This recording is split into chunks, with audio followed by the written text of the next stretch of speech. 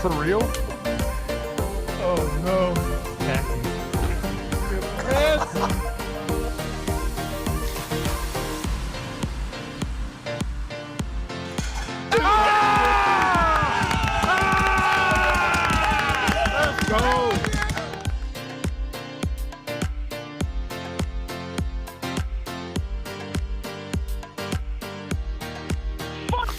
In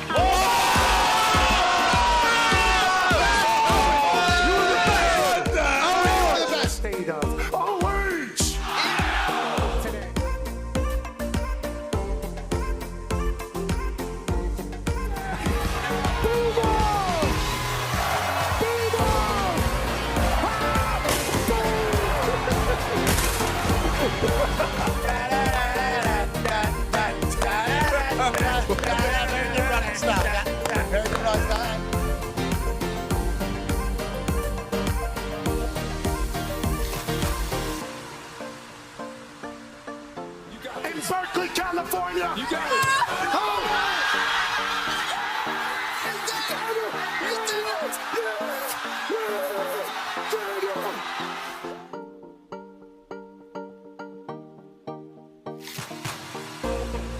This one for three. AJ Hawk, $5,000.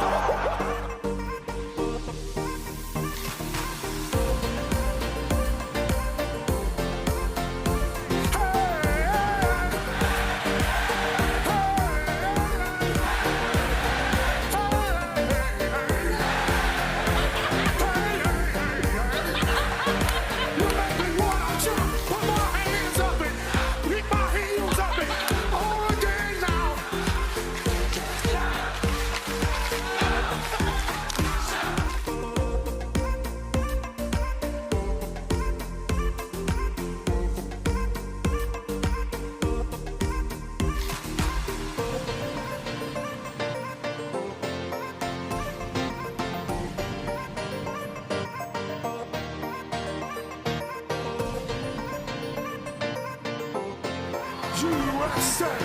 USA! USA!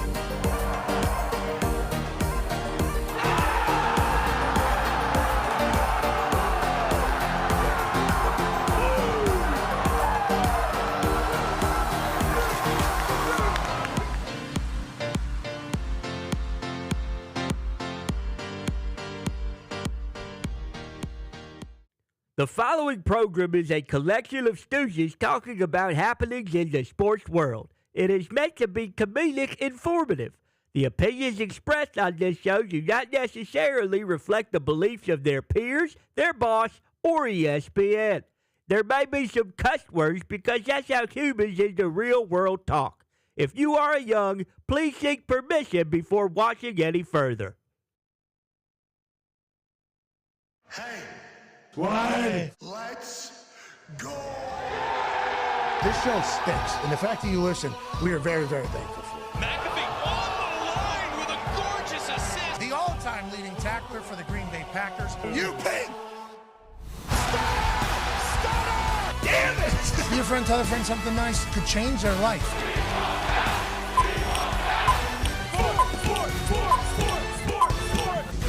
Hello, beautiful people. Welcome to the Hall of Fame Faceoff here at Radio Row in beautiful San Francisco, California, as we celebrate the hell out of Super Bowl 60 and last night's debut class of next year's Hall of Fame class. There's 2 first balloters, 2 living young legends, and today they'll be competing in a trivia contest called the Hall of Fame Faceoff. Now, there will be $25,000 donated by us to the winning team's youth football program of choosing, and the Pro Football Hall of Fame will be doing the same. It'll be difficult quiz questions for these 4 gold jacketers, and we're going to find out who has the football brain alongside the football acumen to really represent that bust over in Canton. Now, obviously, it's not just me. We got A.J. Hawk, Hall of Fame nom here. Yeah. Okay, we got Darius J. Butler. We got the Toxic Table with an A.Q. Shipley sandwich happening. Boys, good to see you. And we got one half of the hammer, Dahn, Cowboys, AP Tone. Now, Tone, I'll start with you. Whenever it comes to, odds of things here, I know we haven't debuted who the teams are. The teams will be split into 2 teams of 2. Trivia questions. How do you feel about this particular class and maybe their quizzing ability? Oh, you're off. Your microphone's off. Mic's off. Yeah, your mic's off. Yep, you're still off. Okay, Ty, what do you think Tone would have to say about what maybe the odds would be on who out of the Hall of Fame class? I think he'd probably say, and again, this is just Tony, but I think he's probably leaning whatever direction Drew Brees, whatever team that's on. Cerebral quarterback, and that's not his fault, but I think that's what most people would say. Hey, he's got to know everything, so I'd give a slight advantage to his team. In A.J. Hawk, Luke Kuechly, known as super genius. Yeah. I mean, he's a literal super genius. That's why, he puts that Superman cape on, baby. And he's the second youngest Hall of Famer in the history of the game whenever he ends up going in there. Is that going to bode well for trivia? Are super genius football people always good at trivia, I wonder? Yeah, I think super genius football people are super genius at pretty much everything, especially Luke. He's from Cincinnati, Ohio, so yeah, he's going to probably win this thing. Okay, well, let's not get it twisted, okay? Adam Vinatieri also going to be a part of this, and obviously Larry Fitzgerald. D-Butts, obviously we're all kind of experiencing our own voyage and journey. Absolutely. We're running our own races out here. Absolutely. And we're learning a lot of things about the local products, I think. We've been taken care of out here. And some people are at altitude. Some people have gone under cow poop to do what they got to do. Seems like we're having a blast out here in San Francisco. Great time. Can't wait for the day and see how this turns out. Ladies and gentlemen, it is now time to meet our teams. And although you met them last night as they were introduced into football immortality over there in Canton, Ohio, let's meet our first squad. Ladies and gentlemen, the Bronze Bus, which is Luke Kuechly, and first ballot Hall of Famer, Drew Brees. Yeah, boys. Sir, good to see you. Good to see you guys. Thank you for coming. Good luck. Thank you so much. This microphone will be the one you'll be speaking into, boys. Yep. How are you? Sir, pleasure. I don't know if they're as locked in the trivia as they are in the politicking with the boys. No. Good suits. I will say, boys, you look fantastic. Here's the mic. You don't have to huddle around. I think it will pick it up. But if you could be in the area, I think it'll make us all of our lives better. Congratulations, boys. Honestly, Drew, let's talk about it. First ballot Hall of Famer. A lot of chatter about that this year, obviously, and throughout the history. Whenever the league and everybody that covers it says, you know what, you deserve to be in that prestigious air of first ballot Hall of Fame, how emotional was it, and how do you kind of feel now, one day after it being announced to the world? Honestly, I think it's still pretty surreal. I think moment by moment, it's becoming a reality. It started with the knock. That was Dan Fouts about 3 weeks ago.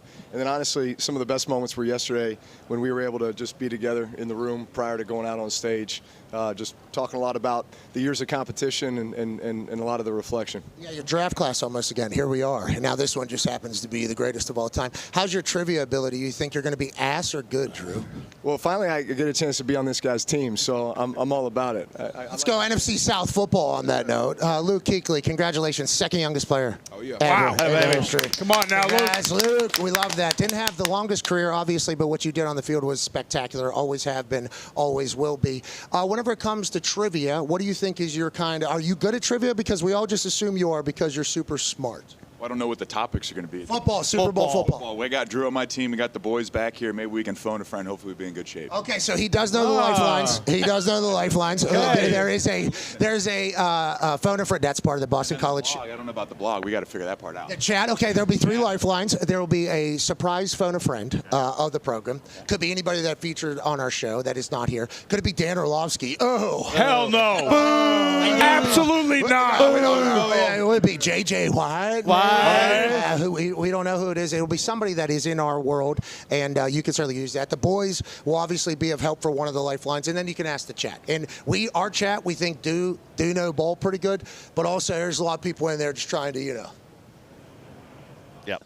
Yeah, you know trying to get you. Now, you guys won't be the only team participating. Obviously, your draft class was not completed just yet. Ladies and gentlemen, competing against the bronze bus will be the Gold Jackets. Sorry, they got a better name. We'll coin toss that thing. Larry Fitzgerald. And Adam Vinatieri.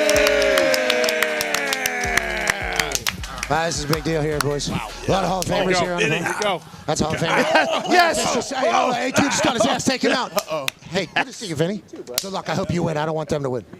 Go get him, Vinny. Come on, Vin. Sorry. They don't have ears in. They can't hear it.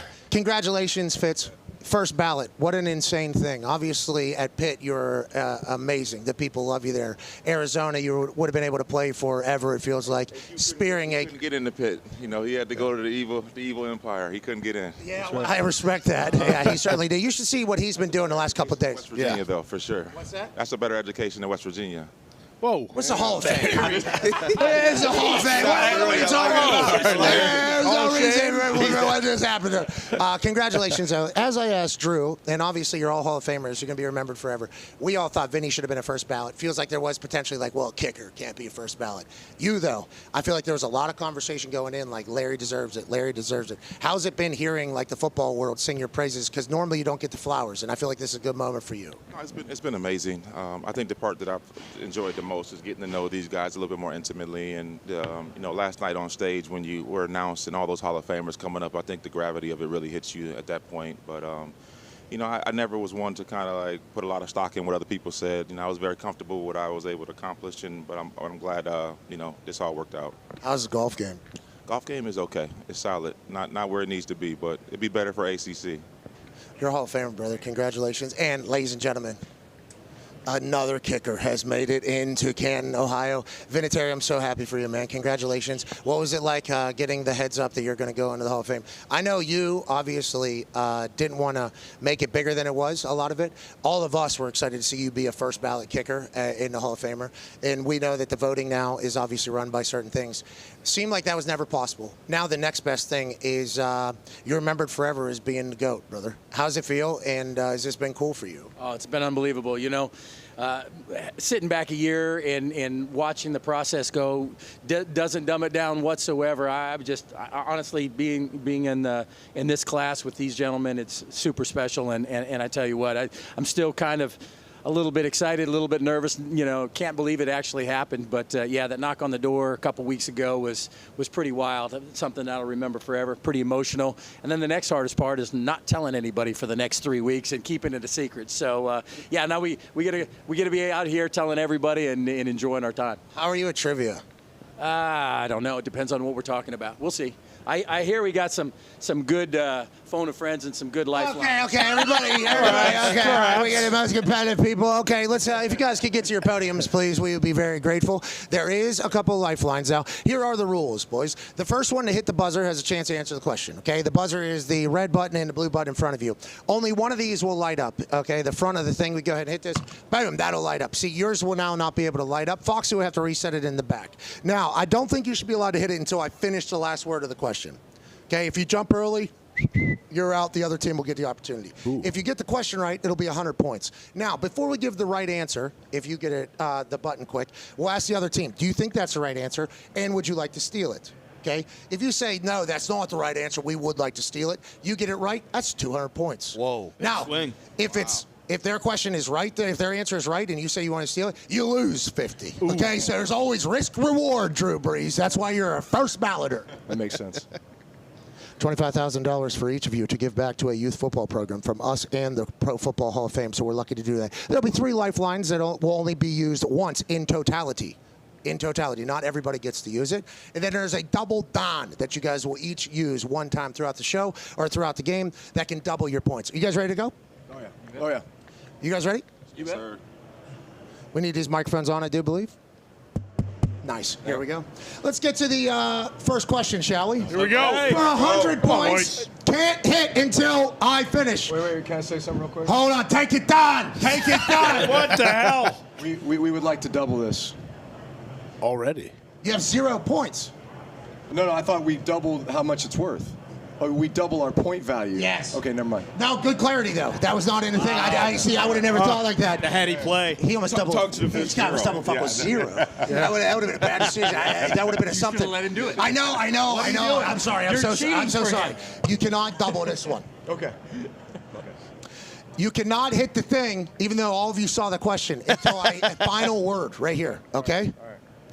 First question of the Hall of Fame Faceoff. Who was the last quarterback to win the Super Bowl in the final game of his career? Okay. Very confident.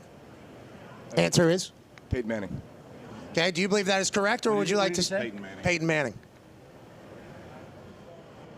Do you think that's correct? It's okay if you do. I believe it's correct. Yeah, I think you guys agree with that? Yeah. Okay, good. Ladies and gentlemen, the answer is boom!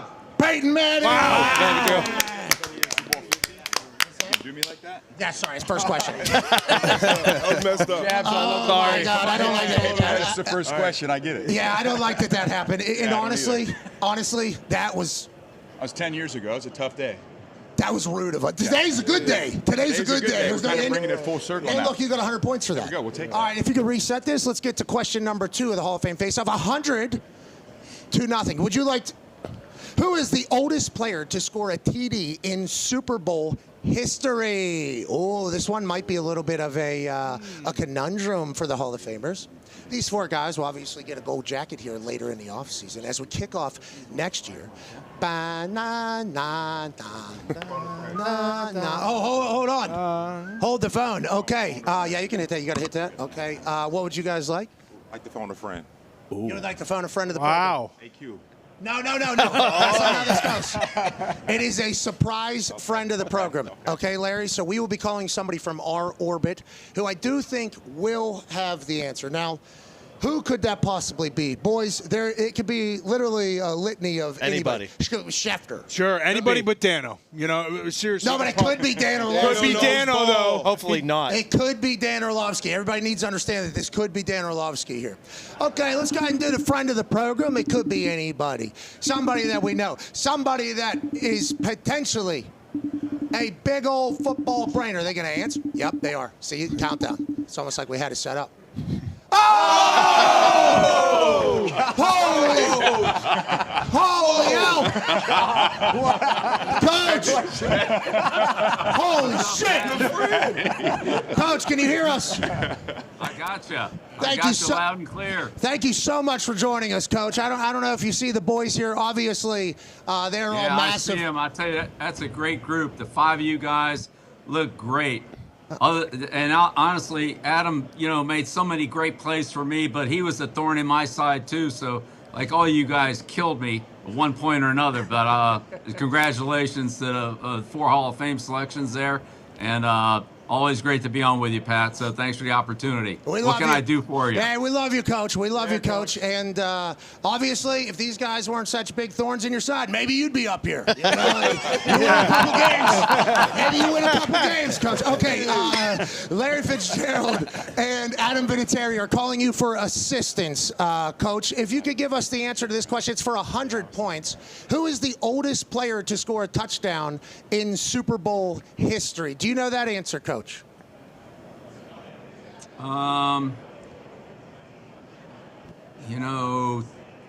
Did Peyton Manning score on a quarterback sneak? I don't think so. I'm gonna go with Jerry Rice. Whoa. Okay. So what? We don't have to hit follow-ups on that, like what team and all that shit? No. Just player. Are you going with Jerry Rice? Do you trust Coach Belichick? I trust him with my life, yo. Smart man. How about you, Vinatieri? Absolutely. All the trust in the world in Coach. So for sure, if he says it's Jerry, it's Jerry. The answer is Jerry Rice. Coach, you know ball. That's incredible. Thank you for joining us. We appreciate you, and have an incredible Super Bowl weekend, Coach. All right, awesome. Thank you. Thanks, guys. Thanks, Congrats, Coach. everybody. Thanks, Thanks. Coach, I don't want to hammer it home, but maybe next year you get to play this game. Maybe. Maybe. We love you, Coach. See you later, man. Okay. Yeah, see it. That's awesome. That's pretty great. That's right. Yeah. Didn't see that coming. Felt like that was good for him. That was good. Yeah, that was good. I felt like, I felt like that was pretty good. Yeah, I felt pretty good about it. Okay, let's go to the. Pat on the back. That was literally That was good. All right, here's the third question. Here we go for 100 points. What is the only franchise to win a Super Bowl in 4 different decades? Now, obviously, $25,000 donation for each Hall of Famer up here to a youth football program. Pat, what if we go Ask the Boys? Yeah. Okay, hit that thing, yeah. Okay, the second lifeline will be used here. Drew Brees and Luke Kuechly would like to ask the boys. They will probably huddle. Why do you have faith in the boys, Drew and Luke? Got a lot of defensive guys right behind me. We got D-Butt, we got A.J. Hawk, and then we start to get a little bit offensive over there. I'm gonna lean on this side of the group right here. I don't know if Drew likes that, but I'm comfortable over here. If you add up the brain power, all together collectively, it's enough. I like that. And he's right. That's why I'm not so sure, Drew. That's why your first ballot, Maybe Drew not. Brees. I don't know. Okay, boys, I don't know who's going to be the speaker of the group back there. D-Butt. Okay, D-Butt will be the speaker of the group. He's on his own journey right now. What is the only franchise to win a Super Bowl in 4 different decades? Darius J. Butler from the crew. We all talked about it. We obviously know the past. They were dominant for a couple decades. Niners, Cowboys, the New York Football Giants is who we're going to go with. Wow. Wow, that would be out of nowhere. How do you feel about it? I like it. I like it a lot. Luke? Strong. He's a defensive guy. He knows it. So you're going with the answer? Absolutely. Would you have guessed that if it wasn't for the boys? No, that was not the first one that popped in my head. What was your thought? Well, it was Cowboys, Steelers. Thank you. It was all the ones who had won four or five. Steelers fan back there got pretty geeked up that you said that. How about you? We had Niners in there too, but obviously that's not the case. We're going to go with D-Butt. We're going to go with the Giants. Answer is... Boys. Dahn!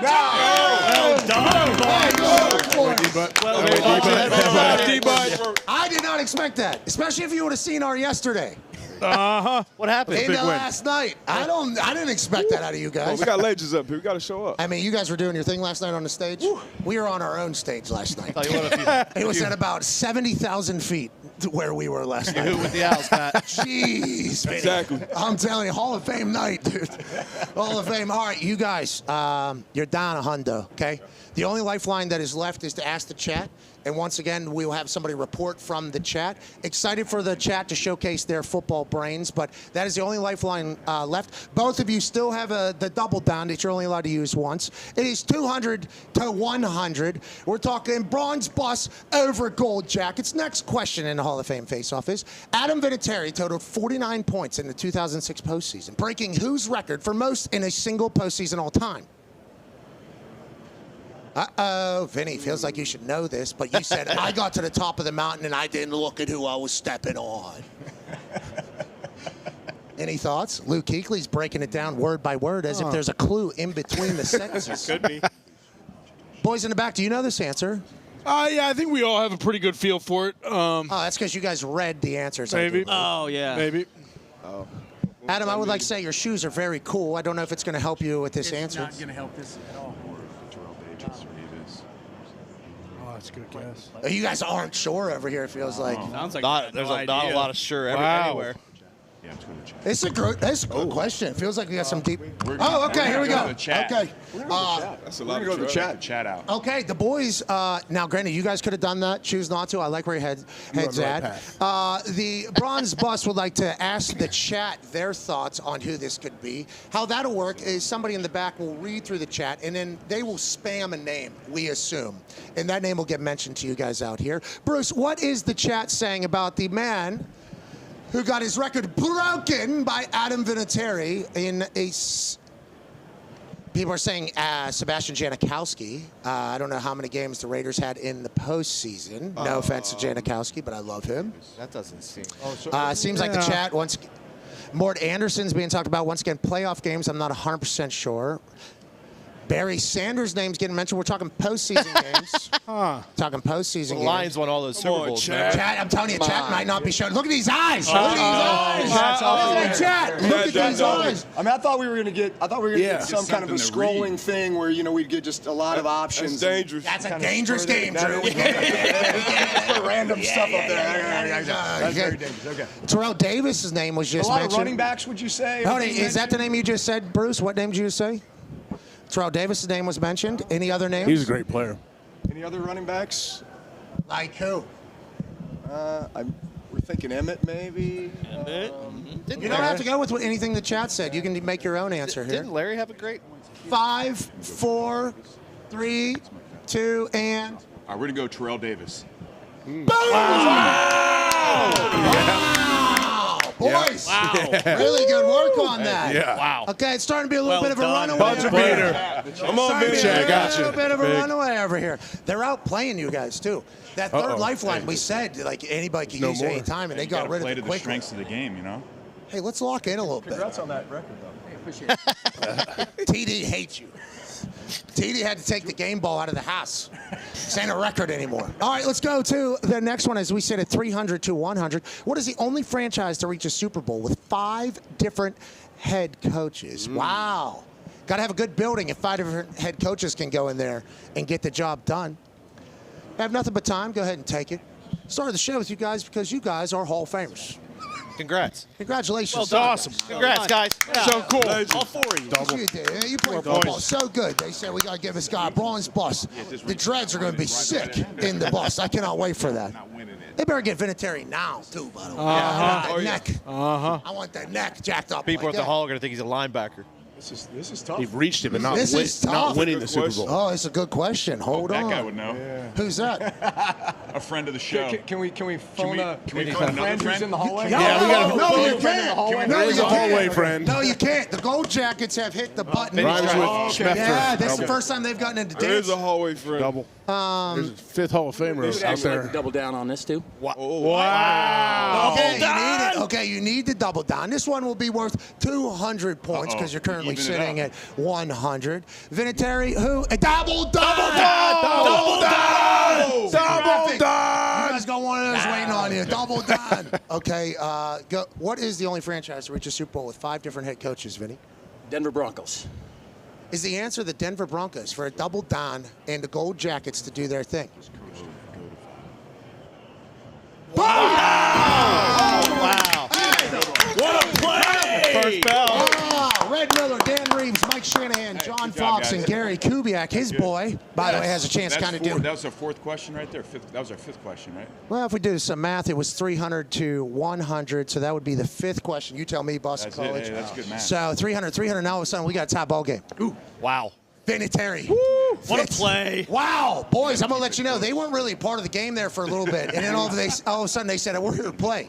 That was a good win by you guys. 300 to 300, a little bit over halfway hum. Next question here for the Hall of Fame face-off. Roger Craig caught 20 passes, classmate of you guys, caught 20 passes in his Super Bowl career, tied with which running back for most all time at that position? Now, Super Bowl career.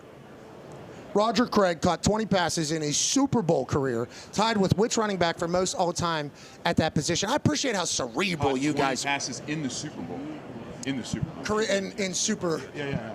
All Super Bowl receptions added up. Yes. Another running back was matched that. I like the way you're kind of cerebral in this entire thing. That's why you're able to do it. Are you guys, they're doing a lot of communicating over here. I don't know if your guys' brains are Bluetoothing or not. You guys got any Bluetooth going on here? Have you thought about it? Roger Craig, how is he, by the way? I wish I... Great. Yeah, he's really good. Still high stepping? Yeah, he ran those knees. I saw some highlights. I didn't know him, obviously, before this entire... See, look at this. This is what they're doing. You Say guys are talking to Woodhead? me about Roger Craig. You're guessing Danny Woodhead, I think. You guys need to lock in. I'm about sick. That conversation. This is very presidential. Yeah. Keekly's been trying to smash that thing for the last 10 minutes. I don't know if Like that. We got some good ideas. Might be Mike Allstott. No, he didn't catch me. Ladies and gentlemen, the Bronze Bus have decided they would like to give an answer. Roger Craig caught 20 passes in his Super Bowl career, tied with which running back for most all-time at that position? Bronze Bus boys, your answer is? We're going to go James White. Wow. Oh, sweet feet. That was a deep pull with James White. Should have been Super Bowl MVP. Patriots are back, too, so maybe that is the case. Do you think that answer is right, or would you like to steal? We think it's wrong. Oh, Oh, so you would like to steal right now? I'll go with another Patriots running back, Kevin Falk. Oh! You guys might lose 50 points here, you know that. And they could still get 100 points. Your answer, once again, is? James White. Your answer, once again, is? Kevin Falk. The right answer is? Neither! You guys lose 50 points. You're good. You're good. Yeah. They tried to steal. Yeah, you guys just kind of get by. Wow, pigs get fed, hogs get slaughtered. How's the setup? 300 to 250 all of a sudden, and Thurman Thomas was the answer we were looking for. I don't think I heard it in any of the chatter. Boys, did you hear that name? No, not mentioned once. Makes sense. You go to New England now. Yeah, we do appreciate your mind immediately goes to the Patriots because they were here so damn long. Absolutely. Thank you for that. You're welcome. Yeah, obviously. Okay, so you don't have to decide, right, which team? Right? Can we talk about that? Because that's not a real thing. No, I think hopefully I can go in and have both groups just come together. And I know there's probably some bad blood, but it's going to be a party, so hopefully they all get along. Yeah, but I mean, if that Patriots dynasty wants to be represented like we thought it was going to in its Hall of Fame, we go through the right toe this guy. Vinny, don't Tom Brady yourself here, okay? don't do that. You were there for the AFC title game. Just accept it, all right? You got a dog in a race like Teddy Bruschi. Congratulations to you guys, man. This is cool. Can's going to be awesome. Maybe you guys will learn a little bit more about ball before then. That last answer there was getting, I don't want to say I'm losing hope, but I'm pumped. Let's go to the next question here. Hall of Fame face-off. It's 300 bronze bus. Which quarterback has the most double-digit wins in the Super Bowl? Who's smacking that ass in the biggest game of all time? Something to think about. Gonna have to win a lot of Super Bowls to be able to have the most double-digit wins. Probably have to be a pretty notable quarterback. We got it over here. Oh, the bronze bus already have their answer. Boys, now once again, a good strategy could be get the answer wrong, mislead them a little bit, have them go backwards. So I don't know if that's what you're going to try to do, if you're going to try to get it right. Who do you guys believe is the quarterback with the most double-digit wins in the Super Bowl, Drew? Troy Aikman. Final answer? Troy Aikman. Final answer. Do you think they are right, or would you like to attempt to enact a steal? We're going to go with Joe Montana. Okay. Oh, okay. I love it. I love it. Let's go. Yes. Get aggressive. I trust Trying to win. I trust my teammate. They did beat the shit out of the Bengals. And I like Joe Montana, great Italian. So they are potentially going backwards if you guys are right. And it turns out, final answer! These guys suck. Way to go, boys. Come on, Vinny. Way to go, boys. Way to go, Dig man. deep. Hey, come on. I like that you guys are swinging for it, but you don't have to do that. You can just say, yeah, we'll see if they're right. We got to make up some points. Larry knows. Now, I mean, you know how not to do that? The other way. Let's go to the next question here at the Hall of Fame face-off. 300 200. It was once a tie ball game. The Gold Jackets standing to my left are trying to go as backward as much as possible. You can use a double down if you would like to use your double down. This could be a time. They're always talking shop. Communication. They're always talking shop. Do we know how many more questions? There's 3 questions. There's 3 questions left. So if we double down, You can win. and we get it right, they can't get there. Yeah. Wow. That's why they're Hall of Famers. Okay, I mean, it's up to you guys. Hey, We got to. there's 2 minutes. You never count Lose these the guys double out. down. There's 2 minutes and 7 seconds left. So if we just keep talking, It's 4th and a half yard. Other team has no timeouts. Okay. I see what you're saying. What are we doing right now? Are we kneeling this fucker out right now? Is that what you guys are saying? What are we doing? What's going on? We got to see what the next question is. For the sake of entertainment, we're going to keep playing. Thank you. Thank Drew. you for that, because Smart we have move. an allotted amount of time. that's right. That's a good idea. Which coach has the most double-digit wins in the Super Bowl? Who was the quarterback? Well, who's the coach? Which coach has the most double-digit wins in the Super Bowl? Remember, can't answer if you don't play.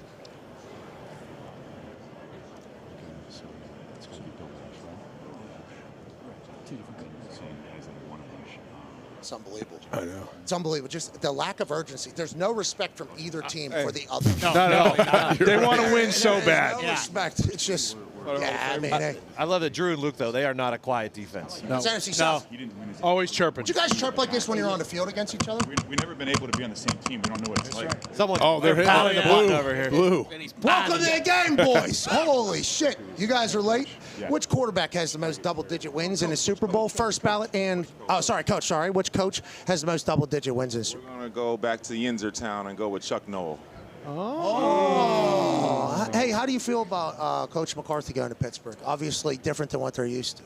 I think he'll do a good job. I think him and the relationship he has with Aaron Rodgers, I think that will bode well for, a year, hopefully.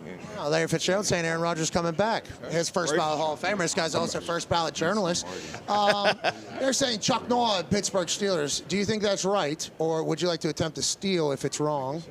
We're just going to sit tight, let them kind of dig the hole. Yeah. Have them play the game. Okay, there will be no negative points here. I appreciate you guys for even giving it an attempt. It's 400 and 200. At this point. The answer from the Gold Jackets is Chuck Noll. Is that correct? No! Guys, if Chuck Noll was the answer, Terry Bradshaw would have been the previous answer. Yeah, but this didn't match up with Troy Aikman. That's why I think it was a good trivia question. Yeah, I think it was a good trivia question. I like it. Okay, These thinking here. What's that? These really have us thinking. This is good. I don't know who put these together, but it's 5 stars. His name's Paul Hemba. Yep. Paul Hembo? Paul. Did a good Well job. done, Paul. Did a good He's job. going to like that. Why are these guys talking to everybody, trying to get the Because these guys suck at the game. Exactly. That is why they are talking back there. They're trying to get as much help as they possibly can. I don't blame them. I like the competitive juices. Okay, let's go to the next question here. What is the last team to score 500 regular season points in a Super Bowl winning season? Wow. Who was powerful on the offensive side and then went on to do the damn thing in the playoffs? Can we do it? We can't keep letting them. I like that. You should do it. I like what you're doing right now. Vinny. That's a Hall of Fame competitive mindset that we have here for the face-off. What is the last team to score 500 regular season points in a Super Bowl winning season, boys? We're going to say the greatest show on turf, the Rams. It's a good answer. It's a great answer. Remember that Super Bowl with the Titans was bananas. Do you guys think that answer is right, or would you like to enact a potential steal? I'm curious. We're gonna sit tight. Come on, guess something. Give him a chance. Are you Play the game. Play the game. You know what? My pride is boiling a little bit here. Okay, so I'm gonna say that's wrong. Yes. Just for the sake of the game. I like it. We like that. It's wrong. Okay. It's the 2009 New Orleans Saints. Wow. That would be crazy. That'd be crazy if this is what Hembo dropped in here at this stage of this game. That's dirty business, right? It's dirty if it's right. The right answer is. Did he know? Wow. I feel like there's some cheating going on in here. Dirty business. And with that, ladies and gentlemen, the champion, just like he was against me, my rookie year, you in year 20 in that particular game. Ambush kickoff to start the second half. They look over there. Him and his baby at the end. Demoralized. I will say this. Congratulations to the bronze bust on your championship. I will talk to the losers first. Larry, obviously you're not a loser. Okay, you're a first ballot Hall of Famer. We should remember the good times of the last 24 hours, not what you guys just did here. But Larry, thank you so much for everything you've done for football. Can't wait to watch you go in Canton, brother. For having us, Pat. Appreciate you. What is your thoughts, though, on, like, Hall of Fame responsibilities for, like, future of game? Like, do you think there is a little bit more bestowed upon you now that you have a gold jacket for, like, the good of sport and everything like that? Do you feel that immediately or no? Absolutely. I mean, you're carrying it, the legacy of the game for all the great men who have laid the groundwork for us to be able to stand on their shoulders. And so, yeah, you want to make sure you're doing a great job of upholding the values and the standards that the Hall has always stood for, because for the next generation of guys coming behind us. Vinatieri, there's not going to be a lot of kickers, okay, that go in there. Punters, I think Shane Leckler should be next, but hey, that's neither here nor there. I'm not a voter, thank God. Man, thank God. Yeah. Seems like that's a bad spot to be, but they got it right with you, brother. Congratulations, and on the position factor being a part of it. Do you feel like honored that you are representing all kickers and punters, basically, and this is not a normal thing for the Hall of Fame? No, absolutely. I think it's very difficult to get into the Hall, no matter what position you play. Obviously, we're not on the field as often as these guys. I said it a million times. I just get to put the icing on the cake after they work their butts off all game long and build it. So I'm very, very happy to be the third kicker in. But as far as I'm concerned, it's a great honor to be standing up here with these guys, and hopefully I can make the Hall proud. icing on the cake from the ice-cold Vinatieri. Do you know a couple things about this guy? He's going to be like a brain surgeon if he wasn't a kicker. Did you know that? I did not know that. Yeah. Not from this game. You couldn't tell that. Not a lot of that. But it's like, I got a chance, obviously, to hold for him, and I assume you're all kind of similar in nature, which is why you're Hall of Famers. First time we had a kick that meant something. You know, like it meant something. And I'm with Adam Vinatieri. Obviously, the only person that can fuck this up is me, not Adam Vinatieri. So I'm jogging out there, and we do our entire thing, and I look back, and there's a soulless man back there. And it's like, oh, this is what it is. This is why Adam Vinatieri is who he is. I want to let you know you taught me so much. I assume you all helped younger teammates of yours throughout the entirety of it all. We appreciate the hell out of you. So you losers, get the hell out of here. But we'll see you in Canton, all right? Congratulations, boys. Congrats. Fitzgerald and Adam Vinatieri now for our winners. Congratulations.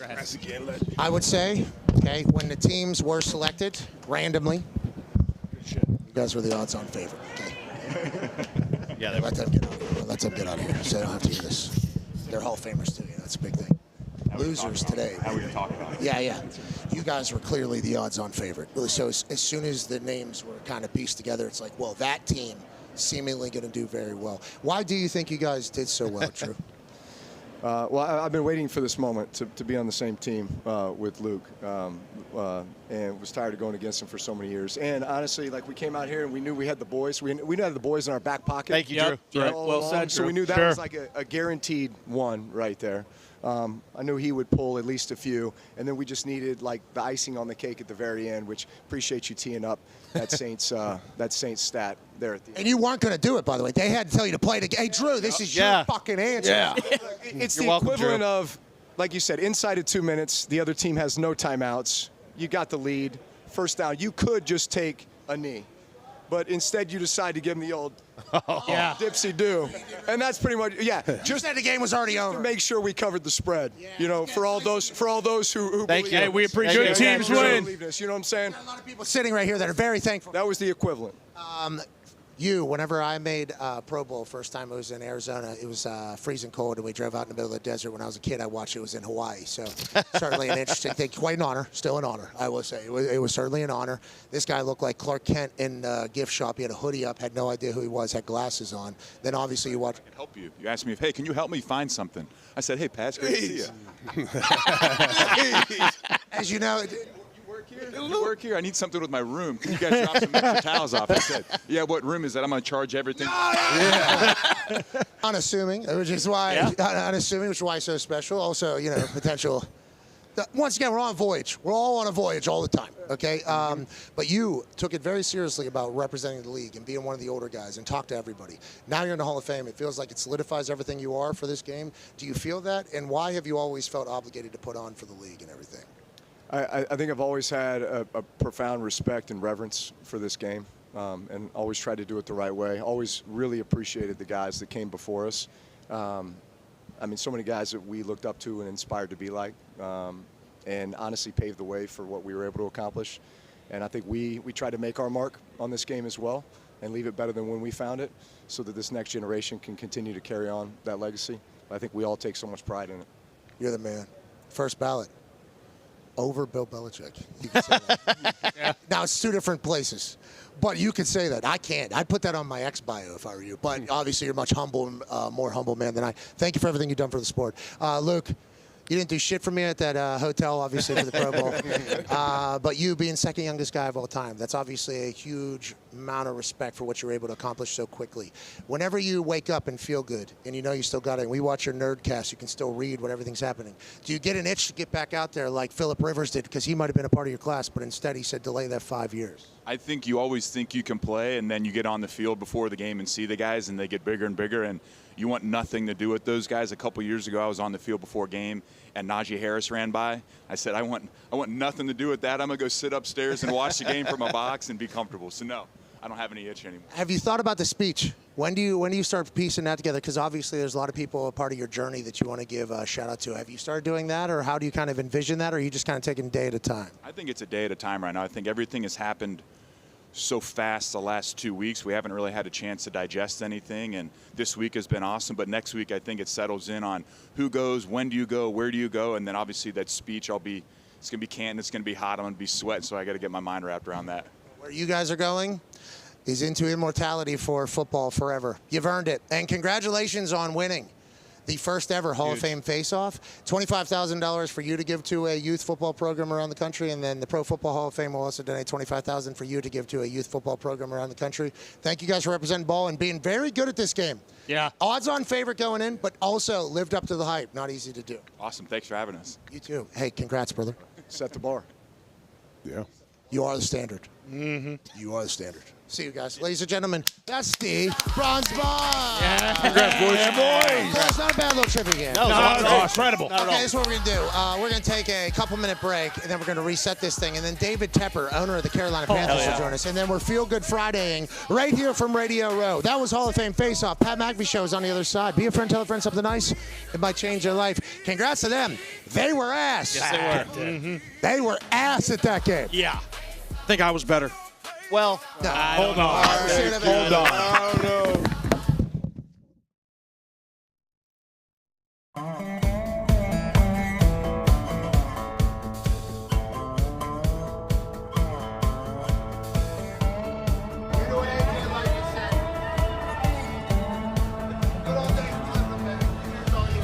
AJ always like to say the good old days we're living them, this breathless stress, God bless. We killing them, perspective's a necessity.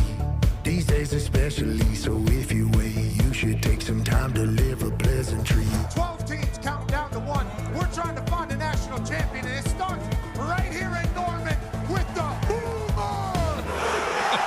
Hey, look at that fucking bell button. That's old school. Who's that? Who's that, Mike? That's George Strait. Don't you fucking forget it. Oklahoma's the last team standing. I hear you wild fucking maniacs going crazy. You deserve what you earn in this life. You'll get burned, the world turns, you'll be fine. Don't concern with the hurt, feel divine. You'll emerge as the pure they'll enshrine. Universe isn't first, it's on time. You live yours, I live mine, no cosign. $1.5 million. Yeah, Malachi Tony's an explosive play waiting to happen. Malachi Tony outside. Touchdown, Miami. Barsari and shotgun, looking to his left. Sweet. Touchdown with his second pick of the game.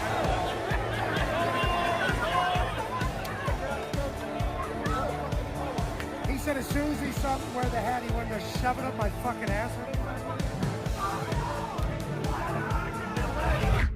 So many people paralyzed by fake problems. See all the negativities impairing all their prophecies. Never fail, always win, gotta be philosophy. This life is one and done, it's an actual anomaly, that's why. Tonight is Darius Butler versus AJ Hawk in the Cotton Bowl. He has been able to do whatever he wanted all year. Keontae's cat should have been a Thorpe Award winner. Big six, baby. Big time play. Stop it. Big time play. Keontae Scott was the stadium. All right, Foxy, you better tell me if you're filming him. I do not give consent. Not in this bubble. Keep on. Yeah, buddy. Crimp that thing. Got a mismatch over there with Jeremiah Smith. That's where he looks. Jeremiah Smith catches, touchdown. This is Texas. You can't hold him. Touchdown. I caught it. Oh, You did? no.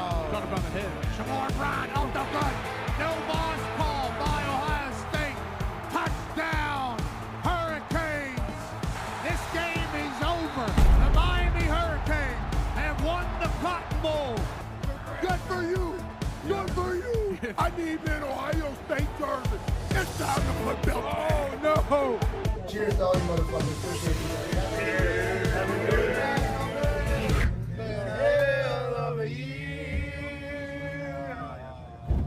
Happy New Year's. Happy New Year's. Happy New Year's. Happy New Year's, boys. Hey, it's been a hell of a year.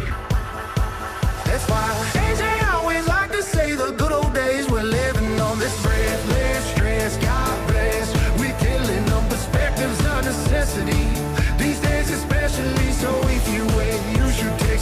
deliver pleasantries. Anchors out, identify. Life is lit, I guess that's why. A couple times last night, I could have got you with a double leg. You're going to get nice and beat up when I see you.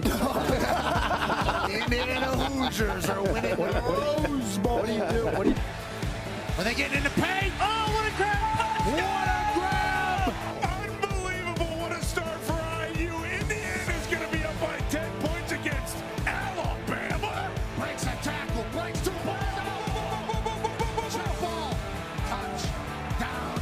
Omar Cooper Jr. Elijah Surratt. Touchdown in the corner. Touchdown. Hoosiers. Walk down the IU bench, saw Mendoza. Job well done, buddy. And then we happen to run into Sid. Hey, good to see you. Good to see you. There's some things that USA has that nobody else does. College football is one of them. And a B-2 stealth bomber is another. Greatest country on earth, no questions asked. I just got a red, white boner. I think I got a little freedom erection happening as well. Indiana Hoosiers, dude. Fucking different in the Big Ten, baby. Yeah! That's why AJ always like to say the good old days we're living on this breathless stress. God bless. We're killing them. Perspectives are necessity. These days especially. So if you wait, you should take some time to live a pleasantry. Legends everywhere. Ray Lewis just stopped by. And then Calais Campbell's walking by. This is what it is. Give me the Miami Hurricanes. Lacey being MVP tonight as he pops one open for an all-miss tunnel. Eventually, last play before the 2-minute timeout. He takes a shot to Marion, who's wide ass open. Touchdown! Marion, who once attended Darius Butler's football camp. Quick to Malachi Tony, one of the most explosive players in football. He breaks through. Malachi Tony to the quick. Trinidad.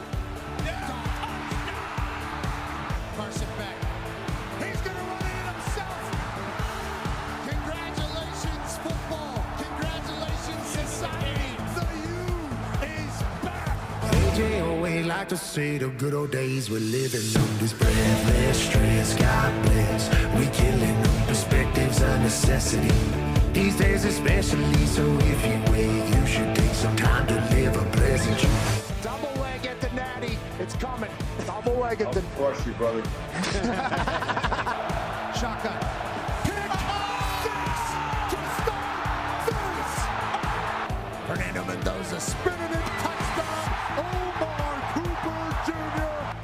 Fernando Mendoza takes a shot to Becker. Touchdown. Hoosiers. Shake, rattle, touchdown. This ref incredibly jacked. Oh, yeah. Indiana Hoosiers are going to national championship. So many people paralyzed by fake problems. See all the negativities impairing all their prophecies. Never fail, always win, gotta be philosophy. This life is one and done, it's an actual anomaly. That's why.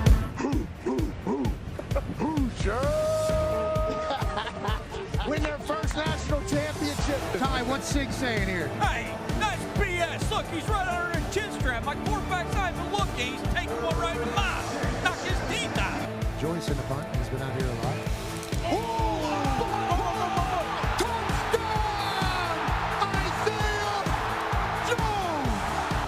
Fernando keeps it himself. I'm going to run. Mendoza! Mendoza! Down! Fernando!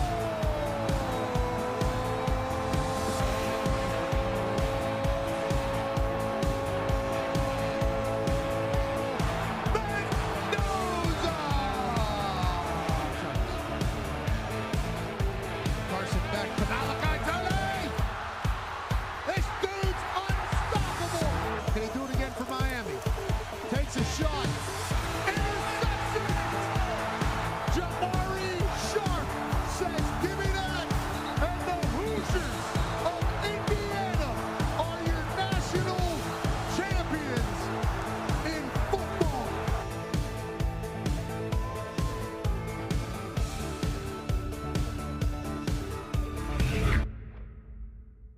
look back and you think, oh, those are the good old days. Nope, I've told you before. We're living the good old days right now. It only gets better every single day. Hell yeah. Wow. Hey, Why? let's go. This show stinks, and the fact that you listen, we are very, very thankful for it. McAfee on the line with a gorgeous assist. The all-time leading tackler for the Green Bay Packers. You pink! Damn it! Be a friend, tell a friend something nice could change their life.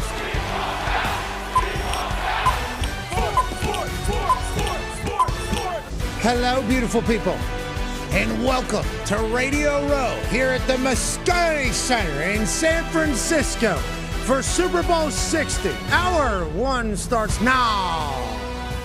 Football! It is the greatest, and we're here celebrating the hell out of it. San Francisco has been an incredibly hospitable town for all of us as we look ahead to Sunday's big game. And listen, if you don't have McAfee downloaded to your phone, you're really rolling the dice with your digital safety. Scammers are out there everywhere. Public Wi-Fi is dangerous as hell. They provide alternate VPNs for safe surfing while also being able to scan your texts and emails so you don't get got by some getster who needs to get had. Okay, so go ahead to pat.mcafee.com and kind of a bar there, I guess. But welcome back to the Pat McAfee Show. We have so many people stopping by. The celebration of football is obviously perfect out here. The weather has been great.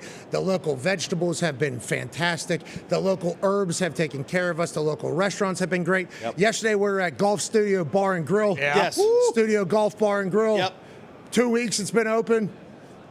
Great. Rain Shine was our Yinzer. waiter. Yinzer working there. Yep. Bar and Grill. Studio Golf Bar and Grill. We're very thankful for them. Adrian took care of us, but nonetheless, big game on Sunday. Seahawks, Patriots, who win the Super Bowl? We'll talk about that certainly for the next couple hours. But joining us right now, ladies and gentlemen, owner of the Carolina Panthers and Charlotte FC, and I believe multiple other businesses. A man who is a Yinzer. Ladies and gentlemen, David Tepper. Yeah. Hell yeah.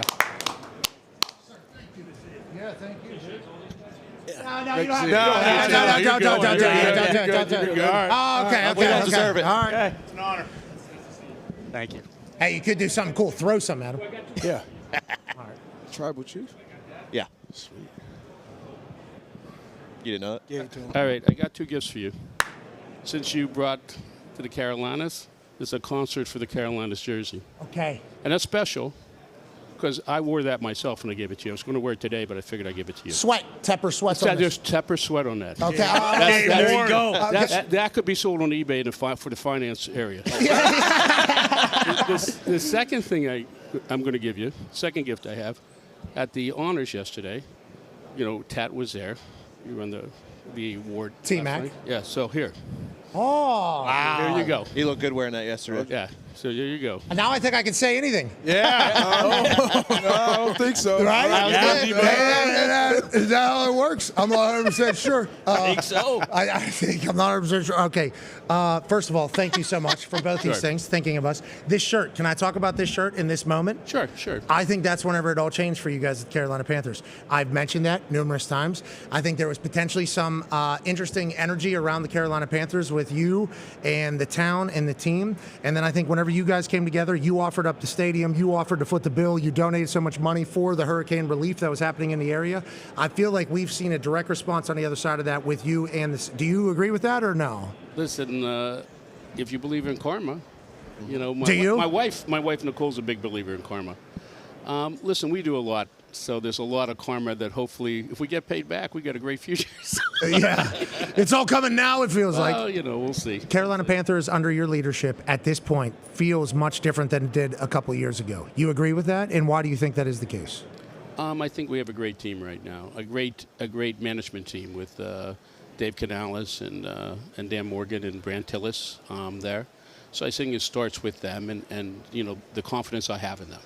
So, starts there, and I think that, we've done a pretty good job in the draft and stuff like that, and the whole building just feels better. Feels like you're an uber competitive person.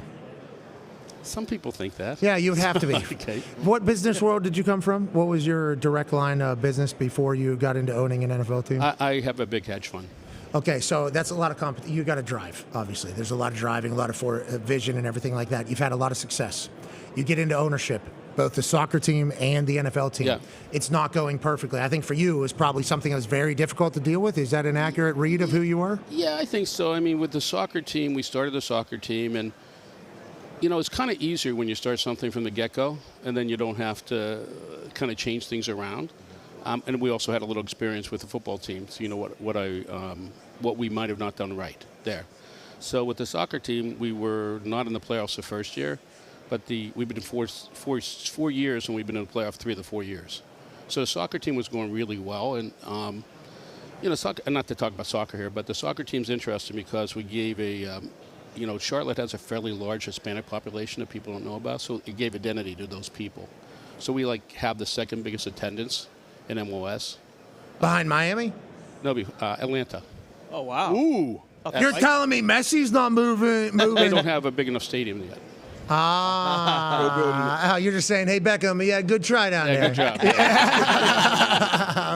Okay, and let's go over to football, because I assume for somebody like you who's had a lot of success, you're also a Yinzer, so I know probably a little bit more about how you probably operate. Yeah. Shout out to you, inner city Pittsburgh kid, doing everything that you're doing currently.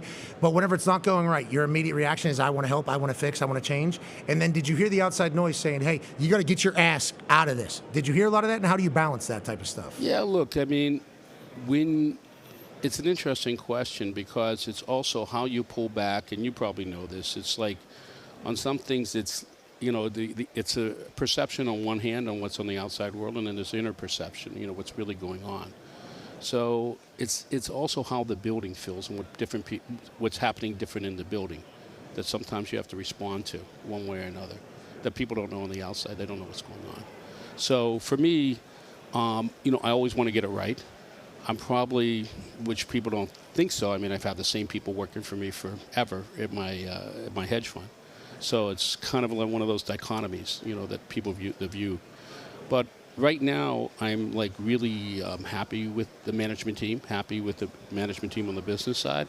And we're in the third year, right? We didn't have to go through, compete with 10 other teams for coaches this year. Right? Thank God. Thank hey, God. Congratulations. Congratulations. Because you were in there for a while. Good. You've been in those waters before. Yeah, no, so that was really nice. And, listen, when you have that level of confidence in people, it's really easy to be more hands-off. There's no reason to be hands-off. There's just no reason. So things are going right, and we're still trying to, it's something I should not be involved in any day-to-day decisions or day-to-day operations. It's just something that no owner should really be involved in. It's a question, potentially some strategy things, there's some money issues that you get involved in and things like that. But, and then there's the things I care about, obviously, things that I'm going to get criticized about, which is really in the draft, it's the first round, there's first 2 rounds, right? Nobody cares. Don't blame the owner for the 3rd round pick. They blame the owner for the 1st round pick. They blame the owner maybe for the 2nd round pick, but they don't do for the 3rd round pick. I like that. So you're focused in on the first couple picks. I kind of know where all the picks are going. So, yeah, but I mean, listen, it's pretty much, even in all that stuff, always letting guys do their job. Okay, so let's talk about one of your early first-round picks, Bryce Young, where he was on the show yesterday. He sat in the pocket here. We talked about things that obviously were not comfortable for him throughout his life. I think adversity is always going to happen. I think you experience it as an owner. I think you experience it through life. I think Bryce experienced it in his professional career already. And he said he just took the mind and the perspective of hey, be the best part of this. How can I change? How do I make this good? What have you seen from Bryce, from a leader and the guy who is the face of your program? Look, Bryce, first off, you sat with Bryce. Bryce is he's a great individual. He's one of the truly great individuals. I mean, there's a lot of great individuals in the NFL. I mean, people don't appreciate how great, how nice, and how good these young men are in general. Hell yeah. I think that's an accurate. So, and Bryce, like I always say, Bryce is the kind of guy you might want to have your daughter marry. So if you like, that's if I was going to give him that kind of compliment. And Bryce, it's like we're, if you look at it, year by year, we're where we are now in this last year. And listen, great to have a playoff game and let the national people see the playoff game and see the guy under pressure. And he's cool as a cucumber in that 4th quarter. he has, I guess he still has, you probably said on the show, he has the most comebacks since 23, so. Oh, yeah, we knew that. It'd be nice to have those first and second quarter leads. So. Yeah. See my heart here, yeah. But, when you have that and that you talk about, I was just talking about with Vinatieri back there, you have these guys that can come and do that fourth quarter. You know that Roethlisberger or Bradshaw for Pittsburgh. Yeah. You're a Steeler fan when you grew up. Yeah.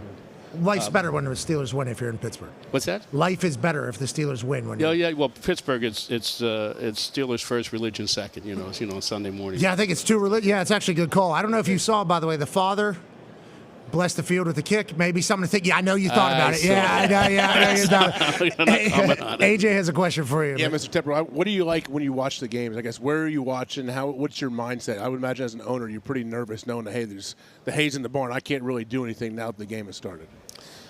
In our box, I usually watch. We always watch the games together with Dan and Brandt, are in the box together. Dan is the most animated in the box, probably. Really? Yeah, I'm. Despite things, I'm pretty calm until I'm not. Yeah, you're awesome. Hey, you're awesome when you're not, though. Yeah. Well, I understand that. It takes some interesting story, which we won't get into today, but it takes to be. I'm very calm until I'm not calm. You're a Yinzer, dude. Yeah, we get Yinzer, you know how it goes. Yeah, 100%. Yeah. The top I see that sign every day while I'm driving by here. Yeah. Listen, it's like you don't like to start a fight. But right. If we're going if you're going to get in my face, then it's. But as I get older, I just said this back there. I was talking again to Vinatieri. He's 53 years old. I said, some point you got to leave that edge go. Okay, it's enough already. But it's the Yinzer edge. Vinny doesn't though. Like if you're playing checkers with Vinny and he's about to lose, he's flipping the thing. That's the same. Exactly. I think there's just levels to it. There's only 32 teams, man. Right. And everybody's fighting for it. So I respect your competitive juices, and I like the fact that you're like, I'm sick of this place. I'm actually going to go in here and say it, because people that are in your position would never do that. No. That'd be something that they would send. The fact that you want to do it yourself, I think, is a part of who you are. I think that is a part of your nature. Is I'd rather handle my own business, and then whenever it doesn't go great and it's not the exact same as everybody else, you provide an opportunity for everybody to bury you, which I think you kind of understand, being a unique individual, probably, right? Yeah, a little bit. You agree with all that, though? More or less. Yeah. You throw on the ice was awesome. Like these things are all awesome. You know what I mean? These are all awesome. Human. It's a human thing that you billionaires and owners aren't supposed to act like. Let me just mention how with that thing. I was very calm during that game, and in Jacksonville, the way it's set up is the box is they can get on a chair and lean into your box. Ah. So they can stand on the chair and come into your box. Feels like a design flaw. Yeah. It's a Pittsburgh guy. You can think about that to begin with. It's a design flaw. So yeah. So, but we want to let you know we appreciate that you appear to be human in those moments. But obviously, you provide a lot of opportunity for people to bury you whenever you do things. Well, like that. in that case, I was walking away, and then our player Marquise Haynes, got knocked out on the field, and the people after harassing us the whole game, harassing, which I'm just like, walk away. The guy said basically, turned around and said, get your freaking player off the field. Our guy's knocked out in the field. I was walking out of the thing because I couldn't take it anymore, and then I just. Yeah, fair play. Listen, as you know, these are your. When it's almost like your kids. Yeah. Sometimes as an owner, you see the relationship, and you see, last night with Ted come around back and hugged us, back there like that. You have tried to have that relationship with your players, and your family. It's your. Yeah, you're supposed to care. You're allowed to care, dude. You're allowed to care about your family. Yeah. Okay, these are your family. Right, it's your family. That's what we try to have, that environment inside that building right now. It's trying to build. And if you look at the legends that come back in our games and such, and even a big guy the other day, all these guys coming back. Steve Smith, who didn't come back for a while. So we get everybody, try to get everybody back in here. And when your family's, you have kids. Oh yeah, a lot of kids. He's got like 10 of them. I got 4, not 10. What do you do when one of your kids? Somebody does that. Oh, lose my mind. Yeah. Absolutely. Hey, we're on your side here. We are on your side. I'm just explaining because wasn't, that's the truth, actually. All right, last question here for you, Mr. Tepper from D-Bud. You just kind of mentioned it. Obviously, the environment, that playoff atmosphere, and then Cam coming back. We always look at teams and the ownership level when we talk about, the relationship with some of their former star players. I know it was things in the media. How is that relationship now, and how did it come to him showing back up, in a big playoff environment?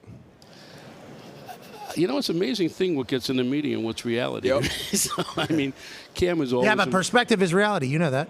I do know that. Especially in this world. I do this stuff called the markets, and I get that perspective versus reality sort of situation. I kind of understand that concept a little bit. Yeah, I'm coaching but, thank you. I appreciate that. But, look, Cam was always welcome back. And, I just called Cam. I just said, it's time. Come on back in. This is the moment, this is the time, and we need you. You will provide the energy in the stadium, which he did. Yeah. And the place was rocking. Oh, yeah. It was rocking. I don't know if any of you were there. Were you there? No, we were watching. Okay, just because he played 1 year in Carolina. Yeah, he's a Panther, former Panther. No. We was talking about Big East basketball, too. Yeah, it was connected, because I went to Pitt. You went to Virginia. West Virginia, yeah. I know. Yeah, you need there was no reason to do it. You just did it. Yeah. So you're Pitt guy, grew up in Pittsburgh, went to Pitt. Well, I went to Pitt. I went to Peabody High School. Okay. In East Liberty, which is now called, was the inner city school now called Barack Obama High. Hell yeah. And then I went to Peabody. I went to Pitt, and then I went to Carnegie Mellon for grad school. So real Yinzer. So you are through and through. Now real Yinzers, I don't know how many are making it to Carnegie Mellon. I think I own a part of the Steelers for a few years. Yeah, minority owner. There, yeah, so in the Steelers. So it was like, real Pittsburgh guy, and whole deal, short order cook, clean bathrooms, the whole deal. You have to do You still operate the hedge fund or no? Oh yeah. 10x or 12x? What do you think I should be pitching? What'd you say? Yeah, 10x or 12x? How much should I be multiplying what I have? 10x or 12x? What you have? Yeah. Well, Appaloosa probably has the best record over the last 35 years of any hedge fund alive. That's actually true. For what it's worth. So it's not worth anything in the football world, but it's the truth. It could be worth something in our world. We are potentially selling a few Yeah, well, percentages. it could be if you're friendly with me. You can say good things. I mean, we can talk. Now there are a few other billionaires that are roaming around here, and you can certainly become we can certainly become a state-run, media-run out of Carolina. You can do that. That'd be 13, 14x. It's great weather down there.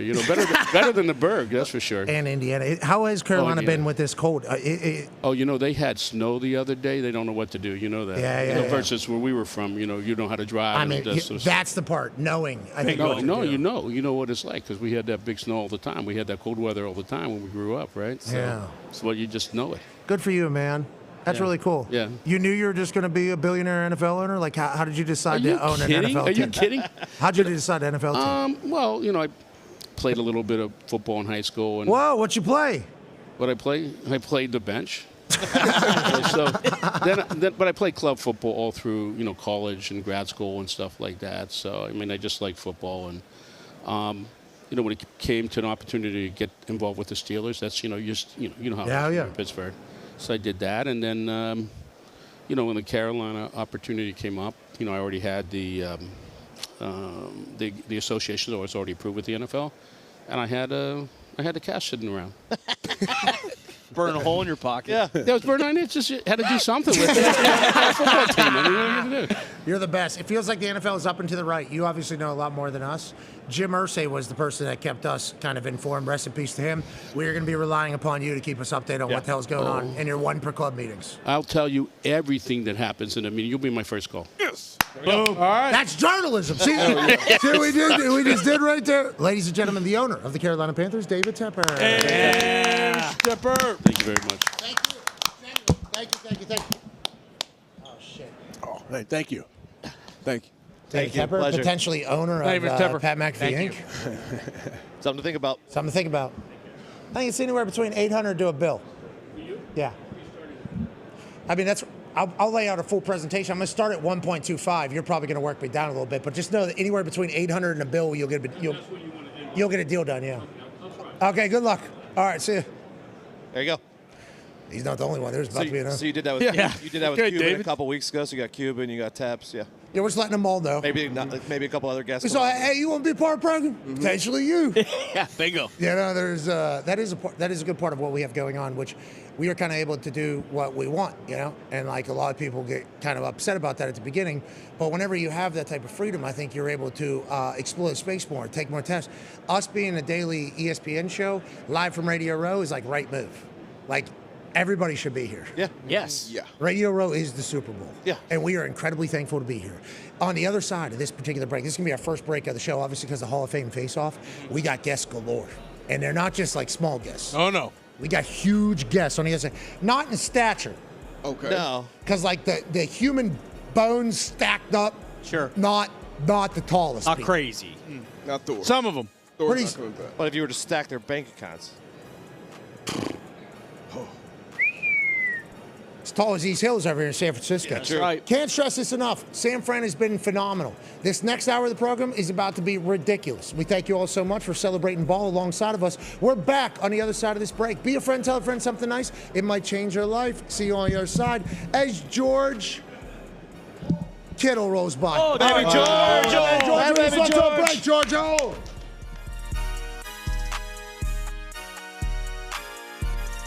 But it is great to be down here in T-Town, Alabama. Now, let's do a little history here, shall we? This is, what's your name? Gabby. Gabby, you're a senior here, right? That's correct. And what is your major? Chemical engineering. Okay. Okay, have you ever kicked anything before? No. Okay, but you said you want to do it, not get somebody else because... Because I camped out for so many hours with my friend, and I got lucky enough to get picked, so let's go for it. Yes! Yeah! Yes! All right! We love that, Let's Gabby. go. $300,000 if you make this kick right here, Gabby, okay? Oh my gosh. That seems fair. I don't know what a chemical engineering degree costs, but hopefully that'll help towards it all. My parents would love that. Okay. I'll throw in 200 as well. He's throwing it to $500,000.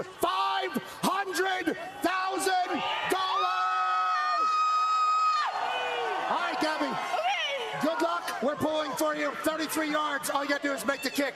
Good luck, Gabby. Okay. Thank you. Any final thoughts? I love you, Mom and Dad and brother. Love that, Mom and Dad. Hope you have a good time.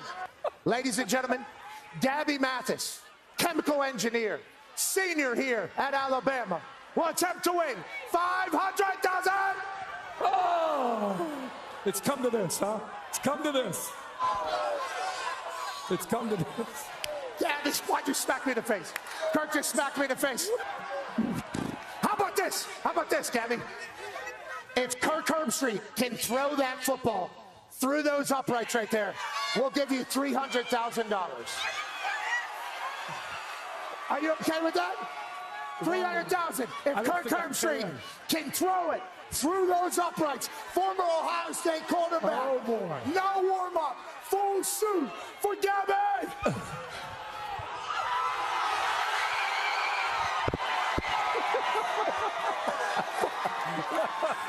Get Gabby, get Gabby, get Gabby.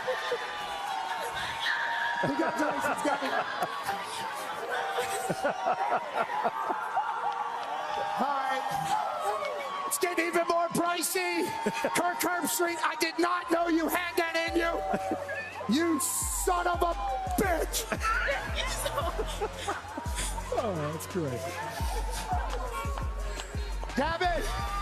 Gabby, it's for you, your mom, your brother, the whole family. Congratulations, and Kirk. Good on you, man. It was close. Back to you, Reese. Jeez. Way to go, Gabby. Hey, what a moment. You know, I love the fact that Gabby wanted the experience. You know, Blue-Eyed Buckeye still got a little sing. And The following program is a collection of stooges talking about happenings in the sports world. It is meant to be comedic informative. The opinions expressed on this show do not necessarily reflect the beliefs of their peers, their boss, or ESPN. There may be some cuss words because that's how humans in the real world talk. If you are young, please seek permission before watching any further. Hey, let's go. This show stinks, and the fact that you listen, we are very, very thankful for. McAfee on the line with a gorgeous assist. The all-time leading tackler for the Green Bay Packers, you pig! Damn it! Be a friend, tell a friend something nice could change their life.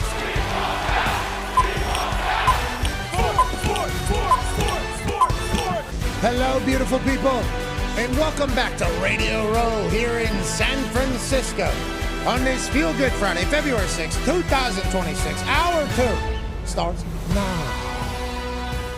Football is the greatest. The Seattle Seahawks take on the New England Patriots. We had the Hall of Fame Faceoff earlier where we saw Drew Brees and Luke Kuechly win $50,000 to go to youth football programs somewhere around the country. Then we obviously had David Tepper, the owner of the Panthers, join us. All of this is to celebrate the greatest sport, the greatest league, and the greatest game happening this weekend here in Northern California. Us sitting in San Francisco, this game in Santa Clara, as McDonald and Sam Darnold, representing the NFC West, will battle the AFC East New England Patriots. Mike Vrabel, Drake May, in a litany of dogs look to become superstars on the biggest stage. Let's go to the Talks the Table at Busta Connor and at Ty Schmidt. Con Man, how do you feel? Feel Good Friday. Your team's in the Super Bowl.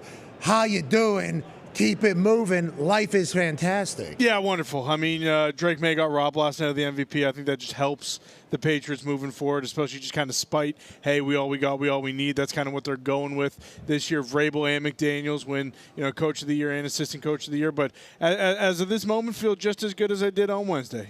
Just focused on Sunday. Let's get there and let's, hang banner 7. Yeah, it's hard to kind of eliminate the distraction. 9-year NFL vet Darius J. Butler is here. Sir. How's your voyage this Super Bowl week going? It's been great. It's been outstanding. I can't wait till we get to this game. It's obviously the last show leading up to it. Can't wait. Regardless of how it goes, it's going to be a great story. Either side, I know you feel like Drake got robbed, and then maybe they circled the wagon. He did. Maybe it was close. His buddy Dan Orlovsky voted for him, and that's why.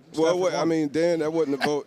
That vote wasn't a problem, but it came down to it was close, and we got some other fantastic players playing as well. 24-23, allegedly the MVP voting. So the AP had a tough decision to make. It was a two-headed monster for a while, although some voters said, no, this guy is the guy. And everybody said, why is this Irish guy? Yeah, take his vote away. Yeah, so it's getting pretty crazy. The voters obviously have a lot of responsibility. Congratulations to Matthew Stafford, draft class of 09, winning the MVP and announcing he's coming back next season. That's awesome. I thought that was a beautiful moment with his kids. I thought he handled that very well. Good luck to him. Congrats to all the winners from last night. Obviously, historic seasons for a lot of people. It was fun to watch and celebrate. We're not invited to that place. No. It'd be crazy that this guy, Super Bowl champion A.J. Hawk, not invited. A.J., your thoughts on the awards last night and Matthew Stafford finally getting MVP next to his name? Yeah, I was happy for Matthew Stafford. It was cool to see he and his family get that honor. And everyone seemed pretty excited when he said he was coming back as well. So I'm sure that felt good for he and his family. How could you not come back if you win the MVP? Yeah. Like, how could you just walk away? That would be the Barry Sanders type, hey, go out on top of your game. It would be a crazy Did you do move. I made a Pro Bowl and then I retired. But the quarterback position, their entire lives have been shaped around making them, and then if you could still be an MVP and they're still going to pay you $40, $50 million to do it, it's like it'd be hard to turn that down, I think, for anybody. So we're happy he's coming back. We love Stafford. Speaking of coming back, it's becoming an annual tradition on these Feel Good Fridays. There's a man, and now in this particular case, men, who come to Super Bowl time to shake hands. That's right. Because their names are at the top of basically every single deal that happens with everything that happens anywhere. You're watching Luke Littler over there throw darts. Yeah. I'm assuming if you stick around to the credits, one of these guys' names is going to be a part of it. Mm-hmm. Obviously, UFC, both of these names going to be a part of it. College football playoff deal, I do believe if you were to see the contract, these names were on top of it. Okay. Everything that's going to kind of happen, these names are on top of it. Ladies and gentlemen, TKO Group chairman, founder of Endeavor, and also Maury and everything else they have going on, Ari Emanuel and Mark Shapiro. Hey, boys! Businessmen, suits, Yeah.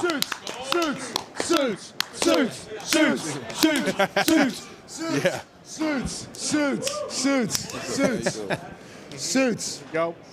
Good to see you, Suits. Good to see you. How you doing? Yeah, I know. Ari was super excited to see what you were going to wear, Mark. I want to let you know that. Ari was hoping that you would show up in a full suit. Instead, you have kind of like the business cash sport coat kind of undershirt. Kind of look good. Here for a luncheon, you know. Where's his matcha? He doesn't have the quarter zip. I'm fully caffeinated. I'm ready to go. Ari Emanuel, by the way, is Ari Gold from Entourage. Correct. Okay, we talk about this every single year. I think that does need to be stated. And now that I know him as a avid Entourage watcher from before, I know Jeremy Piven is a very good actor. I think writing that shit was probably pretty easy. Okay, I assume following this guy around, it kind of is what it is. Ari, you've moved into sports in a big way. Obviously, you as well, Shapiro, you kind of cut your teeth, I believe, in the sports world. Ari, moving into sports in such a big way. Formerly of just Hollywood, now you still have Hollywood, but you love live sports, you're in it. Why, and what has the trajectory been from the last time we spoke to you about what sports is up and to the right with these streaming platforms? You know, he didn't even mention that I've taken on this experiment called Pat McAfee as an actor.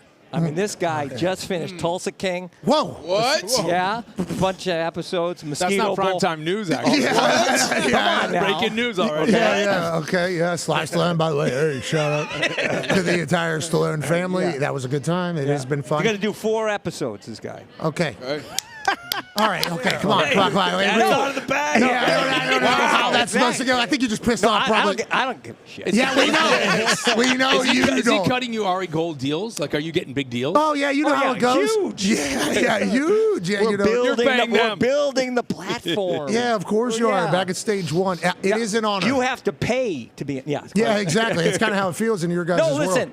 We kind of, when we bought IMG, realized where the distribution business was going, and realized the value of live sports. That was in the representation business when we were in IMG.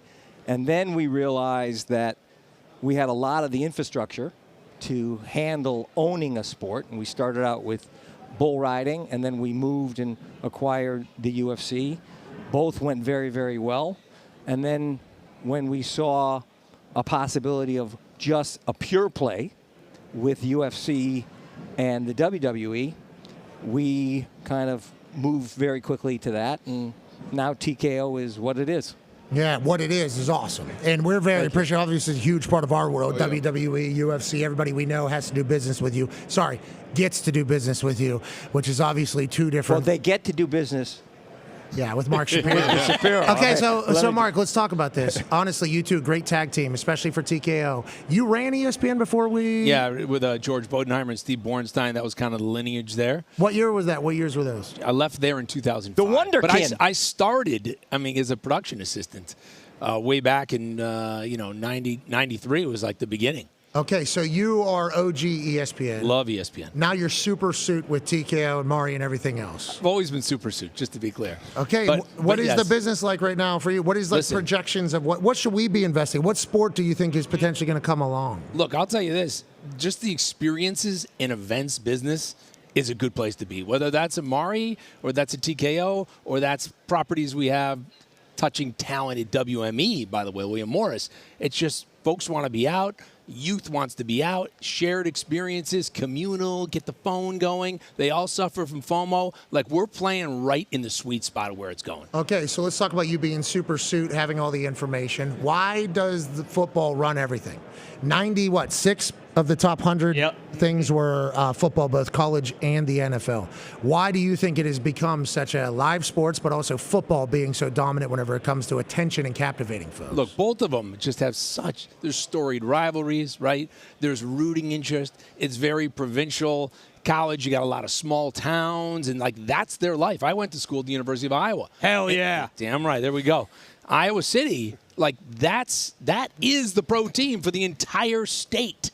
And you have that across the board with a lot of schools. And, of course, the NFL, dominates so much. They've done a great job with the schedule, spreading it out to different platforms, primetime, going streaming before anyone was going streaming. So, they're in a good position. But I would just tell you, Pat, sports overall is in a great position because it's not a passenger. I mean, this is one of the great answers. This is like he's got this down, doesn't he? He's like the greatest politician of all time. Yeah. Well, we'll talk about that with you here. But think of that. All other content, there's a lot of passenger content. You go see a movie, you watch a TV show, you get excited, you laugh, you cry, but it's a passenger experience where sports is a participant experience. But also live, whether it be live events, live music, you can't get around how great live is because you just never know. And in a world where, you're just scrolling, you have to pay attention. And you know what enhances all that? Sports betting. Oh, I thought you were going to say weed. But yes, I agree. I do agree that sports betting does. You talk about sports being the greatest. Obviously, we appreciate that you guys have done so much for sports and getting in the sports world. When sports are great, cities are great. Welcome back, Chicago Bears, bro. Yes. Oh. How about that? Huh? He's a diehard Bears fan. We should have gone. We should have gone. I got him into the Bears. Don't you think we should have gone for 2? No. Watching the game, I thought so. We were actually sitting watching together. I said they're going to go down, score, and they're going for 2. I was shocked that they didn't go for 2. He was there. I'm going to tell you right now. We were both there. Our 3 sons sitting out, what was it, like 2 degrees for the entire game. We had a box with our family, and we sat out in the elements. Had to, by the way. Let me just say something. So they get the touchdown. The crazy. We go down, all the boys which know each other, hugging, jumping, crazy. on each other. Then he doesn't go for 2. For me, I don't know about Mark and his. I almost lost it. I mean, I couldn't believe that we were not going for 2. I mean, I was. But you're at the 50. You're at the 50, and all you need is a field goal. You don't need to make that long throw to DJ. Just ball. No, they get in field goal range. Okay, this is exactly what we were hoping this would become. You guys breaking down a game that doesn't matter. You're not in the Super Bowl. Okay, you're not in the Super Bowl. Seahawks are in the Super Bowl. We're not in the Super Bowl. No, you are not. What are you talking about? You're close, though. Yeah. And I did enjoy watching you experience another ride with the Bears, though, because it was fun watching that city kind of get back in. But, Ari, obviously your family, synonymous with a lot of different things. You do business with a lot of things. Sports is the great unifier, I feel like. Yes. And I feel like you are a big-time driver for that. Well, listen, we have made a decision that we're going to, a lot of our time right now is going to be in sports and live events in Maury. And when you have a live event, you just, the person next to you, you don't care if they're Republican, Democrat, Independent. You don't care. You just are experience it. And so that's kind of what we feel is important. My family kind of is in politics, coming from my mom. But that we just want to have a good community, a good conversation with people, and have fun. And I think that's what live events and sports do. And just on the Maury side, just because most folks won't know necessarily. He was just nervous I was going to screw something up, so he's kind of protecting me. Smart. That's not a bad idea. That's why he's here. I've appreciated that conversation. Ari will agree to something, and then all of a sudden I get a text from other people that are like, we just want to know how this is. This is a publicly traded company, you know. Okay, so we need a little bit more information, please. It's all above board. But no, of course. when the companies were splitting and WME Group was going private and TKO was going to be this big sports behemoth, we decided we wanted to bet on just events and experiences. So we started this company, Maury, which owns all these events and experiences, from food and culinary to tennis to collectibles, and that's really what we've been investing in. And we've got a long line of investors, including Stephen Ross, the Miami Dolphins, and Jerry Cardinell, the Redbird, all folks that really believe in these communal opportunities. Yeah, we appreciate you guys taking your time and energy and talent into sport. Hey, do you think if the president was a Democrat, he would have came on or she would have came on during Veterans Day? The president was a Democrat. Now the president is not a Democrat. Okay, all right. So okay. What I'm saying for the perspective of people that murdered me for having the commander-in-chief on during Veterans Day, right. Can you please, as somebody who knows literally everybody from used to represent the president. Okay, thank you. That the current president, President Donald J. Trump, but also on the other side, I believe you have pretty good ties as well. Brother worked for that president. Okay, so can we please say to the world that no matter which political party the president, the commander-in-chief would have came on our show? Can we say yes, you should. And we tried, right? Yes, we did. We tried very, very hard. Yes. Thank you for trying. No problem. Now we want to talk about. Nobody cared that we tried. I want to let you know. Nobody cares that the Bears aren't in the Super Bowl except me. Okay, well, I understand that. Okay, but I would like to let you know you have made our lives better, and you have also made sports better. So we appreciate that. The boys have some questions for you. Go ahead, AJ. Yeah, I guess Mark first, and Ari. I guess how do you? No, I get first billing. Yeah, you're right. Okay, Actually, what are you my doing? What the Mark was, That's why Mari. That's why Mari is Mark and Ari, right? That's first billing for me. Did you guys have to fight that? How you guys No. negotiate? We get on great. But I guess you guys like forecast. You kind of have to forecast the future, how people consume things, how they watch things. I guess what does 5 to 10 years look like from now? And how do you find a way to feel, hey, this is where everything is moving? Who do you trust? You guys, just you two? Well, we have a lot of good banter back and forth. But look, we just, like you, we try. And you guys are so knowledgeable. I mean, I watch the show every day. You touch culture, you touch entertainment, you touch sports, you're all over the news. You have all kinds of guests on from all walks of life. And that's really what we do, right? We're reading, we're in touch, we're asking questions, we're making phone calls, we're taking trips. I mean, he's traveling up around the world all the time, whether he's talking to current investors or soliciting new investors and just trying to stay one step ahead. It's tough. But that's the business. Yeah, that's why he's Ari Gold. Honestly, that's why you are Ari Gold. Every streaming platform is going to get into live sports bigger. It feels like Paramount Plus is making a big push right now. Yeah. I mean, they have with us bull riding, our new boxing business, and UFC. They have football. I mean, they're in it big. Who else? And also, is Apple TV ever getting in? Do you think? How come they got the F1 deal? They got the F1 deal. Okay. The pinnacle. Okay. They got the pinnacle. The pinnacle. Yeah, they've had some baseball. They've done they had the MLS too. A lot of things it's that people watch. It's going to be interesting. Still have the MLS. I would actually like Of to know. course. I'd like to know Mark's answer on local, when depending on what happens with the local broadcasts and where he thinks that's going. You're talking about Bally's, then it became FanDuel, right? Main Street. Main I mean, Street. That's a tough place to be. Think about those revenues those owners had, those local rights. They need that. And those RSNs, and that's Boom, gone. So it's all messy right now. I think we know the guy running that. I think he used to work somewhere else. Oh, no. D-Bud has a question for you guys. I got to ask you, Art. See, I got top billing here. Okay, thank you very much. What's been your favorite? Because I got caught up watching one of the Rushmore X's. I want to say 2 or 3 days ago. It was the Boxers. The boxing one. Rushmore, it was great. I learned a lot about boxing. I didn't really know as a casual. What's been your favorite one to shoot? Well, I loved Tom and Peyton. Yep. That was incredible. I loved the one on bands with Jimmy Iovine and Rick Rubin, and I loved Doris Goodwin and John talking about. We just finished it. Who would be on Rushmore if they weren't president? That was unbelievable. Shut up! You called me up and said, "Listen, I learned a ton." Okay. That was our lowest rated one, Pat. That was the lowest rated one we had. Maybe somebody was on some other stuff, and you were like into it at one point. Yeah, well, listen, it is a good show. It is a good show. Rushmore is a great show. And we just finished boxing, and we were just down in Nashville. We did country music. Okay. That was Yeah, unbelievable. we took the show on the road. Yeah. Debo? You just have Debo live? D-Bun's got in the back. Yeah, D-Bun's got in the back. Loves country music. He does. He does. Pat, can we talk boxing for 1 second? Yes, sir. 'Cause this is a big. Congratulations on Zuffa. Thank you. That's a big deal. He's doing a bumper right now. No, For the boxing this business. isn't any self-promotion, but Yes, it to is. your question, AJ, I'm like, where's it going? What's next? What's hot? Boxing is a big opportunity for us, right? We got Dana White and Nick Khan driving this. There's a lot of history of fights that should have happened that didn't happen, corruption, pay-per-view, closed circuit. I mean, it really went away, yet it's been around for 100 years. So if we can make a UFC of boxing, think of that, really a closed league. We're signing 200 fighters right now, consistent fights, weight divisions that you understand. We're already on Paramount Plus, and we're about to announce some international deals. This could become the next behemoth for us. How close are the international deals? Very. Very. Well, we should be announcing something next week or two. Congratulations to Netflix. No. No. Okay, we're going another way. I like that. I like what you're doing. Yeah, but when we did the big event for Netflix, and there was at Allegiant, there was 70,000 people. Canelo Crawford. You realized that was kind of boxing is ingrained in every. I think that business for us could be as big as our UFC business and our WWE. UFC right now, UFC and WWE are $20 billion properties. $20 billion that were each.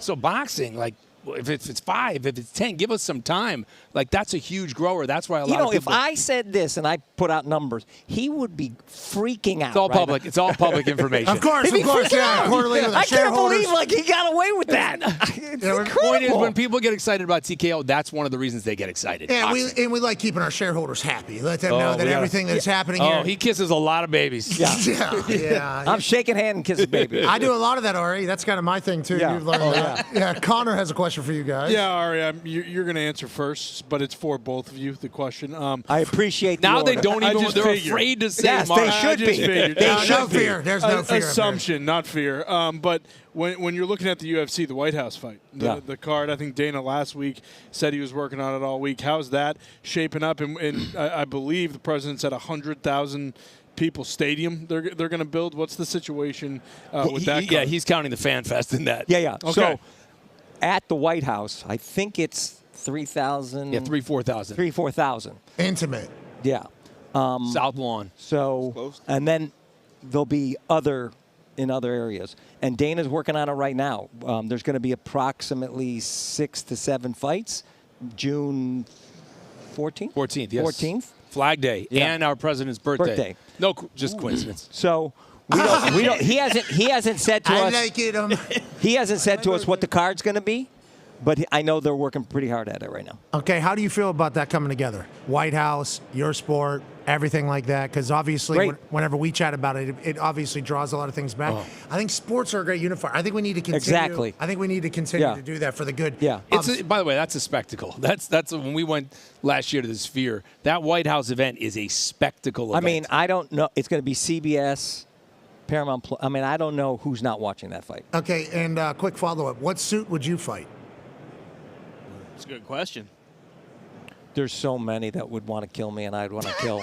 There's just so many. He got an opportunity. Yeah, would love it. Hey, he's a wrestler, by the way. Would love it. Yeah, he's a suit that can get down. No, but in there's there. a lot that would want to get in the ring and kill me. He's in the later chapters here of his business career. He's winding down. He's cool. He's calm. Really? No You lost fighting. your There's the politician he's trying to calm No everybody. No, he's a fighting. really calm CEO. Yeah. Shut up. But no fights. He gets excited, but there's no fisticuffs Hey, here. people were saying it. It wasn't me saying it. He called me yesterday. He goes, it's down in the 80s, the fastball. It wasn't me that said it. It was the other person that was on the call. Was like, Ari, wow, I didn't expect you to understand something like that. And I'm like, holy shit. This guy just said Ari lost his fastball. That is an incredible time. Last question for you guys. Go ahead, Ty. Seeing as both of you guys are Bears fans, have you thought about or come to grips with the possibility that the Bears will be located in Gary, Indiana? It's disgusting. It's absolutely and what disgusting. is going to happen there? No, I thought you were a good business guy. They're giving him the whole town. So what's so wrong with it, Mark? We do not. They're called the Chicago Bears for a reason. I don't even like Arlington Heights. I don't even like a dome on that stadium.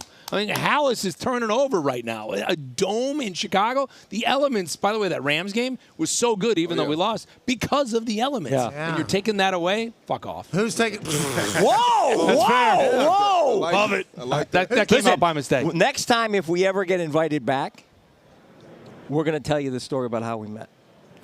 Okay. Crazy story. Yeah. It's a total Ari Gold story and perfect He classic. came in with a Nerf gun? No, we were on a plane. Okay. Oh, nice. Didn't know each other. Happenstance. And by the way, we went to rival. Feels like you're going to tell me the story right now. No, we're rival high schools. We're right by each other growing up in Chicago. Flying back from New York. And then we meet on a plane, though. And, it's in first class, of course, first class. There's 2 seats and a middle seat, 2 seats in the middle Ari seat. hasn't seen a commercial airline in about 20 years. Okay, so wait a second. I'm sitting there reading everything, and there's this guy. I'm in the middle because I don't want to talk to anybody. There's this guy sitting right next to me and a man at the window. This guy's typing. It's a Friday, 3 o'clock flight, just typing. I've read everything, about 3.5 hours. It's about a 5-hour flight, winter. After 4 hours, I'm like, what the effing is this guy doing? I get up. It's dark. Keep in mind, it's dark. It's not. I get up, guy at the window. I said, get up, sit in my seat.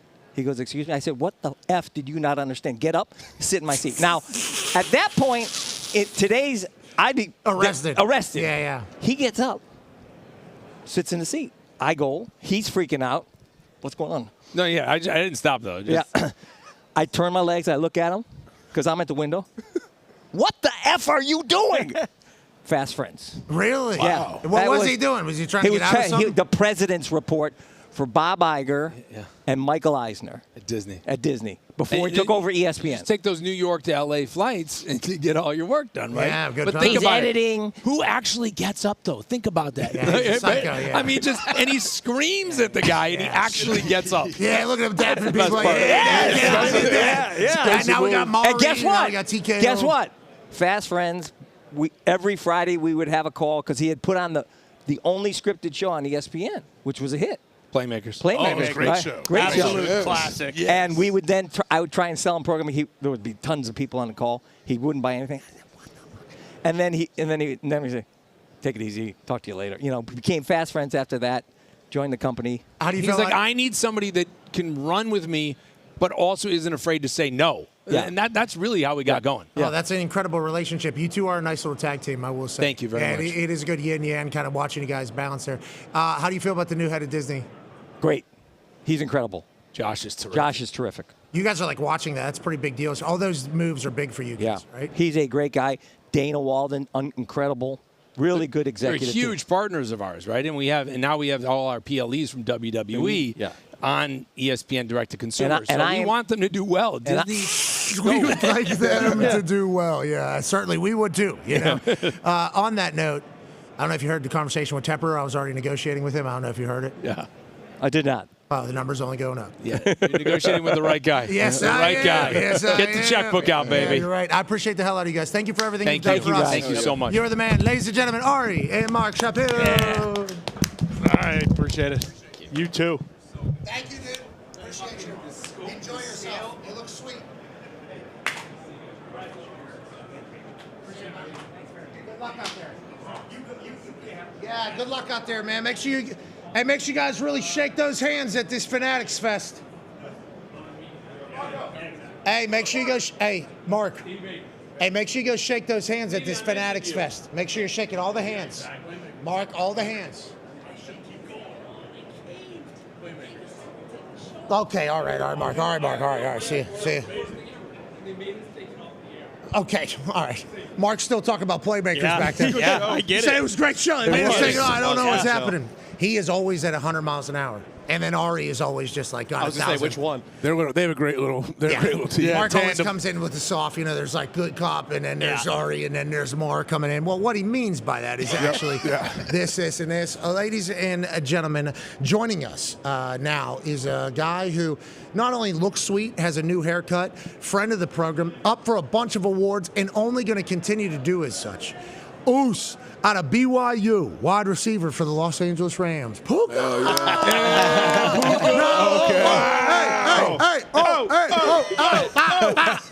Look at those That was great shoes. juice. Wow, those are boots down there. Wow, Puka. Sweatpants are sweet. Yeah. Would you call them sweatpants? Need me some. I didn't think so, Linen but I could sweats. see they're cotton. They're like for sure. linen. Yeah. A blend, if you will. Interesting. We're talking about the fabric of your Hey, pants. let's talk about how cool you look. You look very cool. You like the shoes? Look at them. Okay, so those are boots, modified boots. 100%. This is one of my teammates, Jesse. He was on our team this year. This is his brand. Like, he got those shoes. So I'm like trying to make sure I rock them for the boy. I thought it looked good for my outfit. Yeah, what's the name of them? Do you know? Yeah. Akami. Akami? Akami. All right, tell us about the season. Obviously, you went crazy, dude. Your new haircut, by the way. He looks good. I appreciate it. What went into the decision? That feels like a big decision. It was. I'm like, my mom loves it, though, so I feel a lot better about it. I was a little concerned. When I got off the chair and I woke up that next morning and I felt the back of my head, I said, I'm bald as hell. I'm like, I'm losing it all. But I feel a lot better now. Like, somebody told me I looked good yesterday, and I was like, all right, say less. You do. Look, I think you're going to look good doing whatever, and let alone your paychecks, which are only going to grow.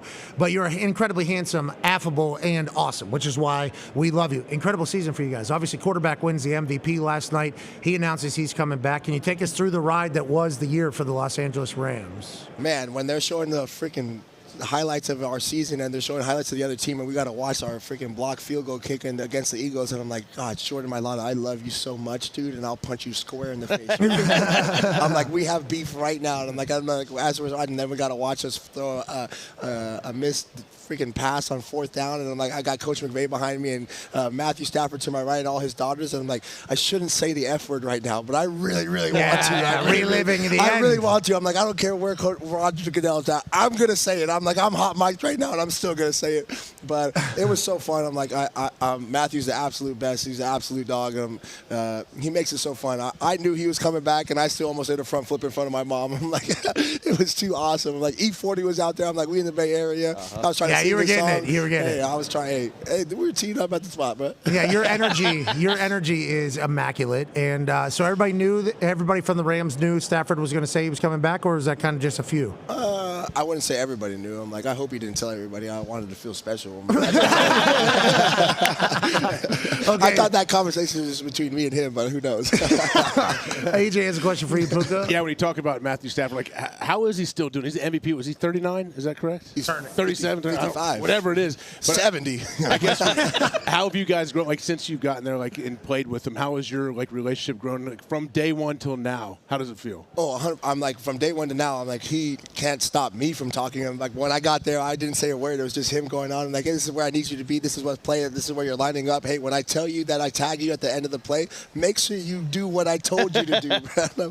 We have some conversations now, and I try to keep them updated what's going on in the world. It's 2026. I'm like, I know you got 4 young daughters. I'm just trying to prepare you for what's going on, Coach. That's very nice of you. That's a good teammate. That's a good teammate, especially with how potentially out of touch he would be when he's sleeping in a trailer with the Immortal. Are you in there? I'm like, I'm in the Immortal. That's the best 50 minutes of my life. I'm like, I unplugged from the world. I'm like, you put on this little nose thing. There's a lady that she has the most soothing voice. You all have played Halo. A real lady or a robot lady? It's a robot lady. All of you have played Halo. Sure. What is the Cortana? Cortana.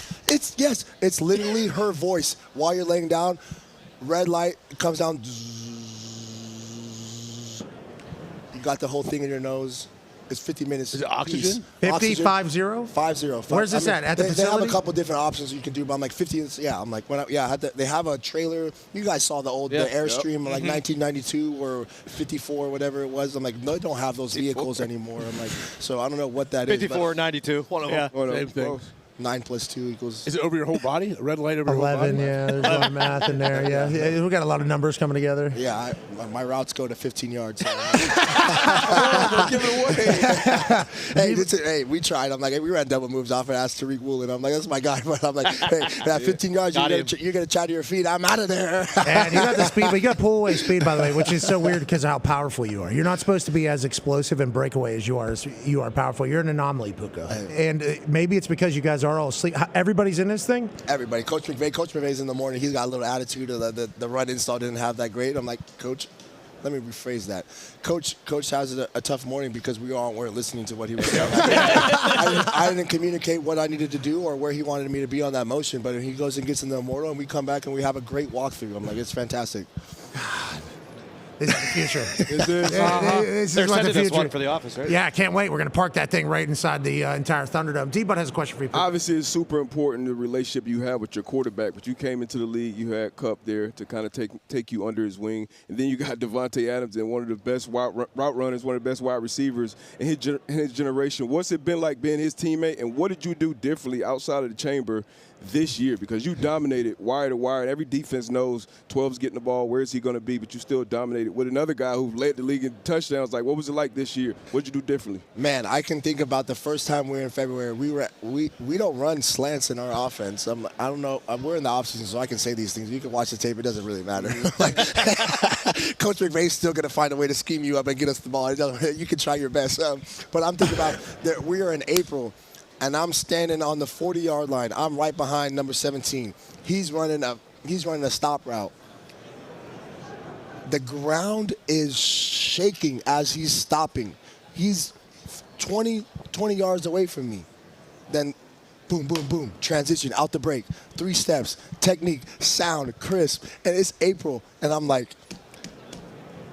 I got to be better. I got so much to work on. And the communication and the understanding of trying to be on the same page, obviously with our quarterback, but then on the same page as a great wide receiver, and I'm grateful for that guy. We had so much fun together. 1-2 and 1-7. I played high school football wearing ankle sock because of Devontae Adams. But when we walk out in there on the football field, I'm like, he's dapping me up. He's like, go do your thing, 12. And I'm like, bruh, I done made myself the quarterback so I could throw you the ball, bro. Yeah. We got a handshake, we flexing, we doing everything on them, and it was cool to think about. Man, they said at the beginning of the NFL season that the Rams were going to have the best wide receiver room, and to walk out of out of this season and say that we were the best wide receiver room, and every single week you had to make sure that you were going to try to stop us, and you couldn't. It's a great feeling. Oh no.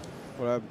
I said yesterday, right, to Jamar Chase and T. Higgins. They're the best duo. Oh, yeah. They didn't make the playoffs. How could they make? How could they be the best? I know. I'm just saying. I said it right to their face yesterday. Well, they were here. No, I'm like, you can retract the statement. Look at the camera. Look at it in that. Look at it in that. Single shot? Are you guys? Do the stats would say that you two by far? Stats would say he led the league in receiving touchdowns. I think I led the league in receptions. I'm like, we had probably almost 3,000 yards. I'm like, there's a whole lot of touchdowns on the field. Yeah, you I'm can like, say it. Do you know the quarterback's name for Chicago? The Iceman. There you go. Oh. There we go. So this year's best wide receiver duo was certainly in the Los Angeles Rams.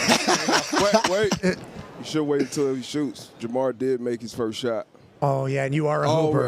Yeah, you are a hooper. Where's the ball at? Okay, hold on. Can we ask you one more question? Oh, 100%. I'm like, he's just calling me out in front of everybody. It's my job to step up to the plate, coach. And that's why we love you, Puka. Yeah, it is. By the way, Chain's sick. I appreciate Everything is awesome, right? Tone has the last question for you before you have to shoot a hoop. Another reason why Wait, we the love Patriots guys didn't have any questions for me? No, he does. He does. We don't have much time. Hey, coach, I'm not leaving. You want to kick me out already? I'm like, I just got here. I'm like, I thought we were friends. Big Oos. Come on. Don't get offended so easily, but another reason why we love you is because you're so tapped into everything, which leads me to a question. Do you have plans to go skydiving or anything? I think I can fly. I'm like, I believe in it. I'm like, the world is our oyster. I think that's what they say, coach. Yeah. And I'm pretty confident I could do a skydiving thing. I'm like, there's a lot of things that make you feel a rush and a thrill in life, and it was a good tweet. I think one of those would be good. Well, those are the best 2 words I've ever said in my life, coach. Well, not only that, I remember whenever Ty needed to go to the hospital whenever we were in Los Angeles, you put him on your back and remember that? walked him all Carried the me way in to the there. hospital. So thank you for doing that. And Good guy. remember Tone's dog was running free. You picked that thing up and you saved it. And I brought it back to his house, and I was like, everything. Yeah. I fed it. I gave it its treat. I took it to Starbucks. We got a little puppy cup. He flew us private on his own dime. That was very nice of you to do that. You were the pilot. That's so cool of you. Remember, I do the helicopter. I brought us all out. And I'm like, Pat, remember when we went to Indianapolis? You showed me how to do all of these things, bro. I was it was right. I showed up in it because of you. And the way you cook, too, I mean. The only thing he's ever done wrong is lie about being a good bowler. Oh, yeah. What happened with the bowling? I forget. glasses. You're kind of ass? Weren't you ass, or were you really good? I don't remember. I was amazing, bro. You guys set me up. I'm not going to do it again. You show me your bowling. Stand right here and show me your bowling. Set it up. Here we go. Hey, act as if Rain Shine is here. Okay, Rain Shine is here. We just started the game. My name's Swaggy P at the top of it. I just went strike, first frame, sealed, done and over. We had a cool intro animation. And that's right down the gutter. Look, it went straight to the left. Check the watch. Check the watch. Pretty good. Check the watch. Who do you think you are? He is. We're not bowling with the bumpers. We're grown men. We're not bowling with the bumpers. You needed the bumpers. That was a part of the problem. We watched your shit last year. I think we were forced to watch it, weren't we? It was awful. And it was the worst bowling I've ever seen. You guys asked me to do that. I was like, I know, yeah. It's 100% on us. Yeah, we do a lot of stuff for us. We are selfish. Hey, are you excited for the game coming up? Am I excited for the game? Yeah. I mean, it's the only thing I think about, Puka, for the last 2 weeks. I hope that's all. I'm like, I hope you're praying to the Tom Brady gods because. Well, he's not even on the Patriots, actually. So no, they're going to need him. Somebody's going to have to adopt his skills before that game happens. Coach. Whoa, Drake, you talked a lot of shit on Indianapolis, too. You remember that? Yeah. Whoa. I don't have any beef with Indianapolis. I just don't think anybody actually wants to be there. I'm like, I don't. Listen, no harm, no foul. I'm just telling you my thoughts. I apologize. I'm like, I love that you're there, but you never invite me anymore. I'm like, what? Is that real? Look, you're too busy. That's not true. Too busy. I'm like, I'll drop it. I'm like, I try to call Zito every Tuesday, and he never answers my phone. No, Zito's moved out of the back row. He's taking care of the facility. All right, Puka, here's the deal. representing the #1 wide receiver room in the NFL? Tay. You heard him say it. Tay definitely makes this, I think. Yeah. Right? Watch LeBron highlights before every game. So. Yeah. Every game, bro. This dude is 40, and he be doing it. I was like, I'm like, that's our quarterback. It's just like our quarterback, bro. 25 years, he be showing us highlights. I'm like, yo, this film is gray. Yeah. The film is gray, dude. Like they got nothing on the field. They don't even. I'm like, this is absolutely insane. He's leaving the Lakers, though? Is that what's happening? I know trade deadline came and gone, but they're saying Shams had a rough. Shams. Boy, Shams. It's all right, Shams. Stand tall, Shams. Stand in there, Shams. He had a tough one. He's been saying for a long time, Giannis probably gone. And then Giannis is gone? Well, turns out. It was true, and then they flipped at the last second, and Giannis said, I ain't going anywhere. And now Shams looks like the village idiot again. I don't like what they did to Shams. It's like him and Myles Garrett. I'm like, I don't want to be here. And I'm like, oh, hey, look, I'm back, guys. Hey, thanks, everybody. I appreciate it.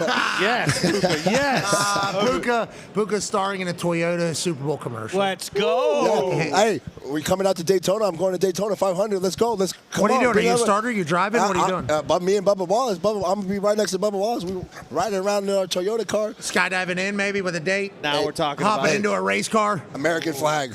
Me. Bald Eagle. Sidney Sweeney. Boom.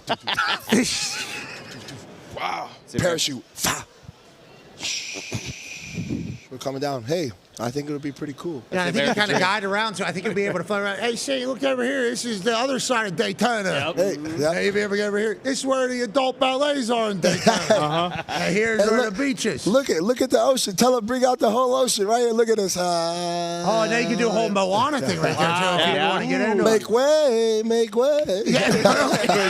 Yeah, these are all ideas. Great ideas. Hey, I'm just rolling off the top. Congrats on the Toyota commercial. That's a big deal. I couldn't believe it. I'm like, it's a blessing. I haven't showed it to my mom. I'm like, they've obviously sent the rough draft over, but I'm like, I want to be watching the game with my mom and like see her like reaction to like us being on the thing. I'm like, it'll be really cool. I didn't even tell my mom about the thing with Tiffany last night. I'm like, hopefully my mom thought it was cool. I'm like, hopefully Tiffany thinks I'm cool. Your mom thinks it's cool. Yeah, Your mom everyone thinks it's cool. Yeah. You are cool. Because you let me hang out with you. That's the only reason. But Yeah, right. It all started with you. And the sweatpantsies and the. What do we got going on here, Coach? That's gold, yeah. Gold brick. You know the deal. That's real. Are you waiting for me to shoot a shot, or? Yep. Yeah. Do you think you're going to make it or no? You don't look satisfied, Coach. What do I need to do? Long night. Come on, Coach. Me guys, or him? Yeah, we've had a Who are long you night. talking to? Both of you. I'm like, you got the Patriots. I know you're not satisfied. It's been a tough couple weeks. I'm like, you've been probably like, I'm Look. surprised you got that much hair on your head still. I mean, I don't know why you're saying this to me. If we want to go into the NFC title game about you guys blowing it, we can. No, But I'm a talk about Patriots it. fan, all right? Let's talk I'm standing on the Super Bowl. Hey, I'm standing high. Hey, please, okay? I hope you guys stay. Hey, you guys ran one trick play and it worked. I'm like, you better pray to the gods. You have 5 of them in We your didn't even back score. pocket, Coach. We didn't even score on I that know, flea that's flicker it. play. We didn't think we did. That didn't You guys even couldn't matter. score. You guys couldn't score. That's actually what happened. Like, That's we in all the watched past. the game. We scored enough, brother. We don't need to score that much. No, 100%. I'm like, but in order to win this game, I'm like, you guys better pray that Tom Brady walks out on that field. I don't think so. No, I'm comfortable with this guy right here. Boom! Head coach. Okay, we got Vrabel. Maybe you'll get one of those someday. How about the lady yesterday? She said the winner of the Coach of the Year, Mike Vabel. Yeah, that was good. Verbal. Yeah, Mike hey, Verbal. I'm like, I can't read, but I know she can't either. As we wrap up here on ESPN with Puka Nacua, noted reader. We will continue digitally. Oh, Insane Shano is here. Obviously, all the boys are here. Good to see all the boys here. Cowboy, how's it going there? Can I ask what that mouth do? Is that crazy?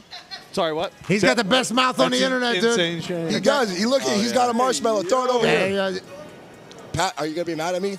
yeah, we got 10 seconds, No, Shane. hurry. Shane, we're about to miss it, Shane. And I want to shoot a basketball, so you better hurry up. Kobe. Boom. Shane. Don't. COVID. Hey, we got 10 seconds. He's got gum. Oh. All right, we continue was in his digitally. mouth. Have an incredible Super Bowl weekend. We'll make our picks. We'll be back for Overreaction Monday. The best. All right, we'll see you then. Yep. Hey, great work, Shano. That a baby, Shano, you killed it, Shano. Good catch. Have you ever missed one? When did you start just sucking down everything that was tossed your mouth way? Jeez. What's that? Can you come to this podium? Power lifter? All right. Yeah, powerlifter. These are the worst marshmallows in the world, bro. What That's are we because it was in doing, his bro? mouth.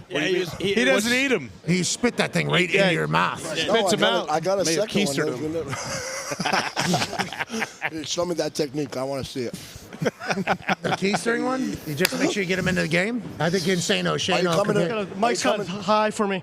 Shane, I apologize. We have it set up for different. Joe Flacco was there yesterday. Normal-sized humans. Insano, Shano, we saw you at the college football playoffs. And then I went through a rabbit hole of your shit. You do have the best mouth on the internet. I appreciate that. Pause. Yeah, well, Thank no you. pause though. No pause though. You Can you explain how you and your friend is Fat Stafford here with you? Yeah, Fat Stafford's right here. Yeah, Fat Stafford back there did not win an MVP. Do you know Fat Stafford? Do you know this crew? I know. I'm like, where did you? You're pretty. I'm pretty sure gimmick. we got to hit you in the nuts, dude. I'm not. I don't know. I don't know how it works. The videos. I've seen the videos. That's how it works, dude. I'm like, you showed up here. I'm like, we're gonna throw something at you. So Yeah. So when did you guys assume decide? the position? Yeah, that was going to be your thing. You just start tossing stuff at each other. I appreciate how good you guys are throwing shit at each other. I appreciate it. Yeah, it takes a lot of talent. A lot of practice. And Vita Coco is paying you guys to be here? Yeah. That's good. When can I get invited to the The lake, dumb bro? life. I'm a lake boy. Come on. Can we get on the boat? Yes, sir. On the boat? Yeah, for sure. We got you. Do you have any The marshmallows way I can you hit just you said here? for sure, that was the biggest lie. He was like, yeah, for sure, bro. Like I'm a little kid, bro. Come on. Yeah, we'll let you on the boat, kid. I'm driving the boat. Can I throw you the boat? Can I throw you a marshmallow here through this? You think you can get through here? Yeah, I think so. Oh shit! Come on, bro. Was it heavy? Those gimmick marshmallows. This marshmallow. Gimmick marshmallows?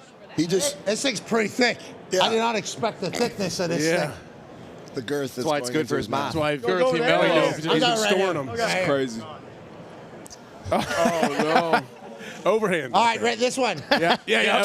What is that? Send it. Yeah, there you go. Send it. Get that 25 one. milligrams. Get you that. You got a couple. Hey, got another one. Got another one. Gummies? Yeah, hold on. Oh, Just yeah, spit it they're- out. Yeah, you want to spit that one out. Shadow, you want A couple substances in there. Nah, wait, sorry. We're going to get rid of those. That's all right there, Shannon. Throw them back in here. Shadow, we appreciate you, I man. can catch Thank it. you for the contributions. I can catch it. Thank you, brother. I'll catch it. I'll catch Okay, it. I can Puka, catch it. you got to actually shoot here for real. All right. Charity Super Coach, Shot. what you got on the wrist? I got a little. Looks good. I'm like, a little bite link. I just want to be like you, man. Are you going to come to NBA All-Star Weekend? I'm like, that's when it all started, dude. Do you remember that? Yeah, we went to bat for you to play. You're supposed to play. No, I know. That's why I'm like, I had to show out. I'm like, everybody told me that my team said, do not step in the paint. I said, I got to show out for Big Ooze. And you did. He put me on. Yeah, and you're a great player. I think I'm going to go back this weekend. Are you? Are you coming to LA? No. You're not? Are you going to come to Daytona at What? least? Daytona? Yeah, we're going to Daytona, oh, yeah. We never miss that. We're skydiving in with you, I think. I'm Right? like, I'll tell Bubba, hey, Bubba, I really love you, dude. I'm going to just scoot over so me and Pat can drive the car. I'd be considered racist, I think, if you did that. You need to stop and think about it. You kick Black Bubba Wallace out and put me in there? What is this, NASCAR? Jesus Christ. Just give him the Ted McMillan thing. It'll be fine. Yeah, you're right. The Ted McMillan. I forgot about that. Yeah. Give him none of Yeah, I those. forgot about the Take Ted easy, it's for the culture, bro. He's good. Yeah, okay. Yeah, of course. All right, charity super shot here with Puka. If you make it on your first attempt, we'll give $20,000 to a charity of your choosing. If it's a second or third attempt, only $10,000. Are we losing money over here? No, we're making money. We're making the world a better place. I thought we were doing more. I'm like, you're always taking care of everybody. Oh, you want $50,000? Oh, man, that would have been nuts. Impressive. Yeah, that would have been very casual. Okay, $50,000 for a charity of your choosing. Oh, you're a Braun guy. Find it, Puka. But when you shoot it, it's Okay, understandable. You're No, right. I agree. You gotta say I Kobe. just wasn't sure. I'm like, yeah. Kobe's elbow's tucked. So. Am I supposed? Bro, come on, bro. It's a rock. There's no reason he shouldn't catch that in his mouth. Bro. Like, it's the biggest thing. All right, last shot here, Puka. Please. shot? $50,000 to a charity you're Have you choosing. made a shot? What's up? Have you made the shot? Yeah, but not on camera. Off camera. I'll give you the opportunity. No, it's your word. It's 50 grand. 50 grand's in line for you. 50 grand. I just want to see him shoot. I'm like, this is not for 50 grand, but when I shoot, it'll be for 50 grand. So what do you want to say? You're saying for hit? You're paying for this one? I'll pay for this one. Oh! I knew I wasn't gonna pay for it. He's good. You saw me. All right, this guy sucks. All right, okay. Can he bowl the Unbelievable. ball? Last one. Hey, this is your last attempt. We have somebody in the back who's a national champion. Okay, please have a little respect for him. Tips and overthrows. Gotta have those. National champion. You know, it's not BYU. Oh! Dude, I mean, if I was playing everybody that's in their division, I wouldn't shoot. Oh, big you're out. Big Ten conference. Puka, Jeez. We love you, dude. We really do.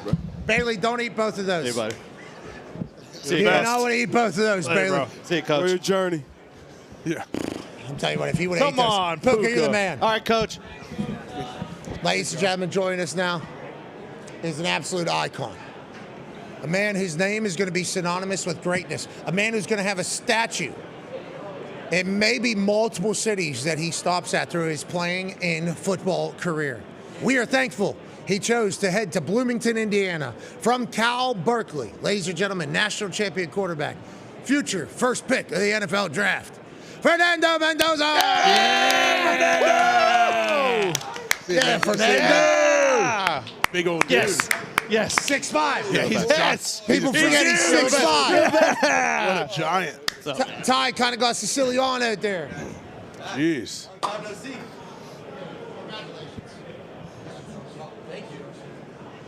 You know how to handle it. You're a superstar. You're making. You crushed it on Jimmy Fallon. I appreciate it. Thank you. I got a lot of, you guys taught me. You guys all taught me. Thank you. You're welcome. And I saw you guys had Aiden Fisher on the show. Yeah. It was like a week ago. And you are right. You guys have some amazing fits, and they're in the back of the end zone. And so it was like 3rd down and goal before the 4th down touchdown. I'm like, wow, those guys have some good fits. Like, they're crazy. Thank you. You have Jake Paul roasting your blue. Okay, roasting is he was all fired up. He had his jaw restructured too. Who knows where he was at the time. Jaw there. It was a little Signetti jaw. Let's talk about your jaw. You're a tough dude, bro. Appreciate it. Hey, let's talk about the 4th and 5. The Fernando special, the Yeah. impossible finish for you in your hometown. When you decide to go and give it a go, and I think the field goal is potentially out there, then now we're going to go for it, and then you take it for yourself and you make that play. In your mind, are you thinking about anything? Are you thinking about how all of your work, your entire life leads to this one play? Like, how do you kind of compartmentalize that? And then immediately afterward, what is the sense throughout your entire body? Like, we probably just won the national championship on maybe the greatest play in the history of Indiana football, honestly. Yeah, when you put it like that, you make it seem like the last scene of a movie or something like that. Which it will be. Which it will be, yeah. But honestly, I thought we were going to kick the field goal. I was like, okay, let's get up 6 points, keep it in range. Our defense is great defense. Let's kick the field goal. He called 4th and 5, and it was a quarterback draw play. And I'm like, man, game on the line. I want to throw the ball, but screw it. Whatever, I'll run the ball. And ended up dropping back, have a little eyes away, and I just started going. And when I started going, I'm actually supposed to go to the left because the line's sliding that way, and I just take a U-turn to the right. It's like I missed the wrong exit on maps. All of a sudden, I'm getting pinballed back and forth. Apple Maps will do that. And it was Apple Maps will do that. They'll screw you. And then all of a sudden, I see the end zone. I blacked out. I just reached out, and it was phenomenal. I honestly can't thank God enough because I don't know how I'm not that athletic. That was God. Yes, you are. I think obviously God is a massive part of you being that athletic, but I don't think a lot of people have seen you play ball. I think a lot of people think, oh, Cal Berkeley transfer. This guy is Cal Berkeley guy. He goes to Indiana. Okay, that is a NIL transfer portal conversation we don't need to have. Cal to Indiana. Sweet. That is not real. And then all of a sudden, the way you take to Indiana and the way the team kind of buys in and you and Signetti do it, it's one of the most special seasons in the history of college football. Undefeated, the most amount of games since Yale in 1894 or whatever. When you guys are getting into that run of the playoffs, you feel something special? You feel like you're playing your best ball at the right time? And how do you guys kind of manage that? And what were the conversations like through the run? Well, first of all, was your wife excited? Was she hyped? Pumped. Yeah, she was down there. I just want to let you know the amount we paid for a suite to watch you do that. Worth every penny. Worth every these bad boys right yeah, here. Yeah, exactly. Yep. But it was a special night, man, for Indiana. But honestly, nobody really expected it. Even though Indiana had a good year last year, your transfer, everybody thought it was kind of over. At what point do you guys realize, hey, we do have something special here? And then playoffs, you just smack folks around. When did you guys know, you think? So when I first got to Indiana, and everybody always says player-led teams are the best teams. And when you see Aiden Fisher, Pat Coogan, really putting people in line and really saying, hey, we're expecting to win. We're not on any of that losing stuff. And really holding people accountable, I was like, oh, we're going to be special right here. We're going to be special. And we had a little 3-game stretch where we killed Illinois. Then we came back from Iowa. And we beat Oregon. I'm like, oh, we're going to be a good team. We're going to be in the college football playoff. Then after we beat Ohio State, we all were like, we're going to win this whole thing. I'm sorry, AJ, but after we beat Ohio State, we had the confidence. Coach Sig always made sure to humble us because he's very humbling. But after that game, we had the confidence, and no matter what, we're a resilient team. So we could go down, but we know all the boys are going to rally together and end up putting a good drive together and end up sealing a game. Yeah, fun team to watch. AJ, Ohio State Buckeye has a question for you. Yeah, I guess what's the plan look like now? Like, where are you going to work out? What are you going to do? You're the presumed number 1 overall pick, obviously, how that goes. But you are, dude. Yeah. Who are you going to work out with? What are you going to do at the combine? Have you thought anything about the whole throw-in, which you don't need to do anything at the combine, honestly. But have you thought about all of that going forward? Yeah, so talking about it all with my agent and at the combine, you're throwing at different receivers, it's a whole different thing. And I want to make sure I give my guys the best chance. So I want to throw a pro day with my guys, with my running backs, and be there with the boys. The combine, I don't think throwing is going to be a priority just because it's such a quick turnaround. January 19th, I mean, I feel bad. Like, a lot of the guys on our team, like, luckily I'm in a better position that I don't got to throw on the combine. But a lot of our guys, we had Kalen Black playing the Senior Bowl. Yeah. Game 17, that's a true NFL season. And all the other guys, they're busting their butt training already. And, I've started training already down here in California. And it's just been a great process. And like everybody always says, whenever I watch interviews or ask former NFL players like you guys, they say, hey, this is an 8-week interview. You got to give it your all, limit the distractions, and really lock in, because where you go and how you set yourself up in front of these GMs and in front of these teams is going to change your life forever. So I'm making sure I have my head to the grindstone. And like you said, I just want to help my guys, pro day, throw to the boys. Okay, on that note, your rookie year is your longest year regardless. Yeah. Now that your rookie college seasons are longer than they've ever been, I mean, we're about to learn a lot about you guys. I mean, you guys are going to be like case studies on what is going to be college football into the NFL because how long that season was. Did it feel like a grind? Because you guys are beating the hell out of everybody. The extra Smoking games, team. you guys are smoking everybody.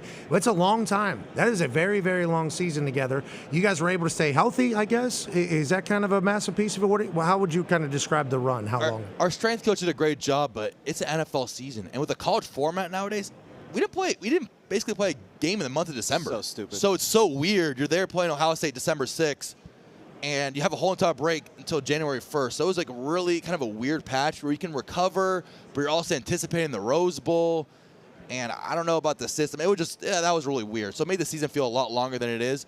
But whenever, as a fan, a former NFL fan, because now I'm going to be playing in the NFL. Yeah, whenever you hear, really congrats. Whenever you hear NFL players talk about, wow, the season's long, is a toll on the body. As a quarterback, playing 16 games, and honestly, like the Miami game was a fight, the Ohio State game was a fight, but every game in the NFL, the margins are small, and they're all going to be like that. So to go through 16 games that are going to be dogfights, I can see how it can take a toll on the body, and it's going to be crazy because most players get a month off, 2 weeks off, but January 19th, straight to draft training. So, like you said, we're lab rats right now. Yes, you are. I mean, God, please keep us healthy. Amen. I think the more people learn about you through this draft process, the more they're going to like you. You're huge. Yes. Yep. I mean, you're absolutely huge. Your accuracy is outrageous. There was a story I think Jen Lotta told me about Surratt maybe sending you videos of back shoulders before the season. Is that accurate? That is accurate. Okay, that becomes a massive piece of your offense. I think your ability to spin the ball is a separator. I think your accuracy is outrageous. I think your athleticism is crazy. I think your toughness. As you project to the NFL, you got to be very excited about how you're going to handle the men's league, right? I think you feel pretty comfortable about what's coming. Yeah, the NFL and college are two different skill sets. The NFL, you need to be able to process it faster, get tougher, and get smarter. And so I'm really excited for the new challenge and opportunity that's because there's gonna be some failures rookie year, but I'm excited to turn those failures into successes because it's gonna be a new skill set and there's gonna be a learning curve. Everybody always says, the quarterbacks I've talked to, is the most I've learned is usually my rookie year, just because of the jump. And so I'm really excited for that. And like you said with Surratt, and it's all about the preparation with the guys. So however the rookie year goes, I know at the end of my rookie year, no matter whatever happens, I know I'm gonna be able to put my head on my pillow and sleep well at night knowing I did everything possible to have the best rookie year possible, however it goes. Yeah, and you go to Planet Fitness every day to get after it, or what do you? Well, Signetti, I mean, he's a tough cookie, and after the season, Signetti said, hey, I had enough of you, Mendoza, I kicked you out. So now I can't go back to Indiana facility anymore. So now I'm working on Planet Fitness, $15 a month right here, and before Radio Row, get a quick workout in.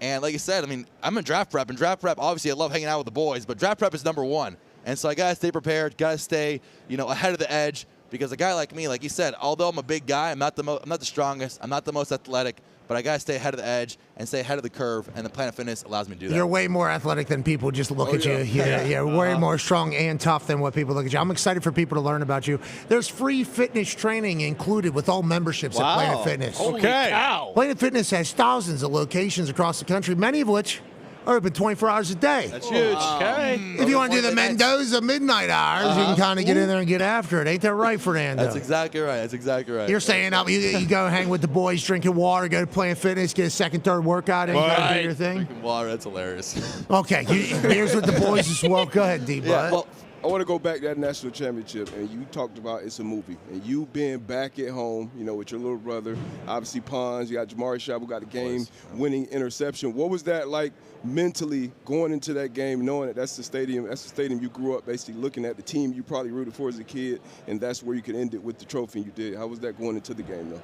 Yeah, I'm going to go back to this. This is a blessing, my God, because all the guys that are from Miami, Sharp, D'Angelo Pons, those guys had some of their best games, and myself also being from Miami, having a great play there, all the guys from Miami elevated their game in the national championship in front of their families. So what a special moment for all of those guys. But other than the national championship, I want to talk to you about this AI stuff. Oh, okay. We're always, my friends are like, come on. I mean, obviously, great NFL player, but you're always talking about Fernando Mendoza's AI. Oh, no. He's not real. I like that. Yeah, we got to talk about it. No, you're real. You're a South Florida kid. I just asked you a question. You gave me an look, I'm the AI. I got a certificate in AI. Yeah, he does. He does. I think I can spot him, but I was wrong. We talk about it all the time. I think you'll be great in the locker room. Like, this is a part of it. I got to fuck with you.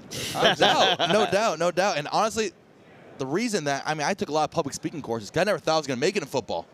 Her boy was a 2-star recruit committed to Yale. I'm like, I got to make those networks somehow, I got to try to get in Skull and Bones. I got to try to. Trying to be president? Okay. Yeah, but then, we know a little bit what you're talking about. No, I'm joking. I know it's all jokes. Of course, man. And stuff like that, so appreciate it. Hey, you talk about being with the boys, though. I think that's the part that really elevated in my eyes because of the AI thing. You are at Cal Berkeley. You're a nerd, okay? You are a nerd. Football, you are a nerd as well. But you're allowed to be. Like, nerds have been very good at football for a long time. But I think some traits of some nerds is not able to connect with, like, meatheads or, like, sport people. I think you have been able to connect to your teammates, and you, go out of your way to be able to do that.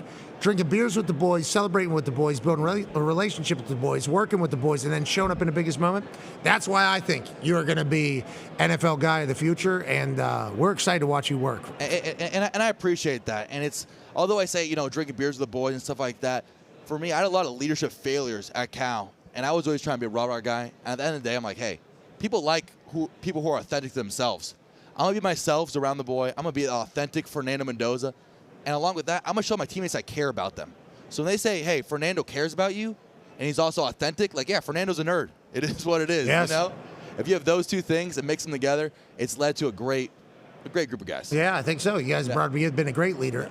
So you're drinking, IPA. What are those beers that the IPA. You drink IPA. You drink the Hoosier beers. What is your go-to drink of choice when you're with the boys? Yeah, honestly, when I'm with the boys, everyone just gets their drink of choice, and so I would say, as a college student, especially pre-NIL at Cal, I'm for whatever gets the job done. That's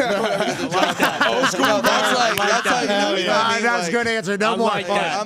You can't be picky. Beggars can't be choosers. He's young, smart. I got NIL now. We were drinking some bullshit. Man. Yes, we were. Yes, we were. Yes, we were. Bacardi 151. Smirnoff. Yeah, you got to do it. Don't do that, Fernando. No. Con Man has a question for you. Yeah, Fernando, we've talked about it. Number 1 overall pick. It is inevitable almost. Have you started to look at, Kubiak's offensive system? Have you started to think about, kind of that first interaction with new minority owner Tom Brady? I know you mentioned about him being kind of that dream, dinner interview, if you will, with Tom. Have you kind of put yourself through that process, or are you just kind of focused on working out at Planet Fitness at midnight and just getting ready for, what's to come? So evidently, I'm very focused on working myself and working the draft process. But throughout this entire season, we actually had a little bit of a Kubiak kind of McVay system, not for our RPO system, but for our play action. And the way that he's able to incorporate outside zone and get the edge with the run game where the running back either collect the edge, hit the hole, or cut back and be able to do play action off of that, bootleg off of that. And the way he's developed Sam Darnold has been phenomenal. So I've actually watched, just being a football fan before he got hired, watched a lot of breakdowns of his film and how the Seahawks have gone. 'Cause that's been a big story. Oh, yeah. How the Seahawks and the Patriots have gone from, on the fringe to all of a sudden Super Bowl contenders and Super Bowl, like about to win a Super Bowl, each team. So I've been actually, before he got hired, I watched a lot of film and a huge fan of his work. And Tom Brady, he's been a huge football idol of mine. And the way that he has processes and systems and the way that he talks about his leadership is something that's always resonated with myself. As I've never been the strongest, never been the biggest, and never been the fastest. However, the way that he prepares and really has a process about going about things and having discipline. This guy's eating avocado ice cream or pistachio ice cream. Yeah. Having that discipline has really inspired myself as a young guy who, wasn't always really highly recruited and was usually an underdog. Now, I'm upper dog and got to prove it every single day that I am where I belong. Yeah, you are upper But dog. as having that underdog story, it's someone that I've looked up to for a long time. Are you going to do a shirtless photo at the combine like Tom or no? Have to. I think it's mandatory. I think you're allowed to do whatever you want, Fernando. I think it's mandatory. Hey, you're the number one overall pick, brother. I think you'll be allowed to do whatever the hell you want. Now, on that note, you won't, though, which is why we think you're going to be incredible. Ty has a question for you. Have you been able to kind of sit back and just, like you mentioned, Pat said when you first came on, going on foul and you're on the Today Show. Obviously, everyone talks about the craziness of you guys going and winning the national championship.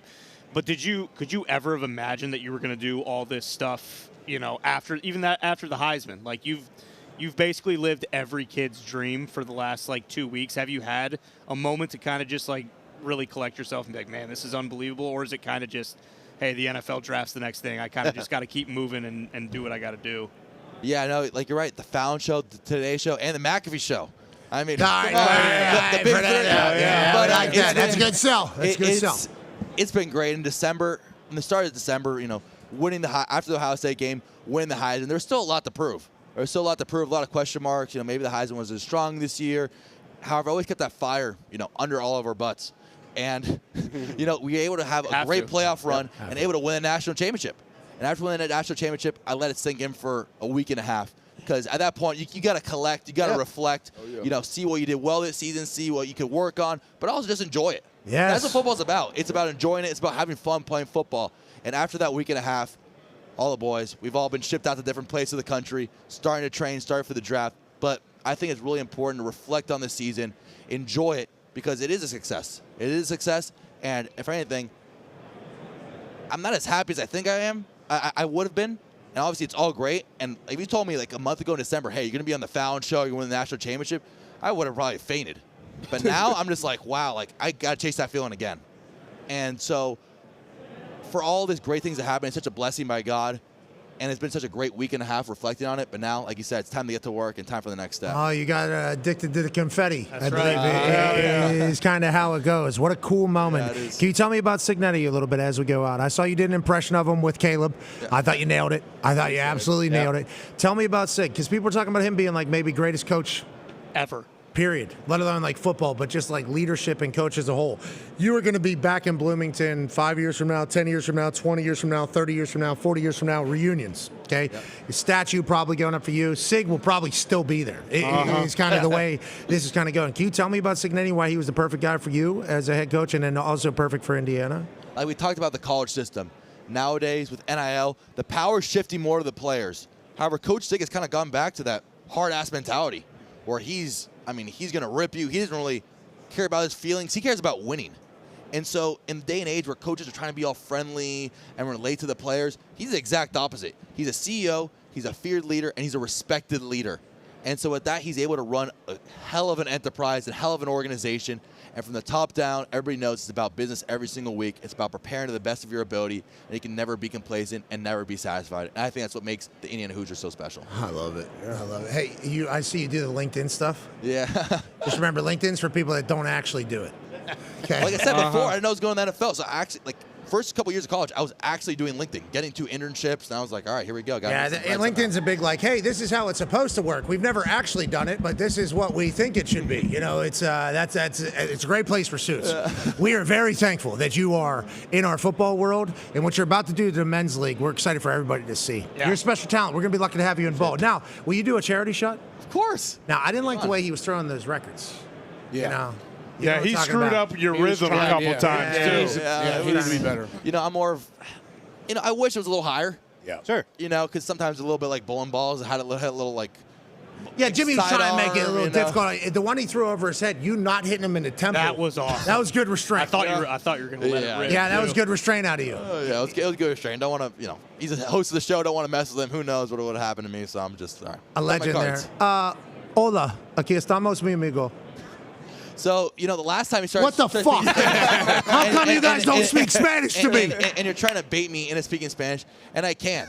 And, you know, but I'm conversational, but my grandparents would be very, very disappointed if, you know, if I didn't come in my Spanish A game. Which you did at Heisman night. Spanish A game. So I came with Spanish A game at the Heisman, and I understand how much it means to the Hispanic community, especially because, I mean, Hispanics like Jacob Rodriguez, Pavia, like all Hispanics in football, we're rising up. Yeah. And to have that connection in the Hispanic community is huge. Huge. It's huge. Yeah, and you don't know this. You don't think about this because you're just living your life. Roger Goodell heard you speak Spanish in that Heisman thing. It was like, fucking need this guy. this guy. Yes. We got a guy. This guy. Especially Going back to Mexico Let's City. send him to Spain. Let's send him to Mexico. Let's go ahead and And the Raiders. let's get a game in Cuba if we can. Yeah, let's get to the Raiders. I mean, that is what they're thinking. It's like everything about you screams like face of a franchise, man. Yeah. So you should be incredibly proud. Your parents are awesome, obviously learning the story about your family. It's been great, brother. We're incredibly proud of you. Now, can you make a shot for $20,000 donation potentially? That'd be great. Oh, yeah. For Planet Fitness, maybe. Honestly, I would Fitness say. people are out here. Whoopity whoopity. We're doing it out here. We're doing it out here. Okay. But for real, like, I believe God has given me this platform, and I've been so thankful for you guys, you know, shouting out my mom and her situation and raising awareness. I think today we just hit over 275K for multiple National MS Society. Hell yeah. So, I mean, what a great cause dear to my heart, and let's make this shot for it, you know. Okay. I'm not much of a basketball player because when I was in middle school or high school, I wanted to get on the basketball team, but I was like a center, but then there's a guy named Cameron Boozer and Caden Boozer. Oh. Who wants to play? At that point, I'm like, I cannot play basketball. That's an NBA player. That's not me. It's not. This is just like a state fair type game. Stay fair. Oh. Nice. That was good. Good looking shot. 50,000. Oh. 50,000 now. Donation. In between those two. Come on. You're Fernando Mendoza. Come on. We know what Come you're on, about to do. Mando. Oh, it's all right. One more. I'm joking. Last one. Last one. Bang.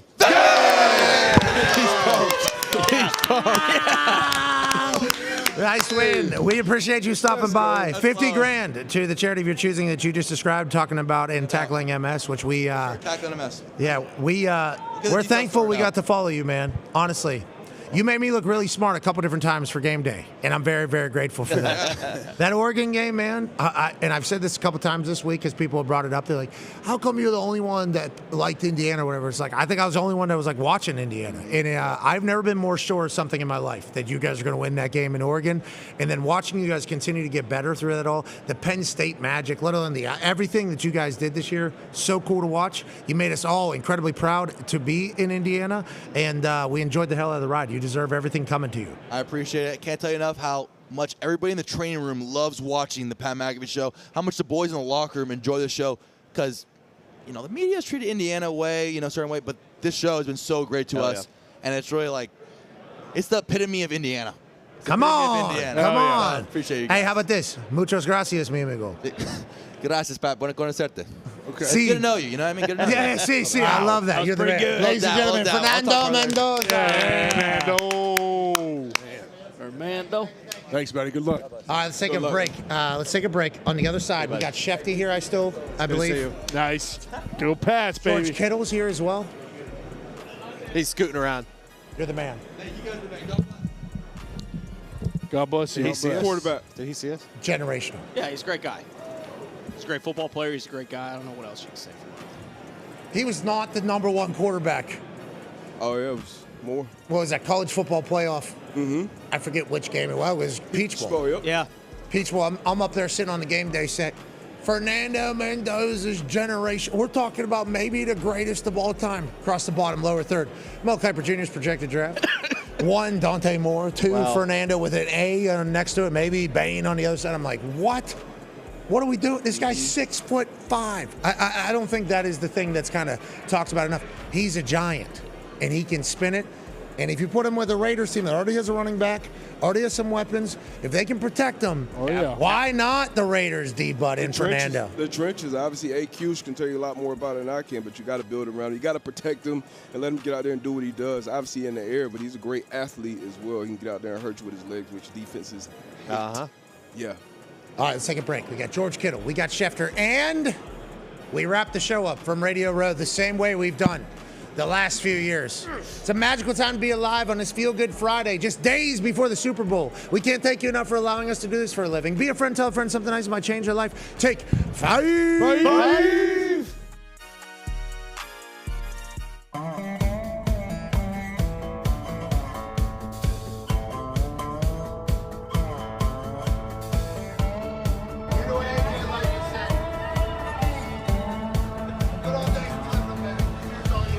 AJ always like to say the good old days we're living them, this breathless stress, God bless. We killing them, perspectives a necessity. These days especially, so if you wait, you should take some time to live a pleasantry. 12 teams counting down to 1. We're trying to find a national champion, and it starts right here in Norman with the Boomer! Hey, look at that fucking belt buckle. That's a little small. Who's that? Who's that? Like, that's George Strait. Don't you fucking forget it. Oklahoma's the last team standing! I hear you wild fucking maniacs going crazy! You deserve what you earn in this life. You'll get burned, the world turns, you'll be fine. Don't concern with the hurt, feel divine. You'll emerge as the pure Dylan shrine. Universe isn't first, it's on time. You live yours, I live mine, no cosign. $1.5 million. Yeah, Malachi Tony's an explosive play waiting to happen. Malachi Tony outside, touchdown, Miami! Barsari shotgun, looking to his left. Sweet! Touchdown with his second pick of the game.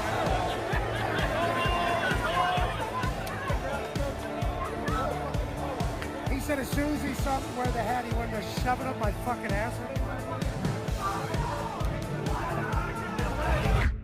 So many people paralyzed by fake problems. See all the negativities impairing all their prophecies. Never fail, always win, gotta be philosophy.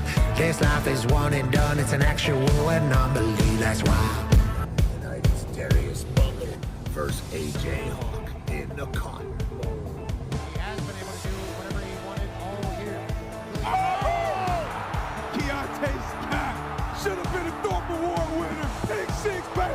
Big time player. Stop it. Big time player. Keontae Scott wins the stadium. All right, Foxy, you better tell me if you're filming it.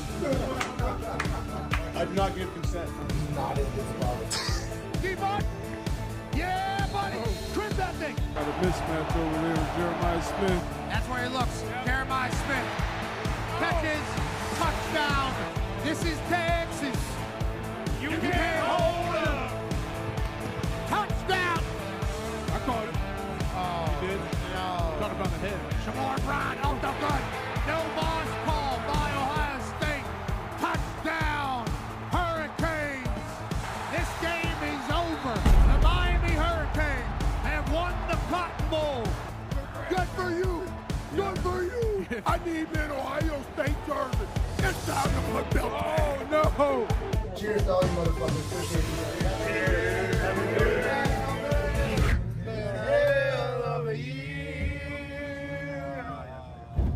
Happy New Year's. Happy New Year's. Happy New Year's. Happy New Year's, boys. Hey, Happy New it's been a That's why AJ always like to say the good old days we're living on this breathless stress. God bless. We're killing them perspectives of necessity. These days especially, so if you wait, you should take some time to live a pleasant trees. Anchors out, identify. Life is lit, I guess that's why. A couple times last night, I could have got you with a double leg. You're going to get nice and beat up when I see you. Indiana Hoosiers are winning the Rose Bowl. What do you do? When they get in the paint, oh, what a grab! What a grab! Unbelievable. What a start for IU. Indiana's going to be up by 10 points against Alabama. Breaks a tackle, breaks 2 points. Jump ball. Touchdown. Omar Cooper Jr. Elijah Surratt. Touchdown in the corner. Touchdown. Hoosiers. Walk down the IU bench, saw Mendoza. Job well done, buddy. And then we happen to run into Sid. Hey, good to see you. Good to see you. There's some things that USA has that nobody else does. College football is one of them. And a B-2 stealth bomber is another. Greatest country on earth, no questions asked. I just got a red, white boner. I think I got a little freedom erection happening as well. Indiana Hoosiers, dude. Fucking different in the Big Ten, baby. Yeah! That's why AJ always like to say the good old days we're living on this breathless stress. God bless. We're killing them perspectives of necessity. These days especially, so if you wait, you should take some time to live a pleasant dream. Legends everywhere. Ray Lewis just stopped by. And then Calais Campbell's walking by. This is what it is. Give me the Miami Hurricanes. Lacey being MVP tonight as he pops one open for an all-miss tunnel. Eventually, last play before the 2-minute timeout. He takes a shot to Marion, who's wide ass open. Touchdown! Marion, who once attended Darius Butler's football camp. Quick to Malachi Tony, one of the most explosive players in football. He breaks through. Malachi Tony to the clip. Trinidad. Carson Beck. He's going to run it himself. Congratulations, football. Congratulations, society. The U is back. AJ always like to say the good old days we're living on this breathless stress. God bless. We killing them perspectives of necessity. These days especially, so if you wait, you should take some time to live a pleasant dream. Double leg at the natty. It's coming. Double leg at the. Of course, you brother. Shotgun.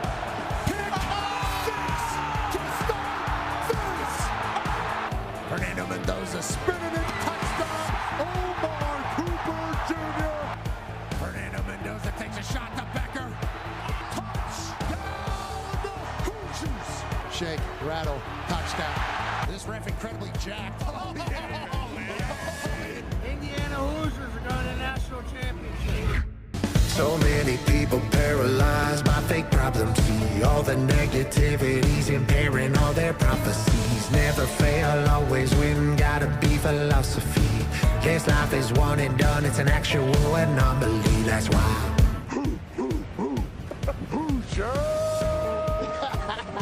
Win their first national championship. Ty, what's Sig saying here? Hey, that's BS. Look, he's right under his chin strap. My quarterback's not even looking. He's taking one right in the mouth. Knock his teeth out. Joyce in the punt. He's been out here a lot.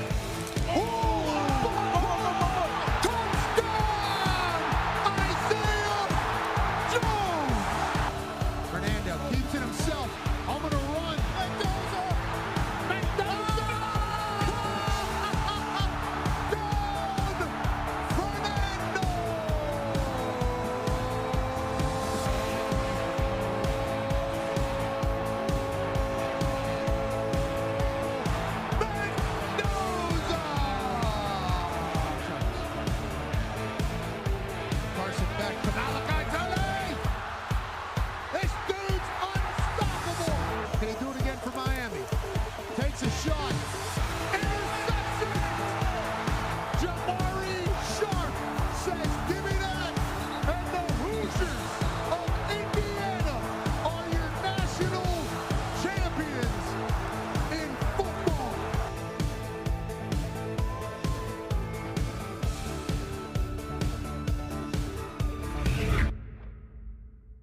look back and you think, oh, those are the good old days. Nope, I've told you before. We're living the good old days right now. It only gets better every single day. Hell yeah! Wow. It's electrifying here in Happy Valley. We're lucky to be here. And, the way you win this is you have be the first 300 people here and you get a ticket.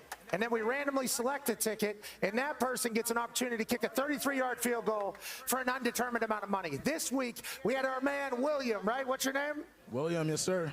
You won the raffle, and you said, I don't want to kick because I suck at kicking. Is that accurate? More or less. What is your major here? I'm a finance major. Okay, so money decision was, I suck at this. Let me try to find somebody who's good at this. How did you land on my man here, and what are your hopes in him? Well, I was looking around. I saw my man. He said he plays soccer, and I was like, this is my guy right here. My guy, Carson. I have faith in him, so I know he's going to get it done. All right, you're Carson, right? You played high school soccer. Is that accurate? I did play high school soccer. Where are you from? I'm from Hanover, Pennsylvania. Okay, you're a Pennsylvania guy. Have you ever kicked a ball before? Other than not football, soccer. Okay. Well, hopefully you're terrible at this. It's $100,000. Are you guys splitting that 50-50? Yes, sir. Okay, so we'll make it $300,000. $150,000 for both of you. Okay? You only get one kick, though. You've gamed the ticket game, which I appreciate and respect.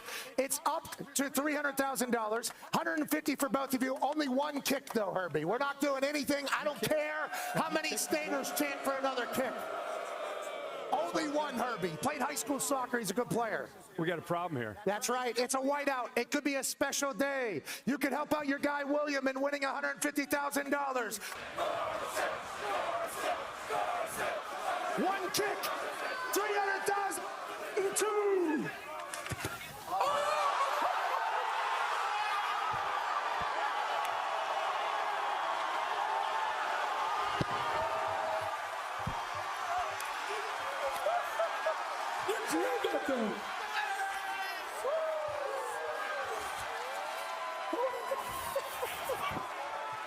You're a good man. This minute, You're a good man. Carson, congratulations.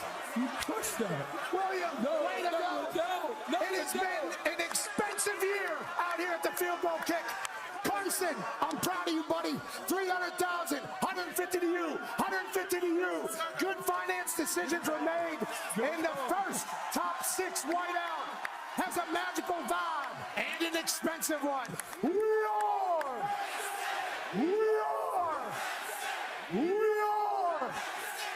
Thank you. Goodbye. Thank you. I think that maybe they should have turned that around. You know what? I think there's only one thing left to do here. I've experienced cafecito time. I've experienced the wonderful culture. I've experienced the beautiful people, and I think we got some canes over here. We got some canes over here. We got some canes over here. This day in Coral Gables is going to be one that I will remember for the rest of my life. Ray Lewis started his dance right here at Miami. Ed Reed started his legendary run here at Miami. The legends of football run deep. The moments are special. The national championships are in abundance. Just last year, a lovely University of Miami woman diver from Italy won a national championship. This thing's been staring at me all damn day. You're out of your mind, brother. This is crazy. Kirk, I'm a little winded. That's what I was going to say. You talked the whole time you were running. I'm giving you a chance to catch your breath, you son of a bitch. You're crazy. I hope somebody got a lifesaver over there. Is there a lot of that? Something. My man's out of breath. It is a long way to the top. You gonna jump in your suit? Are you going to jump in there? Oh, my God. Yeah, so I'm tired for you. Oh, my God. Yeah. Oh, he's going to take the jacket off. Okay. Okay. Oh, he's taking the shirt off now. Okay. All right.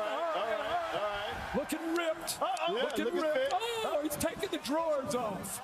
Ladies and gentlemen. The pants. Not the drawers. Ladies and gentlemen, if you come to this beautiful campus, you will notice quickly that the students here love this university. They love this atmosphere, and I'm with everybody. I think the U is back. Give me.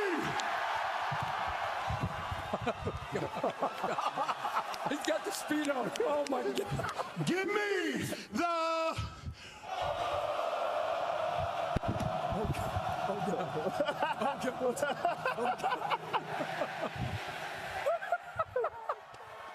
Canes, baby. Here it goes. Oh God. Here it goes. Feet together. Feet together. I think that was the lead also for the Pacer. And he's got the U. Rushing it out. Oh my God. McAfee with the refreshing punch. Miami and Florida tonight. Let's have a look at that again. Check out the form, Herbie. Oh man. Let's see the toes. We need just to. They look pretty good. Legs together, right? Perfect. Perfection. Hey, why? Let's go. This show stinks, and the fact that you listen, we are very, very thankful for it. McAfee on the line with a gorgeous assist. The all-time leading tackler for the Green Bay Packers. You pig! Damn it! Your friend tell a friend something nice could change their life.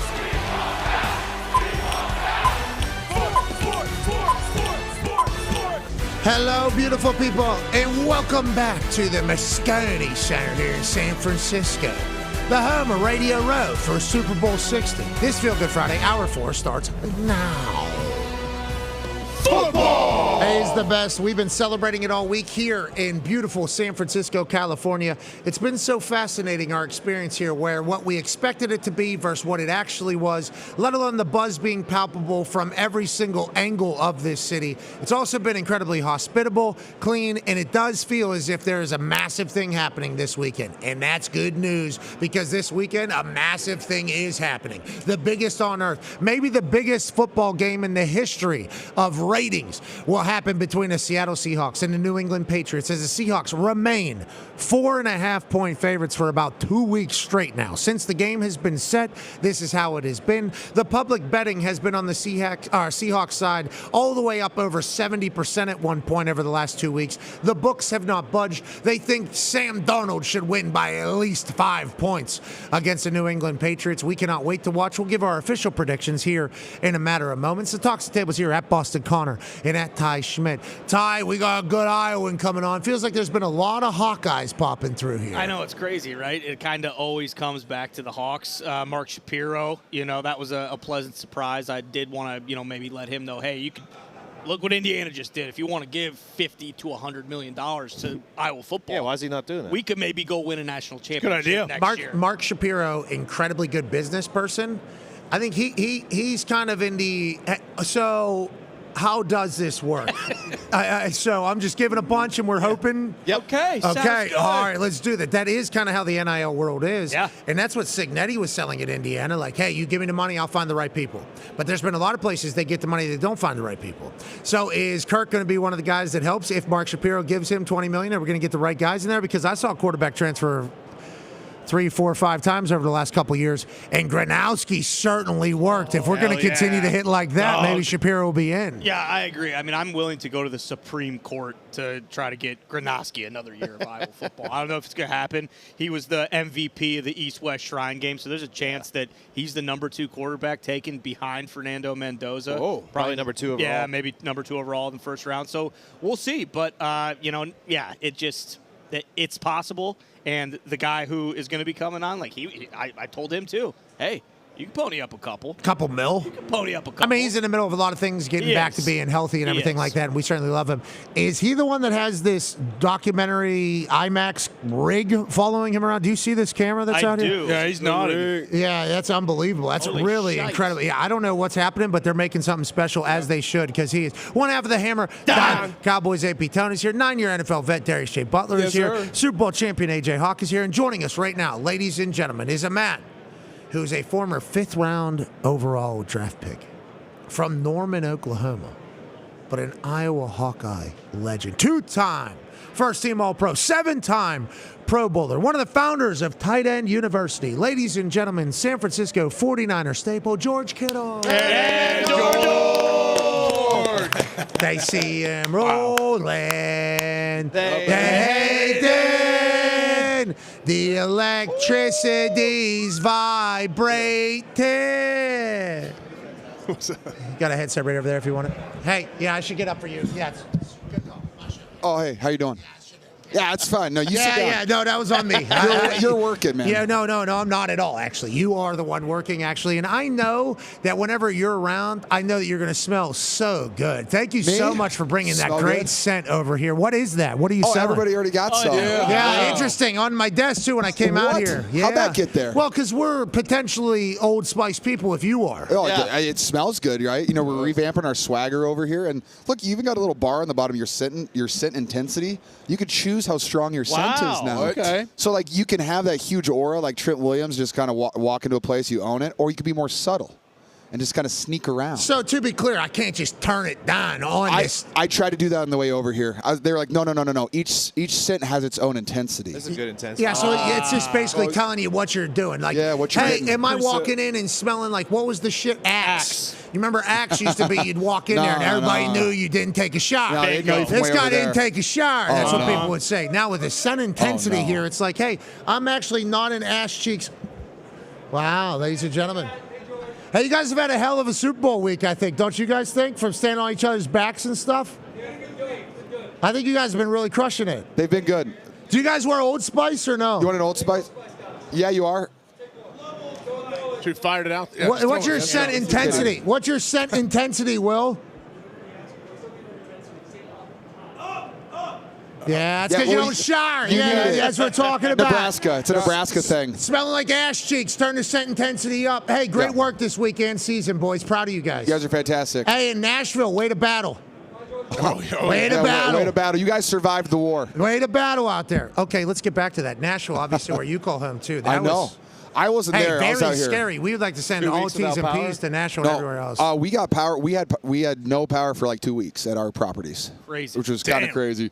I know. I think they said all power is supposed to be back on the 8th, so I don't think there's even power back yet. Yeah, for it's some scary people. for a lot of people. We obviously Insane. send positive vibes to everybody. You talk about power and then you talk about vibes. We got to talk about your stadium and your facility. Ooh, what do you want to talk about?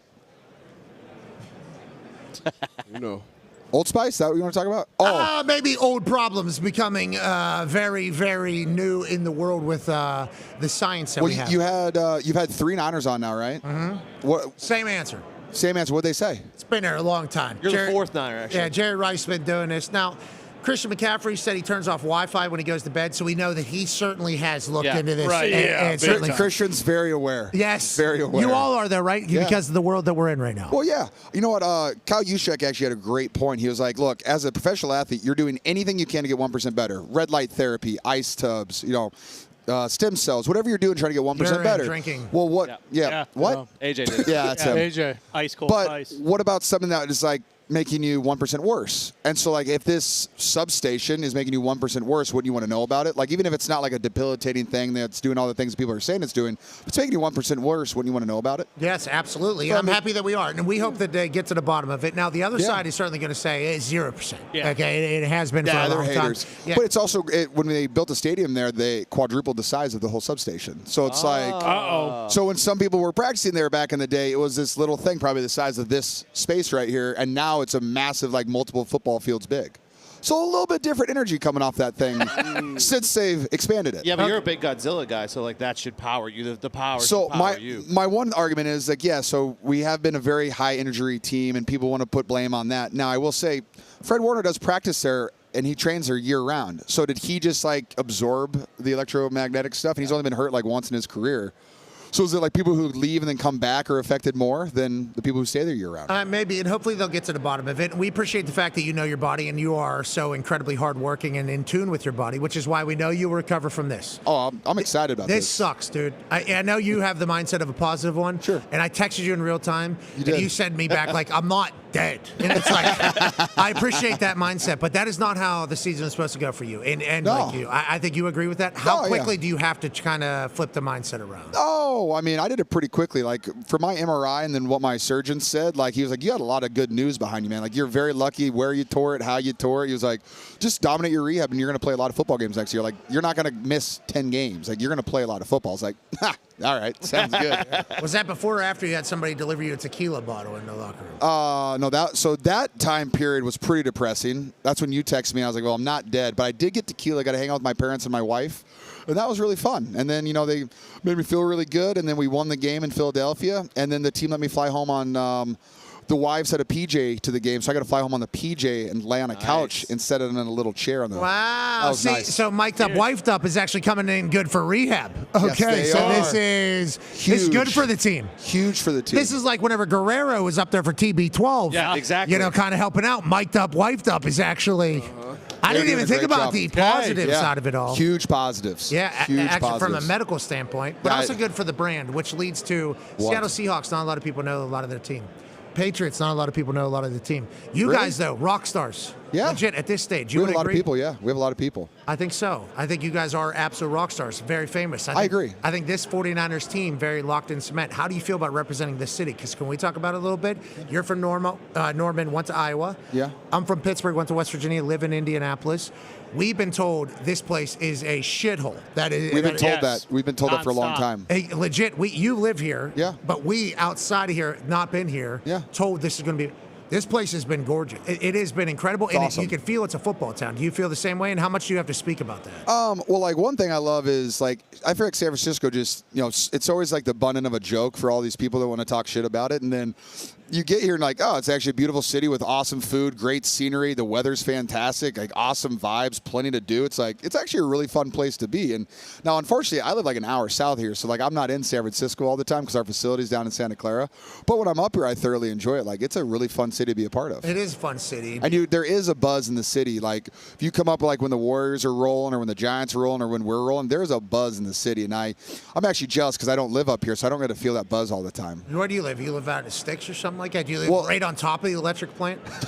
I'm underneath it. Nice. Oh, like Splinter. Who, I don't know the Underminer. Master Splinter. Yeah. No. Is that a Hey, good proper metaphor there? I think so. I don't really know that shit. He lives in the sewer, so yeah, you could. Yeah, that's fair. more of an I'm an ooze. Iowa guy. I'm gritty. I'm not a Nebraska guy like Will. I don't need everything pretty. But no, I live like 20 minutes south of the facility. No, I live up in the hills. It's a beautiful What year place. is this for you coming up? Year 10, baby. Congratulations. That's buddy. awesome. Not easy. Yeah, Not thank you, easy boys. at all.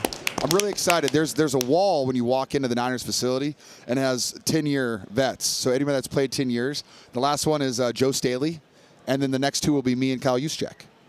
And so I'm pretty excited. I get to be sandwiched right in between Joe Staley and Kyle Juszczyk. I'm pretty excited. That's right where you're supposed to be. AJ has a question for you, Old Spice. Yeah, what's it look like the next like 3 or 4 months for this? For This- your whole deal? Do you have a whole plan in place? You're already working. Can you take that boot off? They have you moving it. Like, Oh, I yeah, don't yeah. understand how it all works. I'm literally only in this when I'm like outside of my house. When I'm at my house, like the nice thing is too, like my trainers are coming to me right now, which is really convenient. But I do a whole bunch of ISO holds, ankle stuff. Basically, I have like a 3-inch heel lift in my boot right now, so like I can like stand up on this right now and just kind of hang out. But walking's, we're not doing that yet. I'll be in a shoe next week, and I'll be back and forth between a shoe and a boot. And then I'm on crutches for like another 2 to 3, 4 weeks, and then I'm rolling again. Where are you training at? You're training out here or back in Nashville? I'll be in Nashville starting next week. Because you have a full facility, right? That I do, and I'm excited to use it again. Yeah, and it feels like, if anybody would be prepared for this type of rehab, it would be you with your setup. I am excited to attack something different. I would say my dad tore both of his Achilles, so he's giving me a bunch of tips too. Oh, it's in the family. Bruce is going to be It's in out the family. there? Yeah, I didn't know it's hereditary. Yeah, it Has he been practicing around electric substations? No, see, he tore his back-to-back years. He was like 51 and 52. He tore his. That's a good time. That's a good time to do it. That's Caboli numbers right there. That's tough. That's how Caboli That's tough. But hey, he came back from it, and he bikes 50 miles a day, so I think I can do it. Yeah, score some tuds. No problem. Why not? I'll run some people's faces through their face, man. I'll still be able to headbutt people. It feels like that's coming back in the game. It should. I know you were never that way. You're always like laughing face. I'll do the whole psycho thing and block people and love doing that because dad, offensive lineman, I do believe. But it does feel like the football is getting a little bit more violent, a little bit more physical again. Do you agree with that? It needs to. A little bit more edge, it feels like. Yeah, it needs to. It's it's not a friendly game. And yes, like, am I joking around out there? Yeah, but when the whistle blows, I'm hitting people in the face. Like, that's what my job is, and I thoroughly enjoy doing that. One thing, it does need to be more physical. I still think they need to work on roughing the passer. I think that's just outrageous still. Well, let's not get into all the reffing stuff. Actually, we fixed that. That's how. How do we fix it? Remember, JJ, they're going to call JJ Watt. And he's going to do this number. I just don't think, like if you get hit in the head, I don't feel like that should be a thing unless it's like someone hits you helmet to helmet or something like that on a quarterback. It's a football play. If a D-line's swiping to hit a ball and you accidentally hit a quarterback in the head, that shouldn't be a 15-yard penalty. Agreed. Yeah, it's just stop making it so easy on offenses. Well, why don't you say this to somebody? Go to Roger Goodell. Say, hi, I'm George Kittle. I got ideas. This is Pat. He has the most popular show on ESPN and in the world. He has something to say. We've said it. George Kittle just lied right to everybody. We're not doing lying out here. Okay, our show exists. It certainly does. More people are watching it now than they should, I will say. I don't know. You guys are pretty entertaining. Thank you, George. You guys are too. I think it's really because AJ's here in person and it's not a Zoom. How do you feel about that, the vibe of him around? He doesn't say a lot, but his aura is high. Oh, he's always saying something, though. I haven't heard him much so far. Oh, yeah. Well, that's because he's on mushrooms right now. Oh, okay. Really? All of them. D-Bud has a question for you as well. Hey, the offense. Everybody wants a piece of the Shanahan or McVay offense. They do, don't they? Every coaching cycle, you'll see 3 or 4. It's crazy. Next new whiz kids get hired. What is it about your offense? Obviously, you got to have the players. You got to have the Jimmys and Joes out there. But what is it specifically about your offense that everybody loves right now? I think it's just there's just so many different variations of it. Like there's so many ways to do it. And if you have a solid offensive line, tight end, running back, you can do all the run game stuff. Like you see how we do it. We have juice and a tight end, and you look how the Rams do it. And they used 3 tight ends, or they're just an 11 personnel with 1 tight end. And it's the same run plays basically. And then you can just do all the play action keeper stuff off of it. And I just think guys like that intuitive thinking. I think a lot of the coaches that come out of Shanahan's coaching tree right now are all kind of, I don't want to say whiz kids, but they're all just kind of these smart guys who sit in a dark room and look at film 24/7. And they're just really oh, we like this, but we're going to make this play look like this now. And you can make one formation and you can run 10 plays out of it and the defense will never know what's coming. I think just guys really, really like that and the efficiency of our offense. Do you fight the other Old Spice guy for Old Spice dominance, or how's that kind of go? No, that is the Old Spice guy. No, he could whoop my ass. And yours. Definitely mine. Yeah, You're definitely George yours. Kittle. I'm on a scooter right now. Exactly. I could run someone over. Yeah. They see him rolling.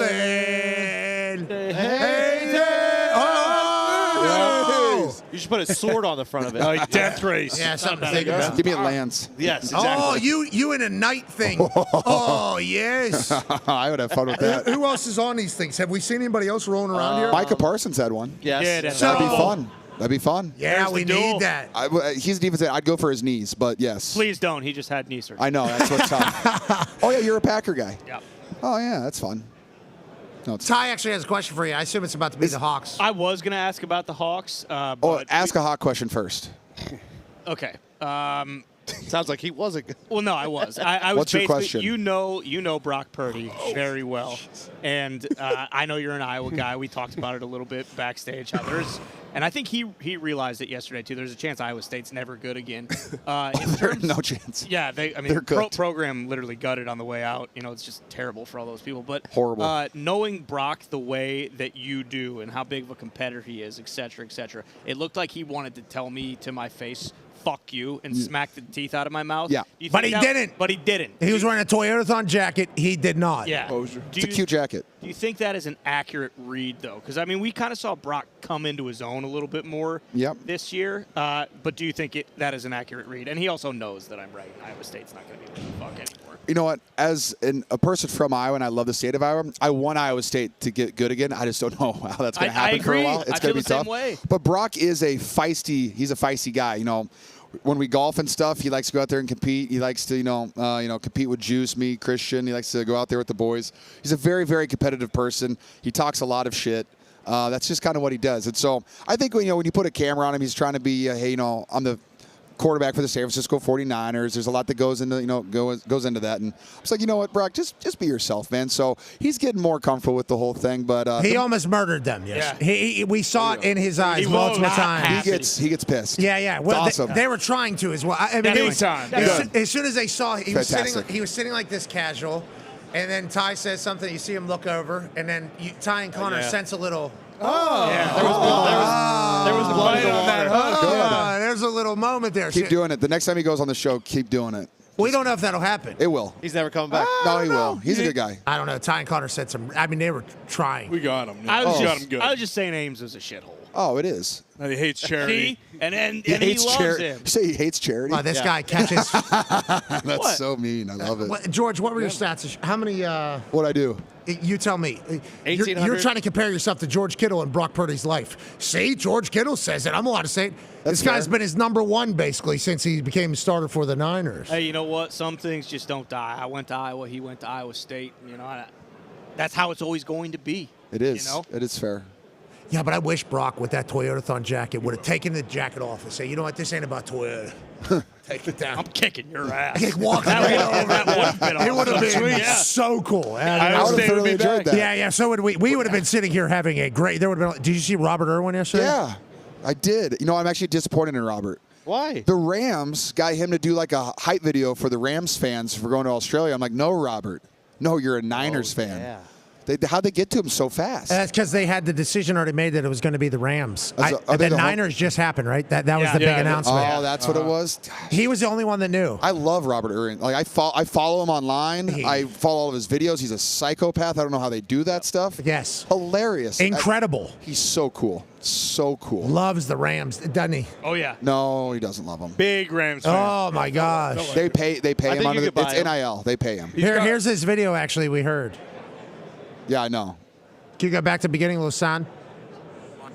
Oh, I need to hear the accent. Yeah. It's so G'day, good. Rams. It's Robert Irwin good here. day. I know you guys are coming down under to Australia. I am so excited. I love him. You guys up against the 49ers. You're going to have to bring your A game. I know you will.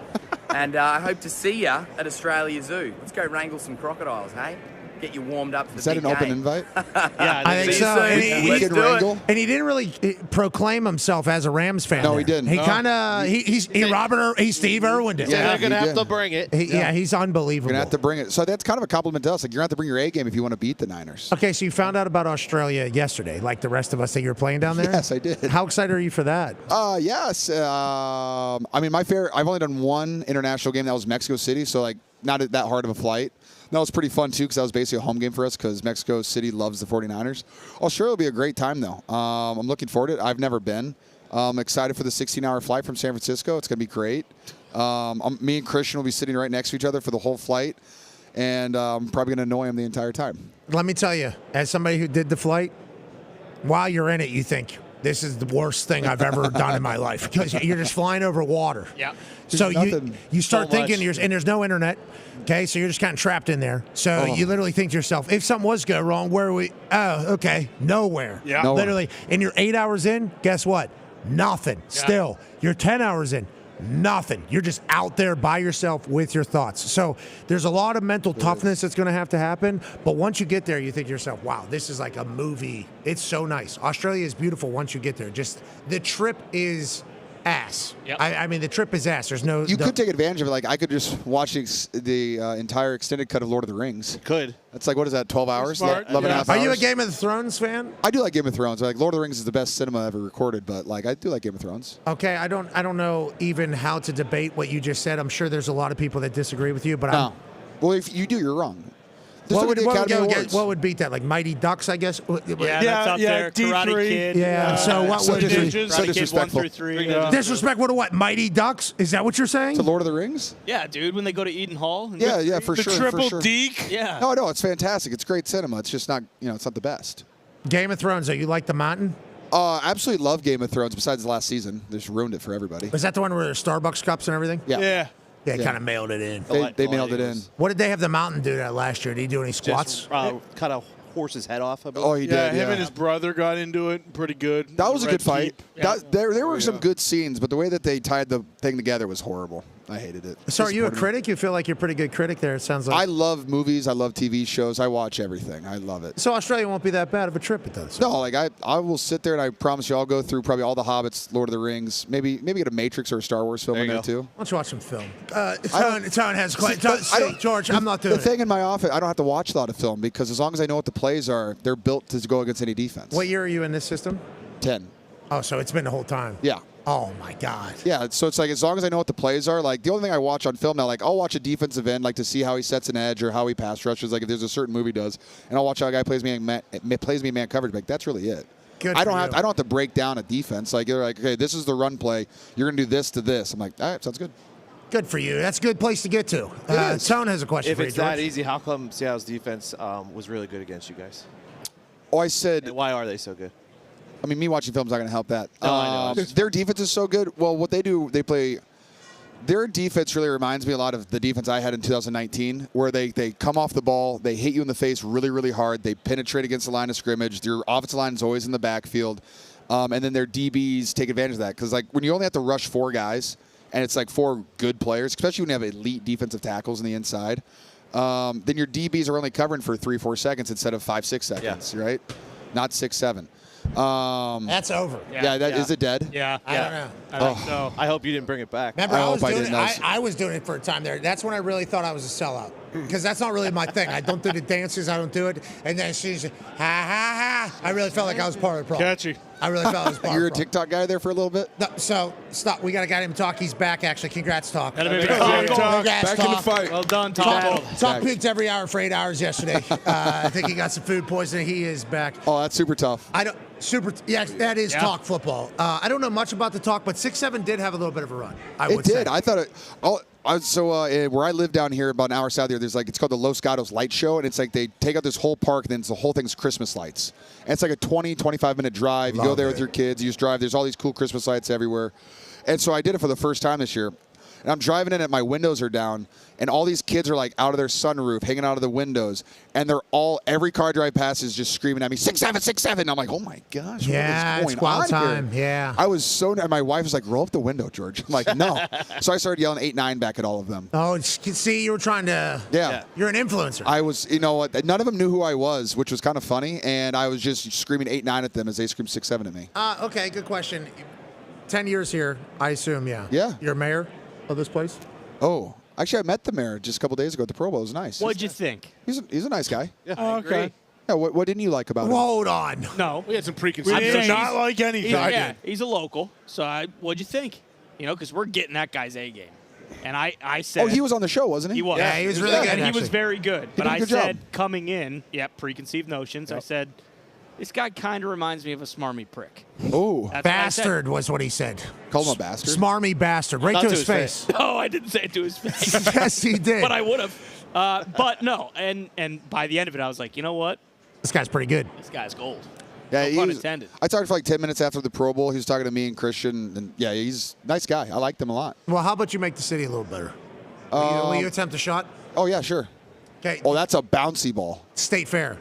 This is State Fair basketball. Okay, so it's going to be tough to shoot. Okay. If you make this $50,000 to a charity of your choosing. Oh, I was about to throw the hell out of this basketball. I'll actually shoot it. Hold on, though. You should have told me that. You do that. We potentially go, you know what? Good. And do the donation. But since you told us, new gimmick now. Think you're going to have to make it. Yep. George Kittle, legend here in San Francisco. Yeah, you could have blindsided us with the thing. Yeah.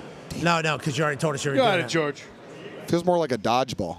It does. Oh, see if you can hit anybody. Really?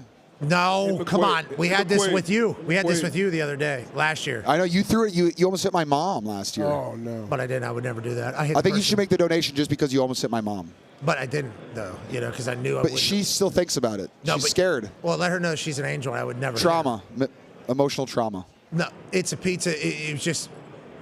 Oh. Pretty athletic-looking shot, though, especially with the lean back there with the boot on the scooter. Good board. Thank you so much. That's a good pass. Into George Kittle's.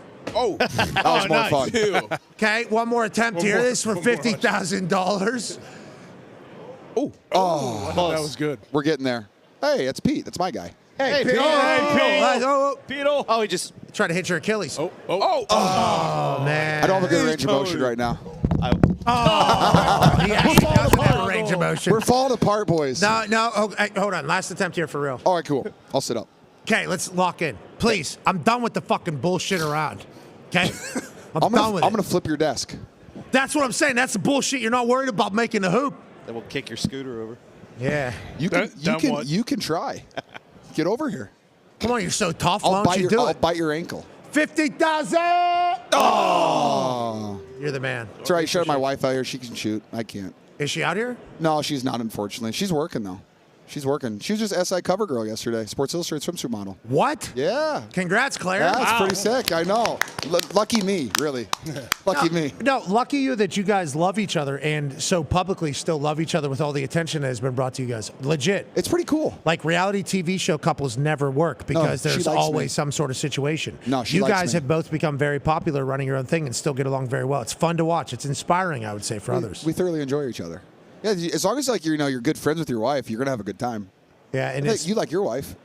She doesn't like me, but I do like her. Yeah. Everyone's like, well, yeah, you love each other. I'm like, yeah, but do you like your person that you're hanging out with every single day? Like, that's a big difference. Like, do you actually like them? You and Claire, I feel like, do. Yes. Yeah, Like, it's my awesome. parents- I love it. I get home from work and I'm like, what TV show are we watching tonight? And she's like, Lord of the Rings. No, actually, I got Claire to set her phone down aside. No phones, and we watched the first 2 Lord of the Rings movies, extended cuts. And she went through all of them. She's like, wow, these movies are actually really good. And I said, hell yeah, they are. Man, that's awesome. She'll just lie to you like that. I do. I know, it's nice, isn't it? Yeah, it's great. It's great. nice. Hey, listen, I'd rather somebody be nice to me for the wrong reasons than be mean to me for the right reasons. I've always said that. That's nice. People are always like, well, they're fake to you, and that's why they're being nice. I don't care. It feels a lot better on my end whenever they're being I don't know that. Lie to my face, please. Yes, please. Especially lie to my face. if we're going to watch Lord of the Rings for 40 hours. I don't know how long those movies are. but it's long. Extended cut is what, 3.5, 3:45, and the last one's 4:25, I think. Jeez. So watch good. film. Okay, ladies No. and gentlemen. You don't fall asleep? Last shot here, George. I love those movies. George. I get one more? No, hold on. You're Gandalf. To be so sick. What is that? This is powers. He's a lord Character. wizard. He's a wizard. He's got a Gandalf the Grey? He's got a 6 staff. The Gray. Is he in the Gray? It's Gandalf the Grey, and then he Not like that. dies, In the blue? and he comes back to Gandalf the White. Okay. What's sick is in his staff, he actually has he has a built-in holder for his pipe. And in Lord of the Rings, they all smoke a bunch of weed. Yeah. Really? Yeah. So they got a peace Aren't pipe they out kids? there? Yes. It's crazy, actually. I didn't know that until I was They're older. hobbits. It's from the Shire. The orcs are bad. They're not kids. They're hobbits. Let's go ahead and hit the That peace mean- pipe in. Let's go Old Spice. That's that. I Never just gonna had to make him it. twice. All right. We see you, man. Hey, you gave Ladies- me a lot of shots. I appreciate it. I mean, I tried my best, yeah, for the good of the city, for the Yeah, good I of know. George. Because you spent a lot of time with us, and we appreciate you. We're big fans, brother. Yeah. Thanks, guys. Love you, George. Stay healthy, you guys George. are awesome. Love you, George. Ladies and gentlemen, George Kittle. Love you, George. Yeah, George. George out of Old Spice. Set intensity, available now. Don't be smelling like an asshole when you walk into a place if you don't have to. Set. Yeah, there it is. Hey, you don't have to be looking like an asshole if you don't want to. Oh, going on. I don't know if you're going to be able to get out that way, Giorgio. See you, Giorgio. Let's not get too comfortable on this thing. He's pretty good on it. Hey, what's set? You're maneuvering it pretty darn good, though. Yup. Oh. There it is. Yeah, that was your game. That was your in the paint. Yeah, $10. Yeah, $10 donation, actually. All right, see you, Giorgio. See you, dude. All right, George. Bye, All right, George. All right, man. All right, George. Appreciate you, George. That was a good ass slap. Yeah, it was. That was a good ass slap. No hand claps or ass slaps. George Kittle says, I don't want to hear it. I'm going to roll out of here and smack that. And he certainly did. Joining us now, ladies and gentlemen, it's time. Yes. Yes, it is. Come on. The Stormin' Mormon. Oh. A man who's been a Super Bowl champion before with the New England Patriots. About to be friend of the program, we think, all offseason. Oh, yeah. Had no idea he showed up this late, going to be honest. Excited to talk to him. He's going to bring good juice. We love him. Ladies and gentlemen, Kyle Van Noy. What's up, man? Kyle, great to see you. Clean. Gotta get up. Hi, Kyle. Great shoes, Kyle. I like those. Your hospitable hook. those. Kyle! He smells good. Does. What are you doing here? Are you selling anything? Do we need to talk about what you're selling? Okay, I like that. You're just selling ball. I like We're that. I like selling what you're ball. doing. We're always selling We're ball. always buying ball, too. Yeah, ball, selling buying ball. bricks. That's real. It's Like bricks the of what? phrasing there, yeah, that's chocolate. Could That ain't cocaine. Okay, Kyle. We're not moving. Like, how you doing, brother? How's life? I'm so blessed, man. first of all, I always got to say thank you. You guys, appreciate you guys. I've been just going around, obviously, and you guys are obviously some of my OGs in this workspace in media, so I appreciate. But watching you guys and seeing the joy you bring people, I mean, you guys have set the standard now. And I just want to say thank you for allowing me to be Kyle. We appreciate you. You're a multiple-time Super Bowl champion. We're lucky that you join us. Okay, we are lucky that you join us. We're thankful that you join us. What year are you going into next year? If you were 13, if we get to play. Yes, hopefully get to play 13th year. Yeah. Obviously, multiple-time Super Bowl champ. You've been around. Whenever you think about this week and all the shit, boom, boom. Knew they'd be here. Oh my sorry, God. Kyle. So sorry. So sorry. The Boom Boys. Oh my God, I'm so. Boom! Boom! 5! Boom! Boom! Boom! Boom! Boom! Hell yeah! I didn't know they were still breathing. You're swole, bro. Not as swole as. Boom! Holy shit! Good to see you guys. Congratulations. Thank you so much. I know you're a worker. Obviously, I've seen you guys. Whole family getting in on the gimmick and getting to eat off of it. That's awesome, dude. You guys should be pumped. For that. No problem. Hey, for what you guys have accomplished, we'd like to give you 10 big booms. Boom, boom, boom, boom, boom, boom, boom, boom, boom, boom, boom, boom. I think that was 10. I think that was 10. Yeah, I don't know. Hey, congratulations. You guys are awesome. Hell yeah. Hell yeah, hell yeah. That was awesome. Yeah. What Lost was your count. problem? Dream come true. What was your problem? Thought you were a team guy. Why weren't you fucking I did say boom. It caught me off guard a You little didn't bit, do but the I did say arm. boom. You didn't do the boom. I didn't do the arm, but I said boom. Do you know the Boom Boys down there? I do now. The Boca Raton Boys. Come on, Yeah. dude. That's the Boom Boys. That's a heavyweight champion of the world. Yes. AEW. You can tell. Yeah, I know. Kyle, I don't know. I don't know how you feel about the boom stuff. And I want to let you know you need to go on board. I'm on board. Hey, buy in. Boom. Nah, see? Nah, he did. He was there. Boom. Yeah, we're getting him. Boom. Boom. Boom. Boom. Boom. Boom. Boom. Boom. Boom. All right, that's good. I think that was a dream for us. Thank you for that. Yes. Wow. Now, they can't hear us right now because we're talking in a microphone, but if that was like a year ago, we'd be much more fucking pumped up about it. But I'm still pumped up. I'm still pumped up. We appreciate you guys. Isn't there speakers to the crowd? Oh, they can hear me. They can hear me. I fucking love you guys. I do. This is dad, son. Have you heard the Christmas nephew? song? I think the whole thing. They literally put the whole family on. Booming on fools. You would like them. Still Big bringing Justice Yeah. and Big Costco. Boom, boom. We're very thankful. Kyle, let's talk about Super Bowl. Let's talk about You it. got fucking Big Justice roaming around. You got so many distractions. So okay, many. you got booming all over the place. Okay, you got Yeah. George Kittle rolling around here. Yeah. If you're in the game, how much of this stuff do you know is happening? Like, how much of this are you thinking about or knowing that it even exists? That's a great question because all of it doesn't matter if you don't win. You have the family pictures that you have, with your family. You get to go to the stadium and have family pictures. That doesn't mean as much if you don't win.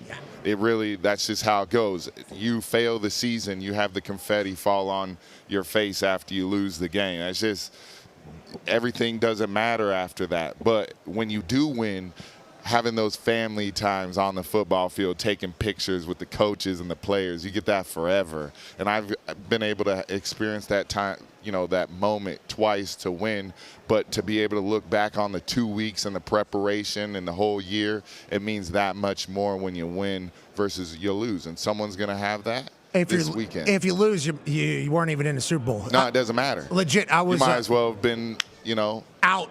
Yeah, and maybe not even make the playoffs. No. That is kind of how it's viewed. Yeah. In the locker room, too. You lose the Super Bowl in the locker room, you just think to yourself, okay, we have the shortest offseason than everybody else, and we didn't fucking win. That is literally, I was there my rookie year, had no idea how hard it was going to be, that we were never going to get back. And then you get a pat on the back like, you made it to the Super Bowl. Like, Getting invited to events. This guy was in a Super Bowl. Yeah. It's like, all right, this is great. I'm a loser. Yeah, it would be cool to be on the other side of this, although I had really no say in how any of that went. A lot of people get blamed for why we lost that game, and I'm not one of them, so I'm pretty pumped up about that. Yeah. But we didn't win, so we didn't have the moment. You're right. Yeah. I was blamed into mine when we lost against the Eagles. Tom throws for 500, and we couldn't get off a football field on defense. So, long offseason. Yeah, long offseason. AJ has a question for you, Kyle. Yeah, speaking of those 2 Super Bowl wins, how was the post game, like the team party, and who performed at those? And also, in your loss, did someone perform, and was there a party? Yeah, so let me start with the loss because we got to talk about it.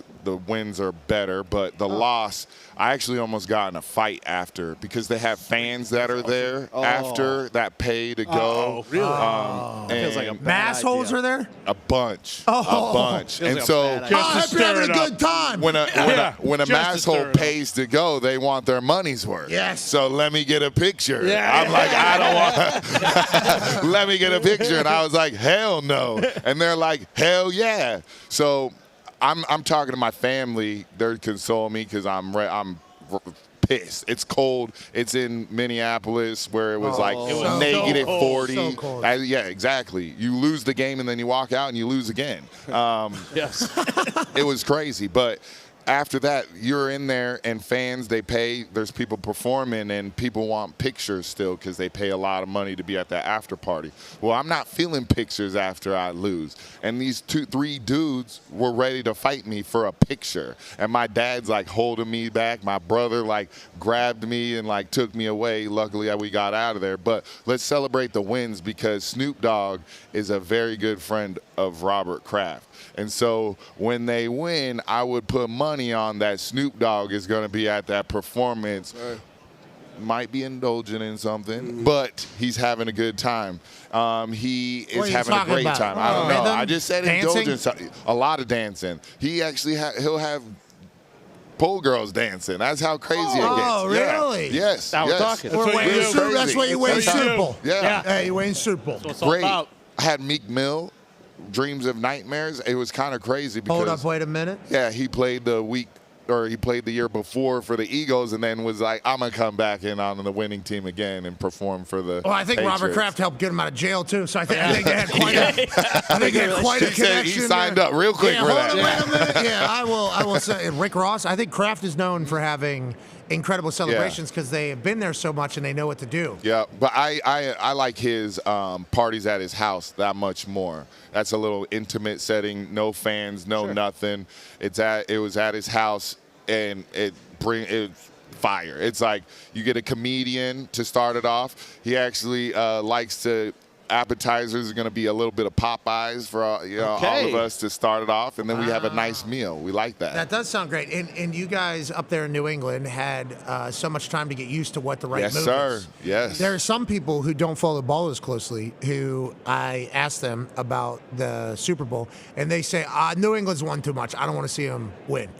They don't even know it's like a brand new team up there, basically. Yeah, How do you kind of view it as old school Patriots guy, and now this brand new but very similar Patriots team that's kind of happening right now in front of us? Yeah, I think it's the blueprint because Vrabel was a part of that. I think he's obviously made it Patriots 2.0. That's what I'll call it, Patriots 2.0, because he still has the mindset of the two previous people. Sorry, Mayo. The previous coach before that, and Bill Belichick. Not a Hall of Famer. Yeah. Sorry, not a Hall of Famer, which is crazy. Robert Kraft as well, not a Hall of Famer. Nope. Brutal. But Vinatieri, though. Good Hall for of him. Famer, Yeah, good for him. Awesome. Vinny. Good for him. Yes, that was awesome. for sure. Were you shocked it was they picked the Colts jersey to represent? So I don't think in the NFL you don't pick who you're going in as. No, I know, but as the photo, the Hall of Fame, the Hall of Fame graphic. So for Peyton, they put him in a Broncos one. Like whenever he left Maybe the it's just Colts, the last team he played for. Yeah, when he left the Colts, you never saw him in a Colts jersey. Like he was in a Broncos jersey for like 5 years after he retired. And I think they just potentially go with most recent team. Okay. But on that note, whenever they announced the entire class, he was in a Patriots jersey. So I think they put him up there. This one, they had him in a Patriots cool. jersey. But in the NFL, you don't have to select which team you're going in as, which Yeah. is very good news. That is, I've asked Vinny That'd be that. awkward. I've Yes. asked him that since like year 2 of me with the Colts. It's like, hey, when you go in, who you gonna go in? And he's like, I don't have to do that. And then like a year later, I get boozed up or something. I'm like, so what are you gonna do? Yeah, it's like I would always ask him, and it doesn't matter. But I think because Kraft is not in, and Bill's not in, I do think Vinny is like representing for the New England team. So I think there will be a good collaboration, hopefully, of what Like happens that. in camp. Do you think they do the same thing to Tom now? What do you mean? Make him Not get in because No. Well, we would have said that about Bill. Hope too. not. Can't do that. can't do it, right? Hope not. There's if, no way. If not, then we're lighting it on fire. Correct. The whole process? Yes. Because even Tony Dungy, who was getting attacked for maybe not voting for Bill He Belichick. played the fifth. He did, but he also said, I hate the process. Like, Yeah. everybody has said they hate the process Yeah. and how it works. I don't know if they're ever going to get it right, but I do know, like, Yeah. Hall of Fame still means something, and we need it to continue to mean something. I agree. More players should be in it, the process. Next year, there's like 13 Yeah. guys that could potentially be first ballot. And I do believe everybody should have a say. Media, front office, people that are well-deserving, that have the credentials, and players. Hall of Famers, Correct. if they want to, Correct. if they watch ball. Correct. Yeah, because not everybody that is Watches. an ex-player watches ball. You For know, sure. like, that is pretty apparent, especially during these Radio Row weeks. Some ex-legends will drop in there. What do you think of the Seahawks? I'll tell you. What Mac Jones has been able to do with his second opportunity up here in Seattle. This guy, Sam Darnold's his name. Yeah, that's what you know, the guy. Same guy. Yeah, there's a Got lot him. of that. So the people Got that him. know Yep. should be able to get in there is how we all feel. I'm happy you feel the same way. D-Bud has a question for you, Yeah, Kyle. you obviously know we got to make our picks here soon, so I got to hear it from you. These two quarterbacks, I want to know, and I'll assume you have a dog in the fight, but I want to know which Go ahead, bury quarterback- Tom Brady, Which Kyle. quarterback? Yeah. Tom here. But which quarterback do you expect to have the better performance against these defenses that they're facing in the Super Bowl? That's a great question. Obviously, I'm going with the Patriots. 2 Smart. all-decade linebackers, so got to go with my squad. Hell yeah. No big deal. Drake May. Josh McDaniels has done an unbelievable job. He's still raw, as we can see during the playoffs, still making some throws that you're like, hell yeah, he's got it. I'm actually going to go with Darnold because they've been more successful on the run, and I believe Darnold has JSN. And I just think they're flowing right now, more so than what the Patriots have done. So I like JSN and Darnold to get things going, but something inside me is saying Drake May is going to be like, I am here. I'm ready to take over this time. I'm going to put my hat in the ring with the Joe Burrow, the Justin Herbert, and Jalen Hurts in a Super Bowl. Like, you know, Joe Burrow played pretty good, but I just think Drake May is going to put his hat in the ring. And I think he's going to show the world that why he went number 3, but he's that dude. And Isn't it weird though? Hell yeah. Isn't it weird though that the 4.5 point spread? Like my natural opinion is Vrabel's not going to let them lose by more than 4.5 points.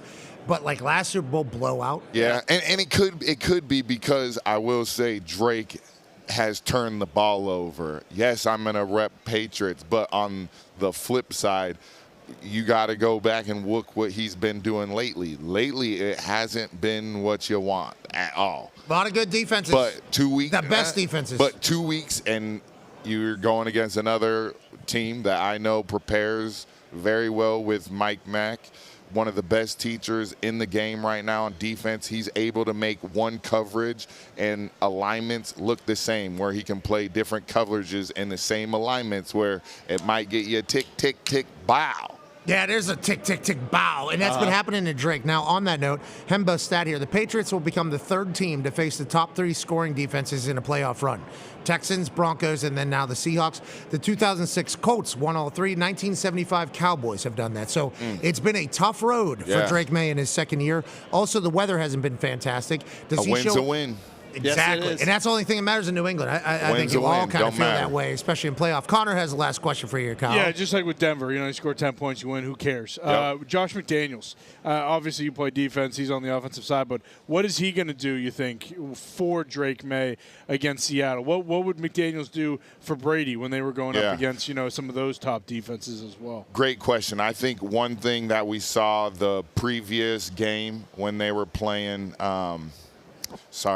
the Rams were playing, Stafford had a good time checking the ball down and getting vertical, getting yak yards, getting 15, 20 yards a pop.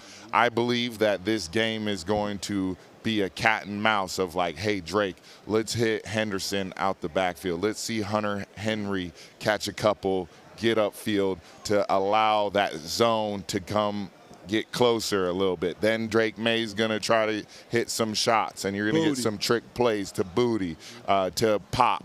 I see that. If you go back and look at the Saints game, they were dunking on the Saints. Sorry, B. Staley, because B. Staley's defense played a lot better over the season, but I just want to bring this up. Oh, yeah, really. I forgot he's still doing it, Dahn. Oh, yeah. And I just believe it's going to be the cat and mouse game to find those deep down shots, but it's going to start with the cat and mouse of hitting the dink and dunks, letting those guys get up the field and get some yak, because the Rams had success in their game doing that. Patience. And obviously the Rams had the MVP playing quarterback. Drake, second place in the MVP voting.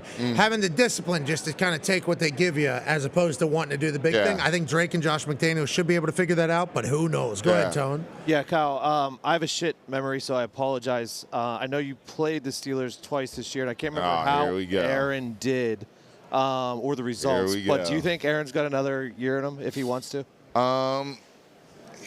He didn't have that catch that should have been a pick.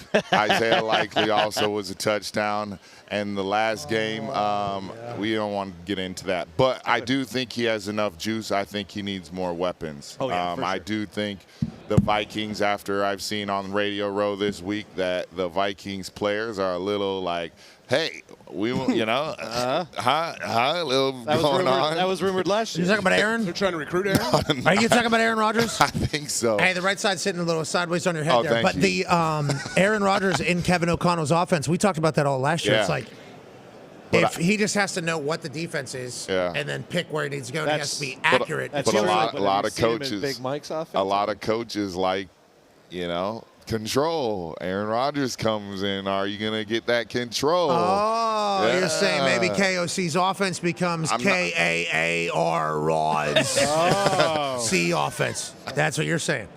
But the thought of Aaron Rodgers in KOC's offense is one that we all got with jacked up. Jettas. Well, and also KOC can scheme up anybody to be open. Addison, Jordan Addison's wide ass open. Hawkinson, who we don't even hear about, who's Aaron, a dog. Aaron Jones in the backfield.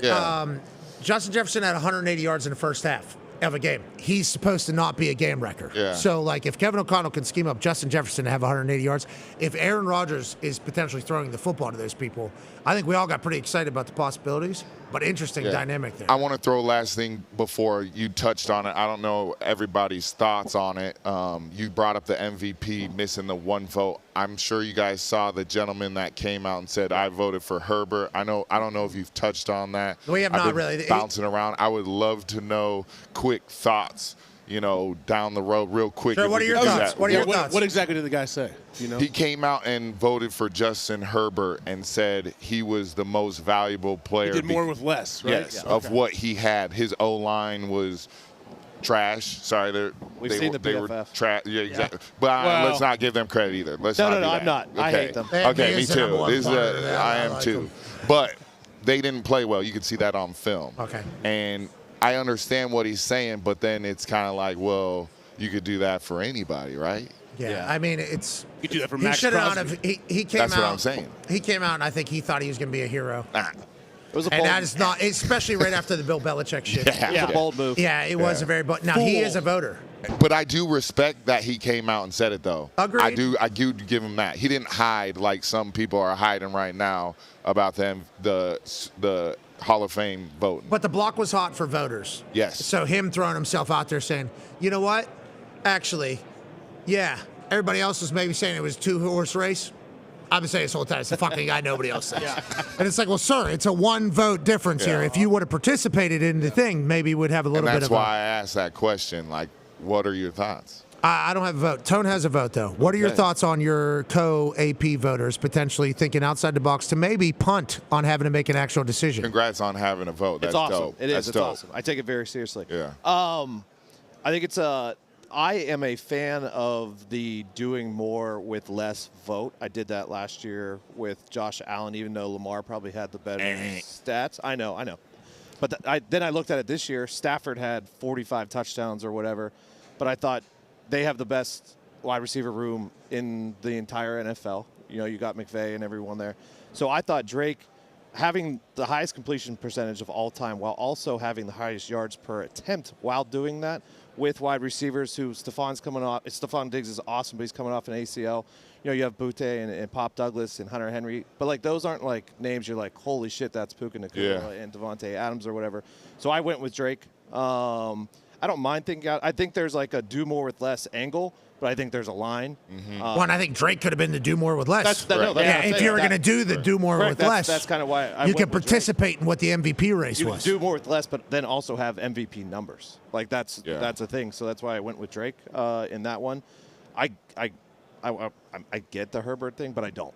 There's a line. Yeah, but also, Sam, I appreciate you doing it. Go ahead. I like Sam. That was a goofball move. Yeah. We were dancing, tippy-toeing around. That's a goofball move. Sam, you know better than that. I talked to him yesterday. I told him, hey, Sam, you're killing it. Then I saw that last night. Like, come on, to take it back. Take his vote away. Well, see, And was I that love Gumpy? that. Was that Gumpy back there? Gump. Everybody's calling for votes now. The Bill Belichick thing right into this, I think, is really the kind of leaner there whenever you talk about it.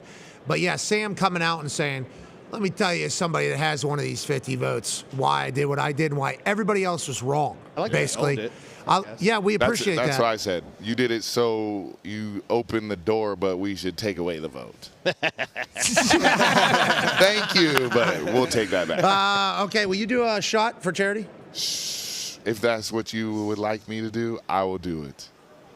Okay. We would like that. All right. That would be nice. We would like that. Check ball, Ben. Can I take off this? No, you got to keep it on. That's the only rule. In the All back. right. But we got to get the crowd going. Everybody, come on. Come on. Here we go.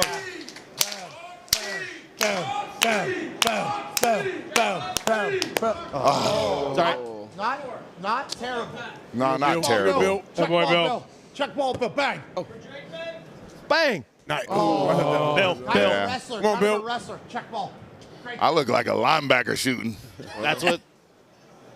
Back. Oh, I tried to go bang three times. Hey, you were All right, better it's than okay. you were better than the other BYU linebacker we had on. got worse. Shot. He was terrible. All right, last Shout shot. out my dog, Fred Warner. My dog's jacked right now. That's all he's been doing is eating weights. He had a worse shot. And you had Puka on? Hey, let's we go. are a Pro Mormon show. Let's go. Let's go. We had Jameis on, too. Jameis, obviously. Yeah. We've been talking to the Lord out here a little bit. Hell yeah. It's football. It's the Hell Lord's yeah. game. Amen. Hey, man. One last shot. Okay. We got to try to make it, though. I feel like you've been trying to, Make it like look decent. Cool fit, by the way. Thank you. Very good. Yours too. Thank you. How tall And are you? yours too. Thank you, sir. How tall are you? Guess. It looks like 6'6". No, but I appreciate that. 6'4". I'm 6'4". You're very tall. You're tall. I think we forget how tall Yeah, TV makes me look kind of small because I think it's because you're going around these big-ass old linemen. It's like AQ. AQ's? Nah, AQ's small now. No, he's not. The mountain Thor wouldn't even squat him because he's too fat. I was hanging out with him back For there. 20 grand to a charity of your choosing. Okay. This is it. All right. Kyle Van Noy representing BYU. All right. Oh, it's trash. Not even close. I will say, hey, I did yesterday in this little booth. I called my shot with a 9-iron, 172.7. Hit 9-iron?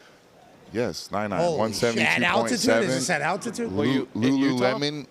They had to call corporate because they had to give me more money for how much I made doing the calling my shot. Hell yeah. Let's go. Are you just creeping away? Yeah. I was like, I'm out of here. Ladies and gentlemen, Kyle Van Noy. All right. Okay, yeah, you got it. Please do. Welcome out there anytime. Great to see you, man. See you, brother. Now is the time. See you, bud. Oh, We've gotten here. Yes. Sorry, dude. He's been pacing in the back. Keeping the energy. We appreciate you, dude. Take care, brother. We'll see you soon. That was awesome. Yeah.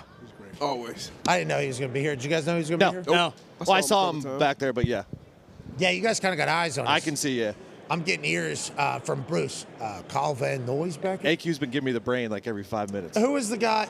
What? What's that? Where you squeeze and it looks like a brain. Okay, yep. So, who was the guy that was just walking around out here?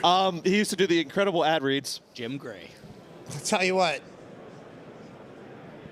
All right. With Tom. He hosted the show with Tom. Yeah. The court. I understand that. I thought he was hosting the game. Yeah, I was going to say he was trying to host this show today. He's a good guy, I guess. I don't know, actually. He's been around. I've never met him. Okay, I never met him today. He's just standing on a fucking stage for 10 seconds before we go live, you know. Hey, why is this guy in here? Who is this guy? And then it turns out, it's Jim Gray. Hey, let me tell you about Morty's. Okay, I know Jim Gray. Oh, yeah. You know this guy's right. You nailed it. Why is this guy on our... That was a good question. He was just kind of walking. I guess he's allowed to do whatever he wants. Yeah, I don't know if he does that Let's Go podcast with Larry, because remember initially Larry was part of the thing with Tom, and then Tom just doesn't do it anymore. So, but I don't see anything, and I certainly don't hear the ad reads anymore. Yeah, so on that note, it was nice to see him, but it does feel like people just got real comfortable just kind of walking in and out back there. I hope they got all the drinks. Okay, we try to fill them up, and we've been very thankful to everybody that stopped by here. It has been cool to meet everybody, and the only way to end our Radio Row experience is with the same person that has ended our Radio Row experience since the days in which we had the same size stage as Shine has right now. That's right. Ladies and gentlemen, representing Canada, Sports Rage, Gabe Morenzi. Yeah, Gabe! Gabe! Boom! Oh, geez. There it is! Yes. Let's go! Let's go! Let's go! Go, Toes, motherfucker! Let's fucking go! Yeah! Let's go! Come on! His jacket's clean. Break it in, Clean motherfucker. jacket always. Great to see you, buddy. Go, Toes! Yeah. Go, Toes! Yes! Thank you, Gabe. You know how to work Hey, that. baby! Who's got it better than us? Nobody! Okay, Gabe, for the people that are watching here in the United States of America, they do not fully understand that you are a man up there in Canada who basically started talking about sports gambling as a radio show 35, 40 years ago. Been in the game a long time. You are also somebody... Not quite that long, but... How long has it been? We're moving in on our 25th anniversary this year. Long time. So This year. long And time. this is our 5th anniversary right here with you on Media Row. Wow. A tradition like no other, right? Augusta, Yeah. the Buffalo Bills choking and not being here, and me being on the show. Yeah, he's a diehard Bills fan, obviously, and I've learned a lot about you through Gumpy, who is obviously one of your biggest fans. What you've done for us here at Radio Row is bring great juice, but also great odds on things that we haven't thought about. You will tweet every single thought that you have out onto X. Too many of them, yes. We have a guy here who has your notifications on, actually. Do you think about how crazy that is? This man has your notifications on, and it keeps us informed on every thought that you have, including the wind outside of your apartment some days. We love you. We appreciate you. What have you been looking at for this Super Bowl? What is your mindset on how the game's going to go, and how are you profiting off of it? And in turn, what do we need to be looking at, you think? I'll tell you what, anytime a point spread is 4, 4.5, 5 points, it means the odds makers are kind of stumped as well. And it's never sexy to say. Everybody wants to have a stone cold lock, and this is going to happen. The odds makers are good at their job, really good at their job. And I wouldn't be surprised if this game sort of lands right around both numbers, the 45.5, which is the total, and as well as what the point spread is at 4.5 right now. Everybody's underestimated the New England Patriots all year. We've talked about their cupcake schedules, and I'm going to throw it out there right now. Analytics, what are the first 4 letters of analytics? Anal. Exactly. So I've heard people talk, analytically, the Patriots are the worst team since 1978 with the best record. Well, you know what? They're playing in the motherfucking Super Bowl, and you're not. So maybe fucking said. Yeah, maybe they're not the DVOA. What the hell does DVO mean, anyways? Good question. What does it mean? Seriously, you're a pretty good football player. What does it mean? We didn't use it in our film study. I don't know. You did go to Ohio State, though, so. Michigan man. That's a compliment. Michigan man. Sorry. No worries. You keep it coming. Sorry, I couldn't. He's a Michigan man? Yeah. Anything that goes through there, you let He it was out. president for a few years. But I can't help but overlook the fact, guys, that the New England Patriots, they played 3 playoff games. Teams that played 3 playoff games coming into the Super Bowl, no team has scored least points in the New England Patriots since the 1979 Los Angeles Rams. Okay. Shout out to Vince Ferragamo. Wow. Started in that Super Bowl. Yeah. Right, so they averaged 28 points a game in the regular season, down to 18 in the playoffs. Yeah, I know it was bad weather, but everybody's playing in the same weather. right now. The good news is they've given up the least points since the 2000 Ravens. Okay. That's why they're here. Uh-huh. But they've also 15 sacks. I have a problem with this. Ultimately, I just see many more pathways for the Seattle to get there. I believe in Sam Darnold. And one thing that caught my eye, guys, I'm not going to get too exotic with props, but Seattle have been super aggressive early in games, Pat. We saw them just ambush the San Francisco 49ers early. They scored on their first drive of the game against the Los Angeles Rams. I think Seattle guys are going to score on the first drive of the game. Like right away. Okay. I think Seattle score. And let's get a little bit, I don't think people are looking at it this way.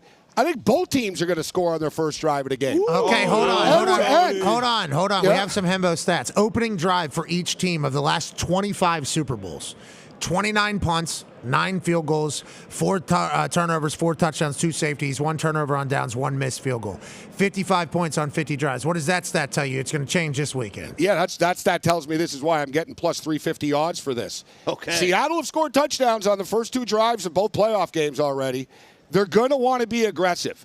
And I like Seattle in the first half, guys, laying the 3 points in the first half. You look at Cignetti, I look at Seattle like a Big Ten team. And I'm in the Pacific Northwest now, Pat, and I get all the Seattle coverage. I caught on early during training camp, and you guys would know better than I would. But when a team buys in, Darius, you know what I mean? When everybody likes each other, there's a bunch of DBs, you're not really competing, you're one. McDonald has sold them as a one. Yeah. Reminds me of a college football team. Very Michigan-like. You know what I mean? They fly to the ball. They run some play action. They want to get a lead. Similar to Indiana, what Cignetti did. Wants to punch you in the mouth early, get a lead, put the pressure on you. I think McDonald and the Seahawks and Kubiak is going to be the next head coach of the Raiders. I think he's going to go out with a bang like we are on this show right now. Boom! And he's going to bust out the playbook, and I look for Seattle's offense to click here more than people expect. Okay, so you like Seattle in the first half -3. Then you like both teams to score on the first drive plus 350. That's a nice little plus 350 pick. I'm going to give one for the kickers here. Please do. Yeah, since it's Adam Vinatieri, congratulations to the Hall of Fame induction. Well done. Let's go long field goal prop. I think I invented this prop. Like, you know what I mean? Probably did. No, like seriously, I've been betting this thing for like 20, 30 years, and people are like, what the hell is that? Now we got the long field goal prop. It's pretty casual. It's only 48.5 yards. Oh, hammer it. And we got 2 coaches here, too, guys, that aren't these modern sort of psychopaths that are allergic to field goals. I think Seattle, we've seen, they'll settle for 3. Yeah. Right? They'll take the 3 points. I think Vrabel, same thing. Take the 3. Let's not get too crazy. 3 points, they all add up. I'm so sick and tired of seeing these so-called genius coaches and the analytics once again. They go for it all the time on their first drive of the game. They can't settle for kicking a field goal. And then they end up losing the fucking game by 3 points all the time. Can't do it. All the time. AJ, all the time. Can't do it. Last question from me before the boys have a bunch of questions. What are we hearing about the national anthem? You know what? I would go under. Everybody likes to go over all the time. I would say under, but I'm not a big national anthem prop. And since you asked me and we're here, let's have some fun with this. Yeah, let's dance around. Yeah, let's for an exotic prop, littering figuratively. Let's go plus 450. Sexuality of streaker. Male, female, give me non-binary at plus 450. Nice. Let's think outside the box. All right, that's plus 450? Plus 450, yeah. Wow, so how do we think we know? Yeah.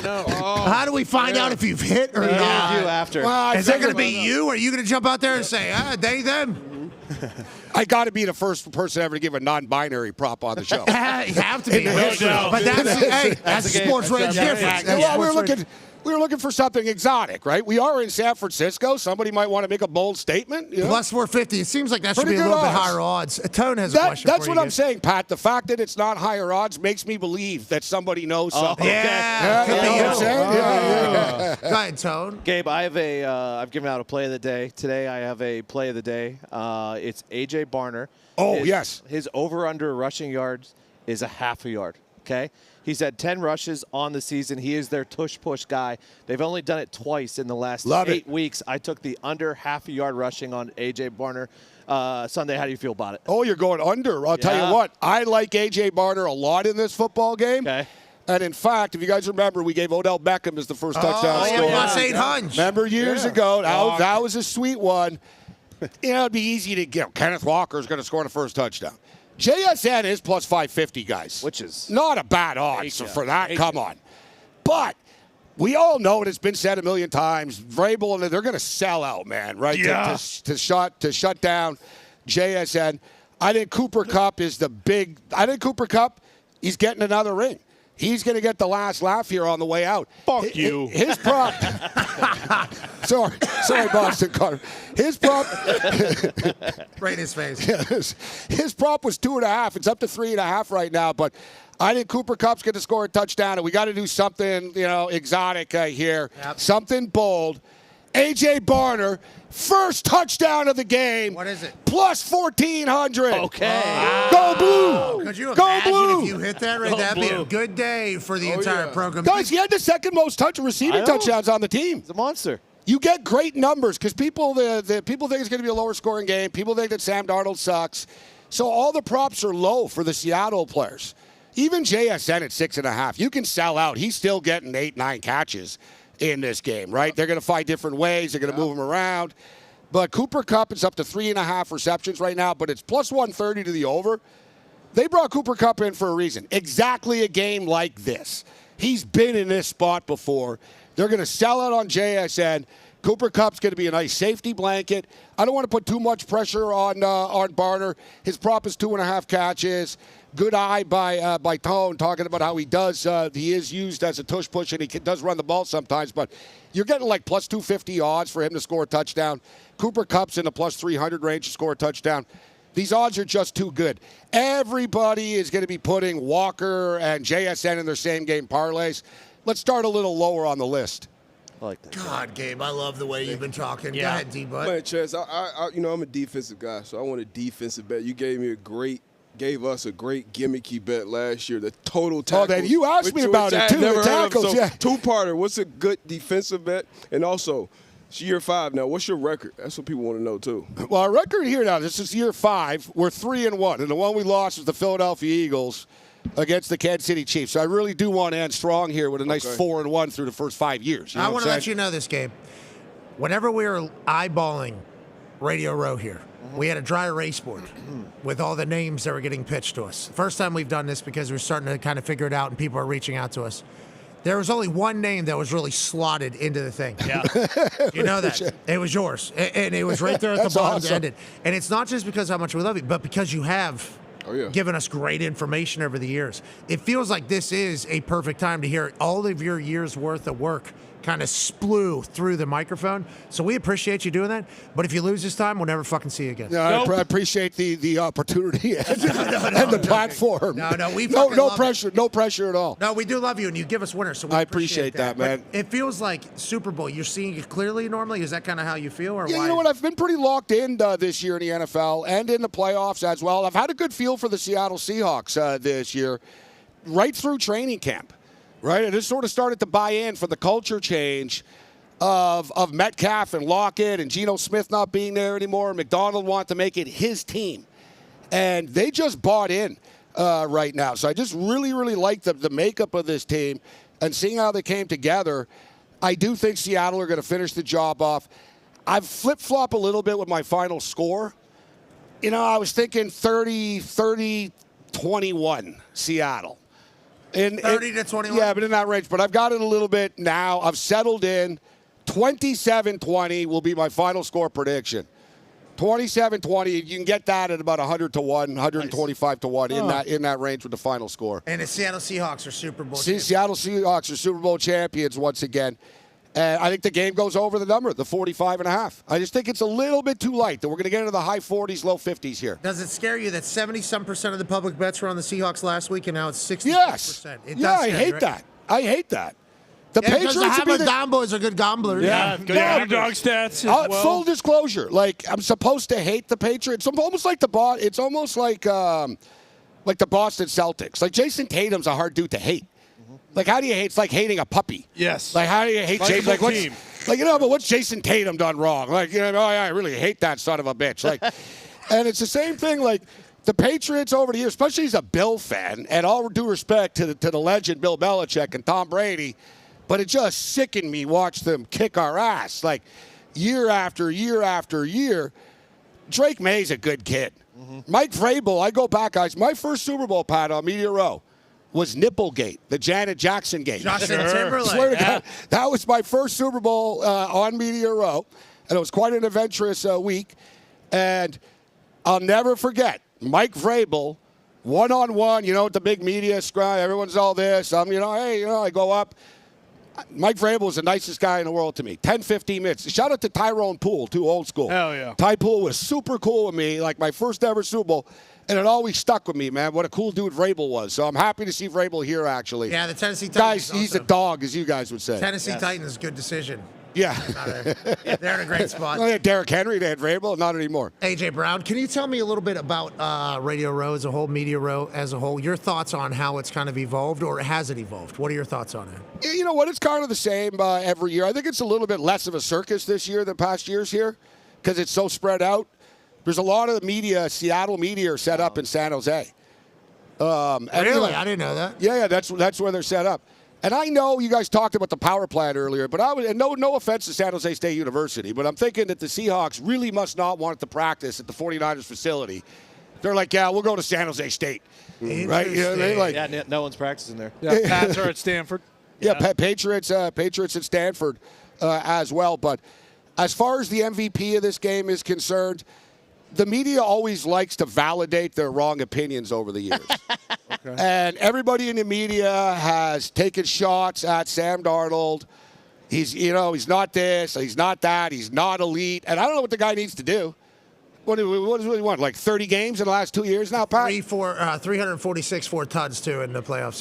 He just got done with doing it. Like, unbelievable. Man, and Darius, as a DB, Sam Darnold throws just those great darts, over the middle, quick, tight spaces and Absolutely. stuff. And I think Kubiak has done an awesome job putting him in positions to succeed. Yeah. Too many coordinators ask quarterbacks to do things that they can't do.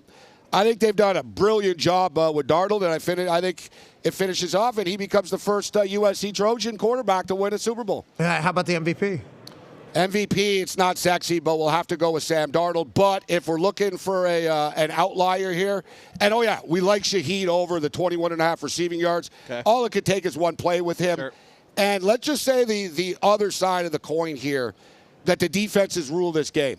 And not much happens. Maybe a Shaheed punt return for a touchdown is the difference maker. And you're getting a nice 35-1 range for him. Yeah, plus 3,000 is currently Shaheed sitting at DraftKings right now. Kenneth Walker plus 850 because to his point about media trying to back up their own opinions, could definitely see the Seattle Seahawks winning the Super Bowl and Sam Darnold not winning the MVP. Absolutely. Usually it's an automatic. It's the quarterback, right? But I'm kind of in a minority here, Pat, that I think Kenneth Walker will have an impact on the game, but look, his over-under is 18.5 rushing attempts.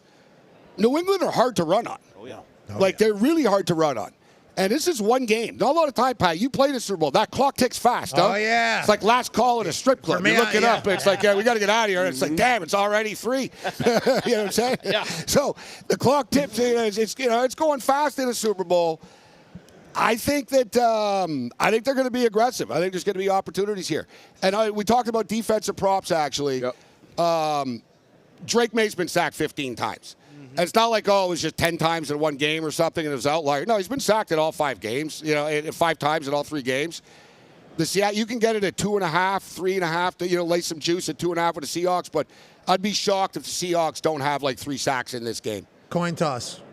Coin toss, I always go with tails. Me too. We're going to win this year. Hell yeah. You're the best, Gabe. Hey, Pat, you're the best. We're going to make our picks now. Will you stay out here for it? I always appreciate it. I got a quick story about the jacket. It looks good. Not a bad one this year. I got good one. And also good entrance out there with the back. I figured I'd go big, but I helped this store. Shout out to the Intercontinental Hotel. I think they're going to be watching this show. The guy didn't believe me at first. I said, I'll be wearing his jacket on a McAfee show in a couple hours. Shout out. So I put the jacket on, and I hear somebody say, yo, I need that jacket. I turn around, it's Tracy Morgan. Okay. And Tracy Morgan goes, that's the best jacket I've ever seen in my life. I need 4 of them. I think he thought I worked there or something. Possible. And I said, yeah, not bad. He goes, yeah, where'd you get it? I told him on the wall. And then the store owner was real happy, Pat. Yeah. This jacket's going for like $500. No, it's not. I bought one, and Tracy Morgan bought 4 on the spot. Wow. Damn. He was like, I hope you come back later. I was like, yeah, I bet you do. Yeah, well, it's a great jacket. I think this one's a great jacket. Oh, I think this is the best one, guys. Nice. Nah, there was that, maybe. Well, the Hollywood one. Remember the Rose Bowl? You like that one, AJ. Hey, you know what? But Tracy Morgan's buying this one. I think we got to. Hey, next year is in L.A. Maybe we got to bust out the old the vintage next year. Hey, Especially if they're going to keep charging $500 for this. Yeah, maybe we recycle the old one. Maybe people would notice. Yeah, exactly. Yeah, because the only time I see the jacket is when you walk out right now. Yeah, so, and it always looks great. Okay, let's make our official picks. We'll go around. Ty, we'll start with you. Seattle Seahawks -4.5. Super Bowl Sunday. McDonald's, Sam Darnold. Sports Rage, Gabe Morenzi says the Seattle Seahawks win. 27-20. Cover. Over hits as well. Do you see it the same as Sports Rage? And can you do this as Gabe Morenzi? Well, I mean, I could probably try. I don't know if I'm going to be able to have the same type of juice. All week coming into this game, I thought Seattle's going to beat the fuck out of me. You know what I mean? But the closer we've gotten to this day, maybe it's because the rage is flowing through me. You know what I mean? I can't believe I'm fucking saying this, but I like the Patriots. Whoa. 24-21. So I'm gonna have to disagree with you. A lot of great stats to me, and I know diving into it, obviously. Wow. But it's Drake May's time. Boston College doesn't even seem happy about this. No, well, I mean, at the end of the day, we all know Super Bowl's won on Sunday, not today. And of course, he's on his own when Ty Rage is on, the New England Patriots side, it means more. But everything you said is exactly why the Patriots will win. Everyone loves the Seahawks. 74% of the money.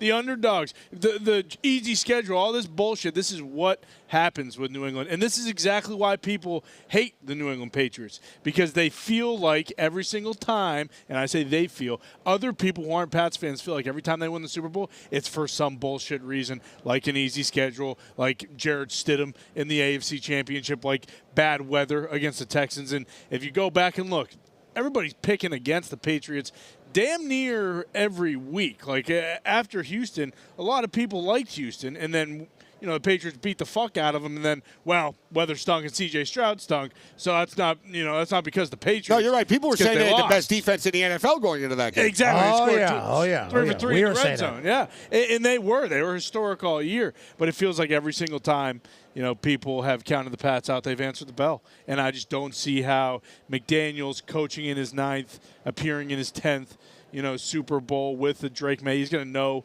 what to do. The Seahawks defense is great.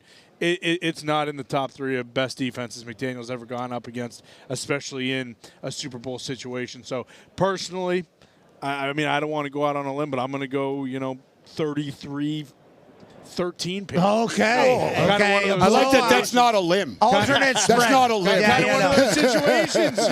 Sam Darnold doesn't like playing the Pats. That's a ledge. That's not a limb, Pat. That's a ledge. All the way out there. But hey, you got to go out on the limb, because that's where. Isn't that where the fruit is? That's right. Sometimes you got to do that. 33-10. Okay, you got a 23-point win over there for Connor, and 4-point win for the Patriots by Ty. The Toxic Table firmly in the New England Patriots corner, which I respect, by the way, boys. I like that we're together. Thank you, Ty. Yeah, Drink it in, motherfucker. I will drink it in. Go, Toe!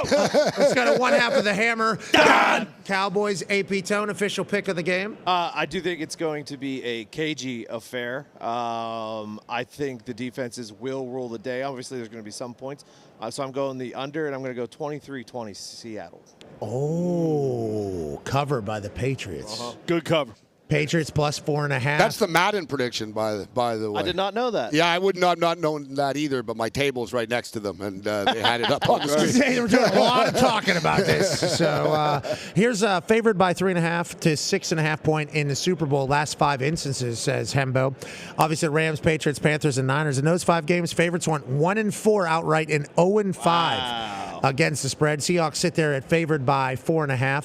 Feels like we have 3 Patriot covers here by Toxic Table in two-tone. Dogs have covered 5 straight and 14 of the last 18, I believe. 2 weeks to prepare for a team. D-Butt, you were drafted to the New England Patriots. You thought about putting your bandwagon behind the New England Patriots. Haven't made an official announcement yet. How do you see the game going, D-Butt? Oh, I see it being a KG affair as well, and I feel like more of the star power going into this one. We do have, obviously, runner-up in the MVP with Drake May, who's had a great year, but more star power. JSN, you got Nick Emmett-Ward, who's a superstar, Leonard Williams, Kenneth Walker. Everybody's talking about those guys. But you mentioned Josh McDaniels, been in his 10th Super Bowl, coaching in his 9th. Vrabel, he played in a ton as a player, first one as a coach. I'm going to give the Patriots an edge, 28-24. Yes. Patriots win Super Bowl 60. Okay, this is very abnormal, I think, our show. And this might be because we are hanging with Connor so much. Everybody here picking Patriots. Am I the only one on Seattle? We're going to find out next. AJ Hawk, we currently sit, I'm 9-8-5 on the season against you. Obviously, that makes you 8-9-5. Okay. Last week you won, or 2 weeks ago you won 0-2. I won 1-1. Okay, shout out to the Seahawks. Shout out up there in the Pacific Northwest. AJ, who do you like? How do you like it for the Super Bowl? Are the Patriots all the way back? Are they going to win? Are they going to cover? The Seattle Seahawks going to do their thing? Are you with Sports Rage? Or are you with Connor Rage? Well, yeah, I do like the idea of a KG affair. I think that could happen. I think teams might be a little tight early. Maybe not. Maybe take some little easy completions, but we're going to maybe punt the ball back and forth, even though you say they're going to score touchdowns on both drives. Oh, no, field goals win the bet. Oh, field goals. Yeah, okay, I don't mean to score touchdown. Yeah, score on both drives. Yeah, just score on both drives. Yeah. But when I think about, I agree, Josh McDaniels, the guy's an absolute wizard as far as offensive play caller and dialing up matchups and finding the matchups he wants.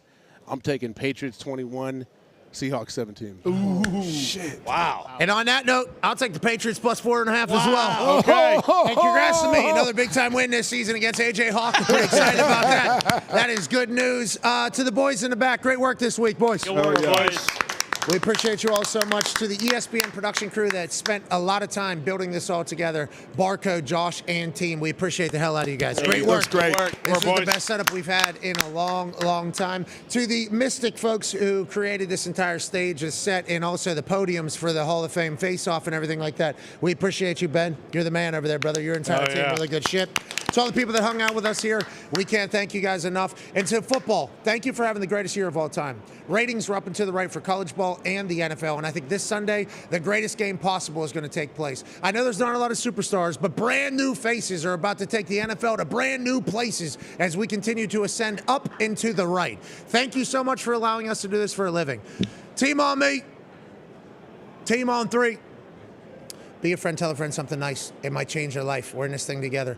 Sports Rage, Gabe, anything to say as we head into Super Bowl weekend? Always a pleasure. Can't wait for Los Angeles next year. 364 days till the next hockey tryout. That's right. Oh, yeah. We thank you all enough. Team on me, team on 3. We'll see you on Overreaction Monday. Who's going to be the world champion? We find out on Sunday. 1, 2, 3. Goodbye.